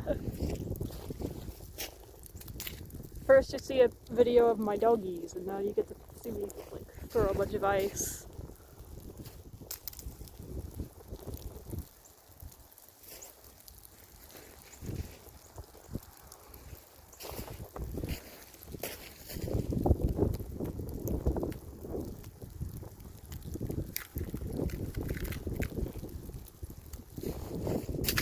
That was kind of weak. I'm making pancakes. I made a bunch of pancakes, and I'm making little pancakes for my dogs. I wanted to get some footage of, like, my dogs eating their little pancakes because I thought it'd be a cute little video. Because y'all love my dogs so much. Here is the Dozer pancake. And here is the Sprinkles pancake. And I cannot pick it up because it's tiny. They go on a napkin because the dogs are special. And I'm gonna make some more pancakes, so be right back. Me and my square brain over here thinking I would be the perfect little housewife just because I know how to make pancakes. Perfect. The dogs are inside now.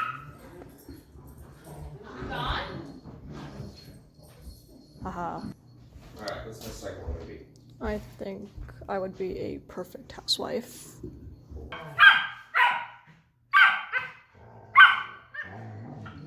It helps if you have this on the burner. She's looking for trouble. She's in that place. Put her in place now. Oh no. I personally think I would really like being a housewife. That seems like a lot of Why are fun. you talking to yourself? Okay, this is the last pancake before I feed my dogs. The biggest of boys. Time to feed the doggies. Yeah. Puppy babies, come here. Alright. You ready? You ready? You ready? We can sit. Dozer, sit. Sprinkles, can someone grab Sprinkles? Sprinkles, sit. Alright, Dozer, sit. Ow, he bit me. Dozer. Rude. Rude. He's gonna... Sprinkles. This one's for Sprinkles. Sprinkles. Sprinkles! Sprinkles! Look at me. Hello. Hello. Sprinkles! Okay, say sit. Sprinkles! Sit. Sprinkles, sit! Sprinkles, sit! Can you sit? Can you sit? Here, do the thing. Sprinkles! Look at me. She's stupid. Sprinkles. Sprinkles! Come Go on. like get a word. Let her get a whiff of it or something. Sit. Look at it. Sit. Sit. Sit. Good girl. Ah! Oh, come on, just eat it. Where'd you go? Oh, it's on the floor. She's licking it. Dozer's gonna get it. Back boy. Dozer, back. Alright, she ate it. Yay. Is that everything you dreamed it would be, Cynthia? It was everything I dreamed it would be and more.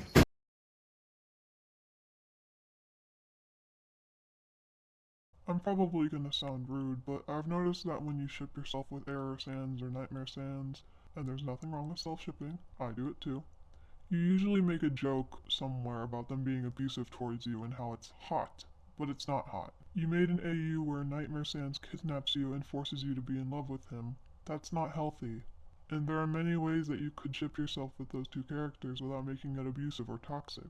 I haven't seen or made content with any Sans AUs in a really long time, so my memory of these characters might be not so accurate, but from what I remember, Error Sans and Nightmare Sans don't abuse people. They're very powerful, but also considered to be one of the many evil Sanses that exist in the multiverse. I'm assuming this is the right word. But evil doesn't usually equal abusive. There are in fact evil characters that are abusive, for example Junka and Neshima from Danganronpa. And then there are evil characters that don't abuse people, example Ice King from Adventure Time. It's rude to see abusive ships and relationships as hot, or have a character that's abused see their abusers as sexy or beautiful. Many people that have been abused never see their abusers as amazing people. They despise their abusers, and do everything they can to get away from the people/person that have hurt them. Again, I know this most likely sounds rude, and I'm probably gonna get attacked by everyone reading this comment section, but you wanted us to mention bad, problematic stuff that you've done so that it can be discussed, and that's what I'm doing. Please know that I don't hate you. I actually think you're an amazing artist, and you're also one of my biggest inspirations. I hope you get a chance to read this, and have a good day/afternoon/night. I admit, my infatuation with abuse isn't something that I should have been talking about on the internet. Abuse is a serious topic, and shouldn't be made out to look cute or romantic. I was confusing abuse with angst, and I think that's why I felt so comfortable joking about it. As for the drawings of me in error, those were coming from a much darker place in my head. At the time of drawing those, I was suffering from an intense form of daydream, which some would call maladaptive daydreaming. I prefer not to diagnose myself, but the description of maladaptive daydreaming seems closest to what I was experiencing. In these daydreams, error would hurt me, and at some points when I had those daydreams, I would actually feel the pain, even though error wasn't there. I was aware these experiences weren't real, but it still scared me, and thus I drew a bunch of vent art. I haven't had an experience like that since then, but I still daydream quite a lot. I'm fine though, I swear. I really don't want to see you turn into another Birdie. You're still in the early stages of this. It can be prevented. You just have to let him go. Birdie's a bad influence and is dragging you down with him. If you keep sitting around and doing nothing about that, this will get worse. Just ditch him, and you'll start to recover. Not that ditching him is going to solve all your problems, but it will help a ton. It sounds like you're more concerned with Birdie affecting my reputation than you are with him doing anything to hurt me, which is pretty valid. I know Birdie has done a lot of bad things, and I've never supported the things he's done. There's even screenshots that were used against me that showed me being very upset with Birdie wanting to dox Charlie at the time of that situation happening. I recognize when he makes terrible decisions. I never excused his behavior. That being said, I don't think he's an evil person. He's someone who has a lot to learn and tends to make poor decisions. I don't think it's fair to judge me for associating with certain people. Just because I'm friends with someone doesn't mean I agree with everything they do. I don't think I should have to defend him to my audience. He should be defending himself. His problems aren't for me to deal with.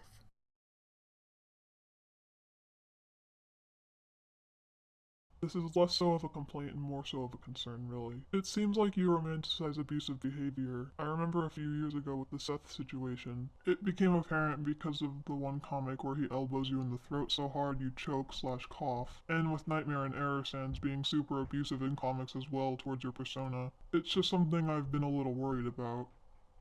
I understand your concern, and I want to let you know that I'm okay. I'm not in any danger, and I don't plan on putting myself in situations where I can be abused. Once again, my fixation on abuse came from a lack of understanding, and confusing abuse with angst. As for the Seth comic, yeah, that was odd. For those who don't know, Seth was my middle school bully, whom I had a crush on. I was very open about my feelings for him, both on DeviantArt and in real life. The reason he was portrayed that way in the comic was because that's how he acted back then. Seth never hit me, personally, but he was extremely violent and aggressive back in middle school. He punched other kids, he hit my friends, he didn't physically harm me in particular, but he still found other ways to hurt me, bullying and such. Now listen to me. Seth and I are actually still friends today. We talked recently about his weird behavior, and he told me at the time he was taking faulty mood stabilizers and suffered from Tourette's, not yet having a diagnosis back then. That doesn't excuse the things he's done to me and my friends, but I know personally that he's changed a lot, and I forgive him. Please stop using the F-slur. It's not funny, and honestly, it's disgusting that you use the F-slur. When I was younger, saying the F-slur, I thought of iDubbbz. When Ian said the F-slur, I thought it was funny. All the other slurs he said were funny too, but for some reason, the F-slur was the only one I really felt comfortable saying. But also, it never felt like a real slur to me. It felt like a funnier insult than just calling someone gay. I'd never actually seen someone call someone the F-slur in a malicious way, so I guess that's why I thought it was okay to say. I never intended to hurt anyone when using that word. It's a word I can't reclaim. I'm sorry to anyone who saw me saying the F-slur and felt hurt or confused or even attacked. That's not what I was trying to do. I was just an edgelord trying to be funny. It's Birdie. That's the reason. Birdie is legit doxing people and you're just letting it slide. I don't hate you. I don't think anyone in your community does. It's just your relationships. I am not letting it slide. Please don't use my relationships with other people against me to say I support things that I don't. I was never okay with the things Birdie did. In fact, you can see from these screenshots that I openly complained about the doxing. I was too scared to call him out, but honestly, I wish I had, because it was really stupid. I'm sorry I sat by and let him do that when I should have at least talked to him about it. I could have done something, but I didn't. So, it is partially my fault, and I'm sorry. What bugs me is the fact that you called Snow Pearl a snowflake for wanting to use they-them pronouns. Maybe that was a joke, but I couldn't tell. Okay, that was a joke, but I probably shouldn't have said it in the first place. I recently watched a response to my We Need to Talk video, and they actually spoke to Snowpearl and brought up the full scale of the situation to my attention. Snowpearl, or Winter Guts as I hear you're called now, if you're watching this, and I hope you are, I am so sorry for the comments I made in that video. I honestly had no idea that my fans were harassing you with my stupid jokes at the expense of your identity. I felt so guilty after finding this out that I ended up taking down the video. I am so sorry for putting you in that situation. I apologize on behalf of my friend too. I know she didn't mean to cause you any trouble. She was just following my lead. Please don't go after my friend for her comments. I haven't spoken to her in a very long time, but I'm positive that she doesn't think like that anymore. If you're being legitimately serious about this, perhaps you should actually listen to the people who are warning you about you-know-who, rather than just going, but Jack is such a good boy. I don't care what you or others think. He is not a good boy. The fact that you think he is, despite all the stuff he's done, all the things that he's done to his exes, his friends, and other people, is just sort of really sad. Hi, Gokato. I know a lot of people didn't agree with my friendship with Birdie. That's completely understandable. I'm not going to force anyone to tolerate him if they don't want to. Though I'm hoping you weren't mistaking my intentions with him for something bad, because I had absolutely zero bad intentions with his friendship. And so far, I have been completely safe. I don't want to be defined by my friendship with him. I'm still Cynthia, and he's Birdie. We are two different people. His bad actions should not reflect on me, because I do not support them. I'm not going to ignore the fact that he's done bad things. He's done bad. Like, a lot. But I think he's completely capable of changing. I appreciate the fact that you cared to warn me, but I assure you that I'm okay. Please don't worry about me. The fact that you haven't apologized to Snowpearl, now Winter Guts, for being transphobic in that review. Just because someone uses they-them pronouns doesn't make them a damn snowflake. And saying, so what are you? And are you genderless or genderful? Is extremely ignorant. Apologize to them. They got white knighted so hard it's toxic and just straight up horrible. I just want you to apologize to my partner. They've changed so much since then, and improved so much in their art. It's true. I never got in touch with Winter Guts to apologize to them. That's why I'm hoping they see this video. I don't know any of their handles other than YouTube, and even then, going out of my way to try to find a way to contact them personally never worked. I honestly have no idea why. I've seen this happen before, with friends being able to find things and getting more results than me. I'm not sure if that makes sense, but I actually did try to reach out to them, but it just didn't work. Also, if you are their partner, I'm sorry for you two. I don't know how long you two have been dating for, but I know Winter Guts probably shared a lot of their pain with you. I'm sorry you had to deal with my awful behavior. I hope you both can forgive me. Defending Alice's partner for saying the N-word, that's not okay. Alice's partner is racist, and seeing you defend them is gross. It's disgusting. Edit, this is not about Julian, this is about Cinny. I know they are trying to change, and I applaud them for that, but this is about Cinny defending them when they were saying racist garbage. I wasn't really trying to defend their use of the N-word. I was making a joke. Albeit not a very funny joke. But I meant no harm. I never agreed with their use of the N-word. In fact, it occasionally made me really angry. I never thought it was funny. I thought they used it way too much. And it never added anything to their jokes. I just found it annoying and needlessly over the top. But I didn't want to say anything about it because at the time I didn't know their ethnicity. And I didn't want to get in a fight or seem oversensitive. I don't like arguing with people. And I didn't really feel like I had the right to confront them because I barely knew them back then. That probably doesn't make sense, but a lot of my feelings don't make sense. Nevertheless, I'm sorry to those who saw what I said and felt like the things Julian said didn't matter to me. I understand where you're coming from, but please know I really meant nothing by it. I'm still a bit iffy on the drawing you made with Nightmare and your self-insert, abusive husband, I think as you spelled it. You have a young fan base of Undertale fans, most in which look up to you as a practiced content creator. Pushing around the word abuse and making it sound cute is completely inappropriate. It not only downplays actual domestic abuse and toxic relationships as a joke, it can invalidate someone's trauma by almost fetishizing it, or even make some people stay in toxic relationships because they think that kind of treatment from their partner is normal. Abuse isn't something you should love about a partner. It should be a red flag to get away. Adding the ooh-woo accent to it is almost insulting from people who are actively in counseling to cope with the trauma partners have given to them. You shouldn't normalize it in your characters as something cute. Saying something along the lines of a character recovering from a toxic mindset and your self-insert helping them with their trauma to become a better individual sets a much better example to your fans and what to expect from a partner. That may have been small to a lot of people, but coming from an abusive background myself, I don't think that was talked about or explained enough. Hopefully this comment helps. Please stop romanticizing abusive partners. You don't know how serious the experience actually is, let alone the emotional mental baggage it brings. Don't downplay any type of abuse. Period. As I've said earlier, I misused the word abuse. I do not think domestic abuse should be romanticized in any way. I was unaware of the severe connotations behind the word, thinking that it could be used interchangeably with jerk or bully. Using the word abuse was extremely inappropriate, and I will not use it again now that I understand the severity. I never intended to downplay abusive relationships, and I'm sorry to any fellow abuse victims who may have seen the abuse picture and felt like you were being mocked. I too know what real abuse looks like because I've come from an abusive background. I'm not going to go into detail because that's not the point of this video, but know that I do understand why you're upset with me, and I'm sorry.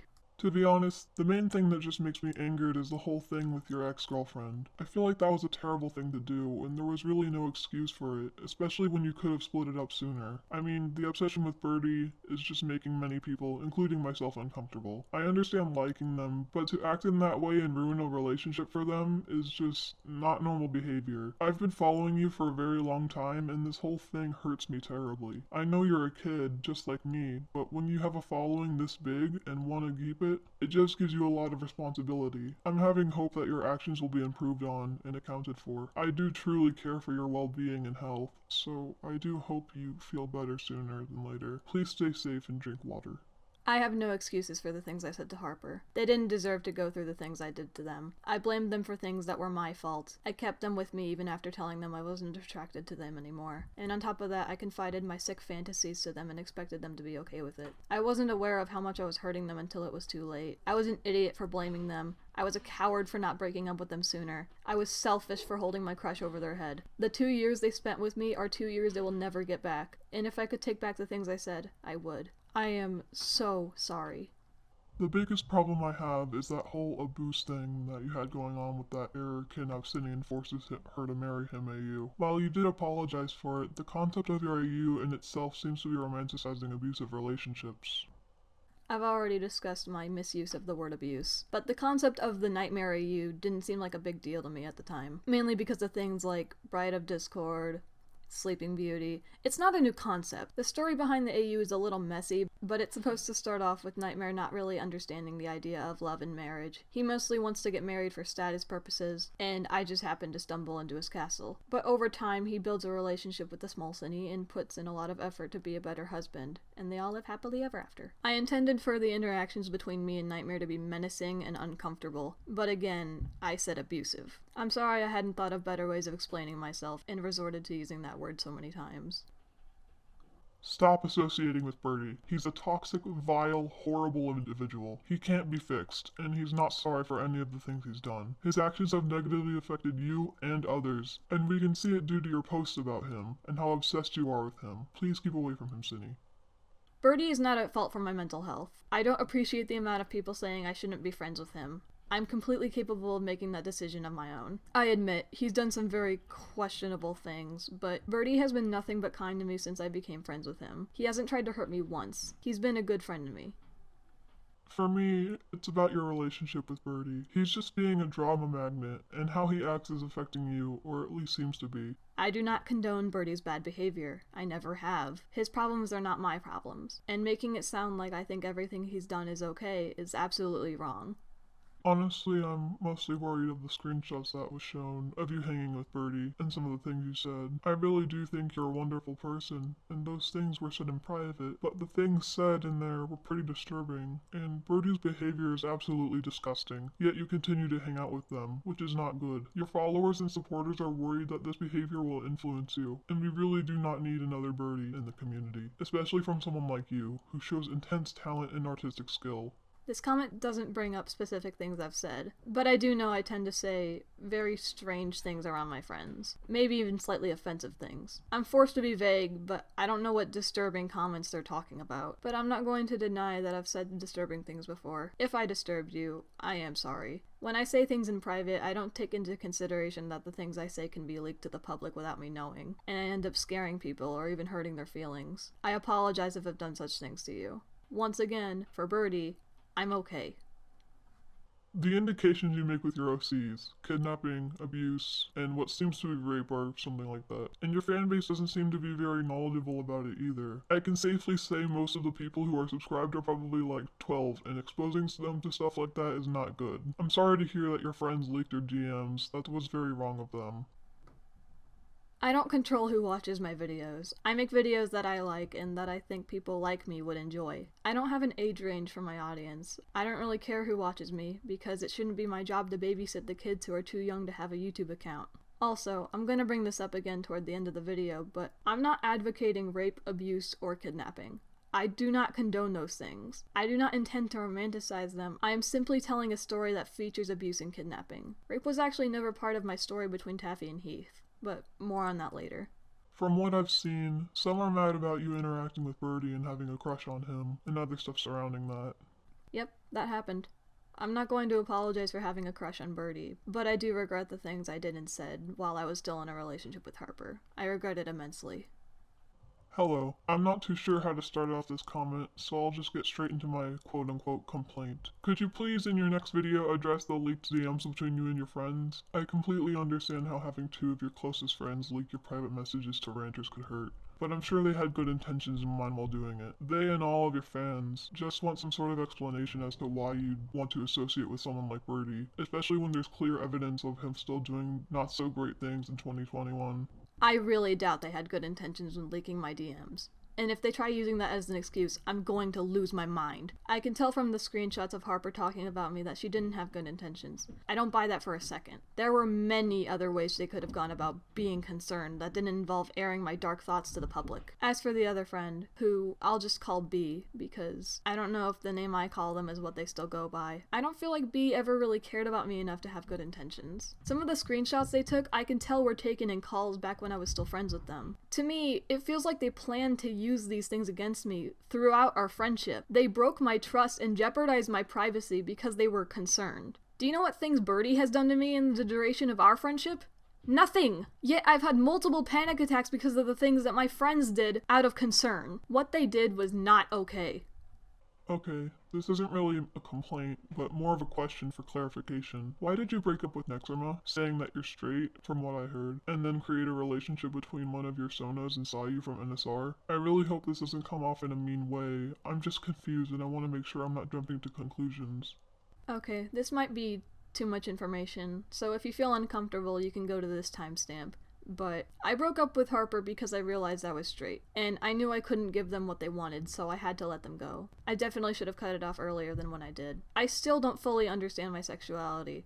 I think girls are pretty, they're more fun to draw than boys. I like the idea of snuggling with a girl, but I wouldn't sex a girl. Sayu isn't really someone I would date, they're more of a comfort character. That may be a little bit confusing since the bikini body meme exists, but that was mostly for funnies, and because I thought my transition was creative-ish. I don't know. Also, Sayu isn't real, so I find that point extra strange. I'm not sexually attracted to Sayu, I just think they're pretty, and I kinda want to give them a hug. Birdie is doing this to you. No, stop it. We know Birdie could have molded her to some extent, but the slurs, the misgendering, the romanticization of rape, she did it all willingly. She chose to do it. Birdie is a horrible person, but hold her accountable too. I agree with this comment, actually. My flaws are not Birdie's flaws are not my flaws. You're allowed to be pissed at me, but at least be pissed about the things I did, please. Since everybody seemed to address the fact that you shouldn't be friends with Birdie and other stuff, I'd also like to politely ask you and other people who do this to stop calling us snowflakes because we identify as non-binary. Nonetheless, I hope you get better, and you'll correct your mistakes, learn from them, and you won't repeat them ever again. It wasn't coming from a place of intolerance. It was because I was uneducated on the subject matter. I had never really heard of being non-binary before. Gender identity was a very new concept when my video came out. I only had my family's view on it to go by, which was not great, and I realize that now. Please don't call me a transphobe for saying that when I was like literally 14 years old and had zero idea what I was talking about. Please do not confuse malicious intent with not having any idea what non-binary is. I want you to talk about the stuff from Birdie, from what I've heard and seen. There's some toxic stuff out there floating around. I don't know what it is exactly. I don't know either if you've solved it already. It's fine if you don't want to talk about it. It's just that it confused me, and I want an answer. Maybe it's just me being too curious and being off topic. Also, how are you? This comment is incredibly vague, so I'll try to keep this short. The business and personal relationships of Birdie are not for me to make public, and it would be incredibly rude of me to do so. Even if his actions are horrible, that's something that he and the people actually affected by it need to deal with amongst themselves, not to have his problems broadcast to complete strangers who are in no way involved. I'm talking to everyone not associated with him directly when I say that this is not your drama. You should not be so invested in something that does not involve you. Leaking his conversations is an extreme invasion of privacy. Really anyone's privacy. Please do not leak people's conversations when they are clearly vulnerable and angry and upset, because when people are vulnerable and angry, they say stupid things that they don't mean, especially taken out of context. It's not fair to them. You're transphobic. Stop being transphobic. As you wish, Fair Chillin. I will cease my transphobia. Thank you. Your transphobia. You are ignorant enough to misgender Snow and Charlie purposefully. You repeatedly called Snow a she and dead named Charlie. You really need to improve yourself. You have made transphobic jokes like, are you genderless or genderful? And called Snow a snowflake because they wanted to be referred to with they, them pronouns. You still haven't apologized despite this video being posted 3 years ago. Work on this. There's way more, but I don't want to type anymore. Off topic, you also sexualized Snow's OC by commenting on the chest and such. I'm working on it in this video. I'll admit, the things I said about Charlie were a bit inappropriate and extremely disrespectful and hurtful, and I'm sorry I said those things about Charlie. I still don't like Charlie, but honestly, right now it should just stay as that. Me and Charlie can continue to not like each other and not talk to each other, and that's how I want it to be. I don't want to go after them because I want to move on from Charlie. I got all my negative feelings out of my system with the vents I made. Let me clarify though. I made vent art because I was angry, and I shared it with people I trusted. Those were only meant for my friends to see. I never wished Charlie any harm. Those vents were made in the heat of frustration as an extreme exaggeration of my emotions. I do not want and never wanted to hurt them in any way. I didn't want Charlie to see them, I didn't want to start anything, but now it's in the public and now it's something we both have to deal with. It's just annoying and unnecessary. Don't leak vents. The way you treated Heimguts. They're a child, a literal child who came to you at a vulnerable state and you ignored them. Not to mention you romanticizing sexual assault. It was very wrong of you to ignore it. You're an adult now. It's immature for you not to only say that, but do these things and act like it never happened. Your audience are also children, and this is an example you give them. I've seen you before, Grinch profile. Charlie isn't that much younger than me. I don't know why everyone uses their age as leverage against me. I'm not even an adult yet. I'm 17, and I was 16 when the drama started. I do not romanticize sexual assault. I just misunderstood the things I was saying when I said them. I don't think rape is cute. I just like feeling attractive. It's obviously Birdie. He's doing a lot of stuff that is wrong, and you're okay with it. And doing the wrong things too. You liked Birdie when you were already dating. You made so much triggering things like door vents while putting no trigger warning, doing sexual stuff, kidnapping AUs, and etc. This isn't you. I don't support the bad things Birdie has done, and the most I've ever contributed was 2 spam comments on DA. That was a long time ago, and I haven't contributed to anything of that nature since then. I am sorry I let myself get talked into spamming people on DA. I won't allow myself to do that again. Rape isn't okay. I'm saying this like a person who was raped and struggling through a lot of problems. I like that there's 1.4 comments, no one will blame me for that I decided to say private things. I don't think they're private anymore, in some places and discussions. You're right, rape isn't okay. It's never been okay. I'm sorry if the leaked convos of me talking about the subject seems like I was downplaying it. I do not condone rape. Let's be real here. It's Birdie. That's the issue. You're obsessing over him, and slowly turning into him. Sydney, I used to look up to you, and the last thing I want is for you turning into him. I don't know what happened, but you need to let him go. He's influencing you to be a bad person. I don't want to lose someone that has inspired me into toxicity and doxing. Please keep Birdie out of your life. Birdie inspires me a lot. People definitely notice that through my art. While this has affected my past actions, I'm going to try my best not to let myself get coerced into doing something I know is wrong again. I'm smarter now. I have a big brain, and it's very wrinkly. 1. In the private DMs, we were shown that you were romanticizing toxic and abusive behavior from Birdie. Is there any missing context from these we haven't seen? Or did you truly mean this stuff? 2. Are you still supporting Birdie in his actions? If so, why? Sorry if these are vague, I haven't been engaging in this drama. 1. I have no idea what you're talking about. I would have appreciated a quote of what I said or something, because I have no memory of bringing up any abusive behavior in a positive manner. The only thing I can think of is maybe talking about his vent drawings. That might have involved questionable material, but other than that, I don't really know what you're referring to. 2. I supported Birdie because I care about him, but I do not support the things he's done. He's done some pretty whack things, but I believe anyone can change if they try. Your lack of trigger warnings. Again, I only recently began to understand what trigger warnings actually do for people. I plan to be more aware of the things I post in the future, and use proper warnings so I don't hurt the people watching me.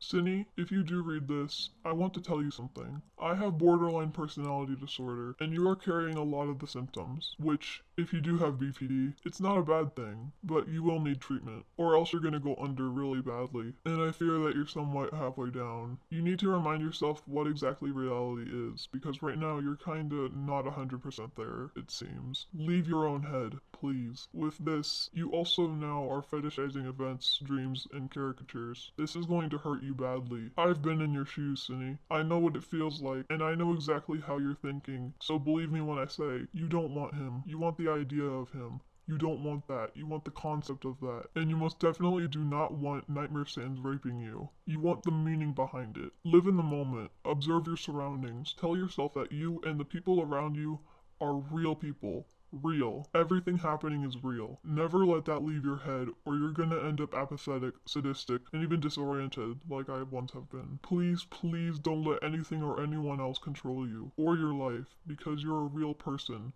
and don't ever forget that. It scares me. I don't want to say I have a mental disorder because I've never been diagnosed by a professional. But a lot of people are suggesting I either have BPD or maladaptive daydreaming. I kinda see where they're coming from, but I can't say I have those things. I do struggle with dissociation from reality, and I do tend to spend a lot of time in vent world, but I can't say I have a disorder. I understand your concern. I'm seeing a therapist for the things I think about. Not only is it Birdie, but it's also your transphobia. You don't use the right pronouns for people. In your whole Sans Fangirl series, you kept talking about a non-binary person's chest and crotch. Use the incorrect pronouns for them. You never even said sorry about it.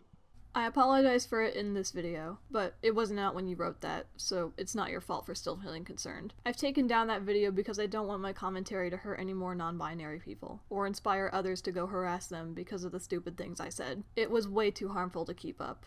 Everything about you shipping yourself with Nightmare Sans. It's not bad in itself, but taking real traumatic experiences and making them ooh cute is gross, and it feels You're romanticizing all these traumas, kidnapping, abuse, forced marriages. None of that is cute, and I don't like seeing stuff of this AU making it look like it is. If that's not your intent, I'm sorry, but it really looks that way from my perspective. I'm sorry to anyone I might have triggered or upset with my content related to Nightmare and Error. Honestly, the Nightmare AU is just a romantic fantasy. I didn't want to hurt people with it. I too suffer from trauma surrounding abusive relationships. My biological mother was in multiple abusive relationships. She was abusive toward my father, so I understand why someone who was abused would look at my art and feel like it downplays their experience. I've been screamed at about trigger warnings, and now I understand them a lot better. And if I post anything else related to the AU, I will leave a warning.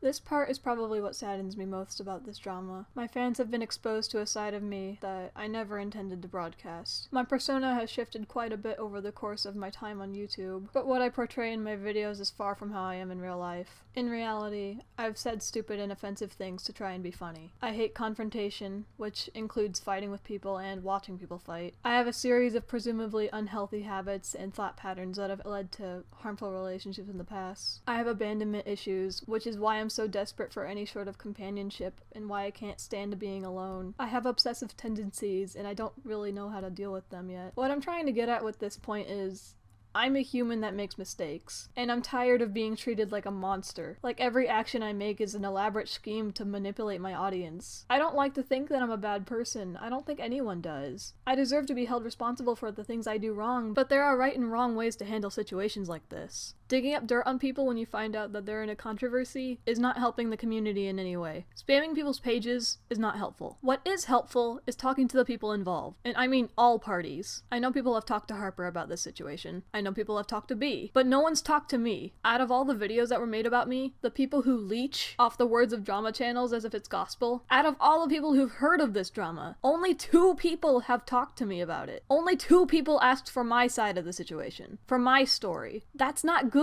You've only ever heard one side. And while I will admit, there was some merit to the things that Harper and B were saying about me, not all of it was true, and I'll go further into that in a second. But I really want you all to understand, there's never simply one story. People are bound to make mistakes, but their mistakes do not define who they are. That is all.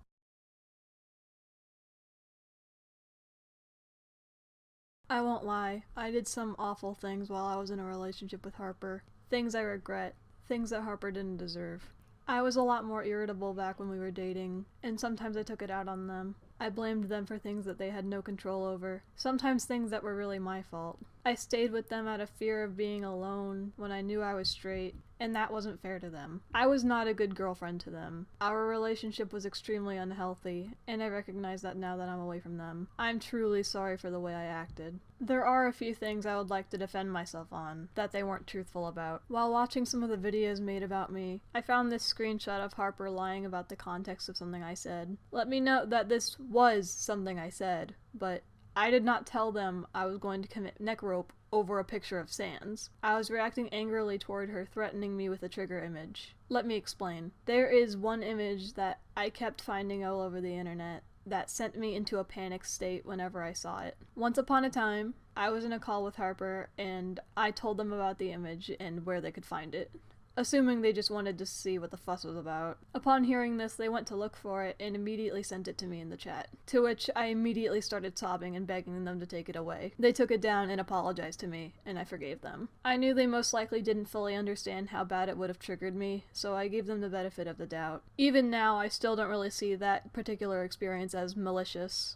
I truly just think at the time they didn't understand. Surely, after seeing firsthand how the image affected me, they wouldn't show it to me again. Harper threatened me with it while I was in the middle of apologizing to them for my simpery. Clearly you can see they deleted their side of the conversation, but I still have my side, begging them not to send it, getting tricked with a picture of Sans, getting extremely angry, but quickly calming down. Remember what I said about getting both sides of the story? Yeah, this is one of the reasons why. They also took some of my rape comments out of context. These two being the biggest examples often used against me. The context of this one being that I was telling Harper that I'd be bringing up the rape scenarios in therapy, and the other one being about something a little more TMI, so I'm not going into that one. I don't want you to think that Harper is a villain, because they're not. Even though I have a lot of feelings against them for what they did to me, I don't want people to think they are inherently a bad person. They could grow out of this behavior in the near future. They could have already grown out of it. But I wanted to bring this up because I don't like being lied about.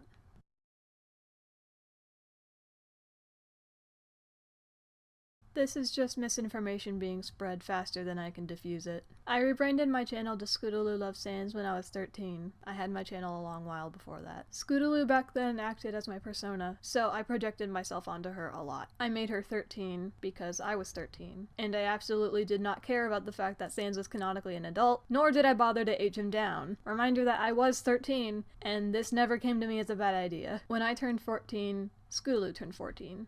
When I turned 15, Scootaloo turned 18 with age-altering powers, and when I turned 16, Scootaloo became 47 with age-altering powers. And now I straight up don't use Scootaloo anymore. Sansaloo isn't a pedophile ship. Scootaloo is 47. Sans is probably in his 20s. They're both adults.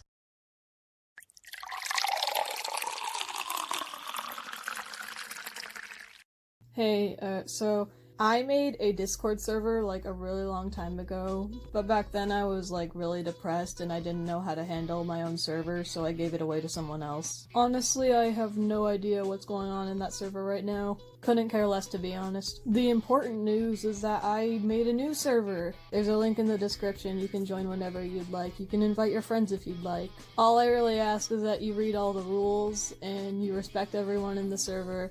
Mainly just read the rules and you'll be Gucci gang, you'll know how to get to the rest of the server. I'm not sure how active I'll be in the server, personally, but I'll try to come in and see what's going on every now and then. I'll be posting my art there, you'll get notified whenever I upload a video. You may even see a return of my church doodles. Remember when those were a thing? I'll see you all there. Peace.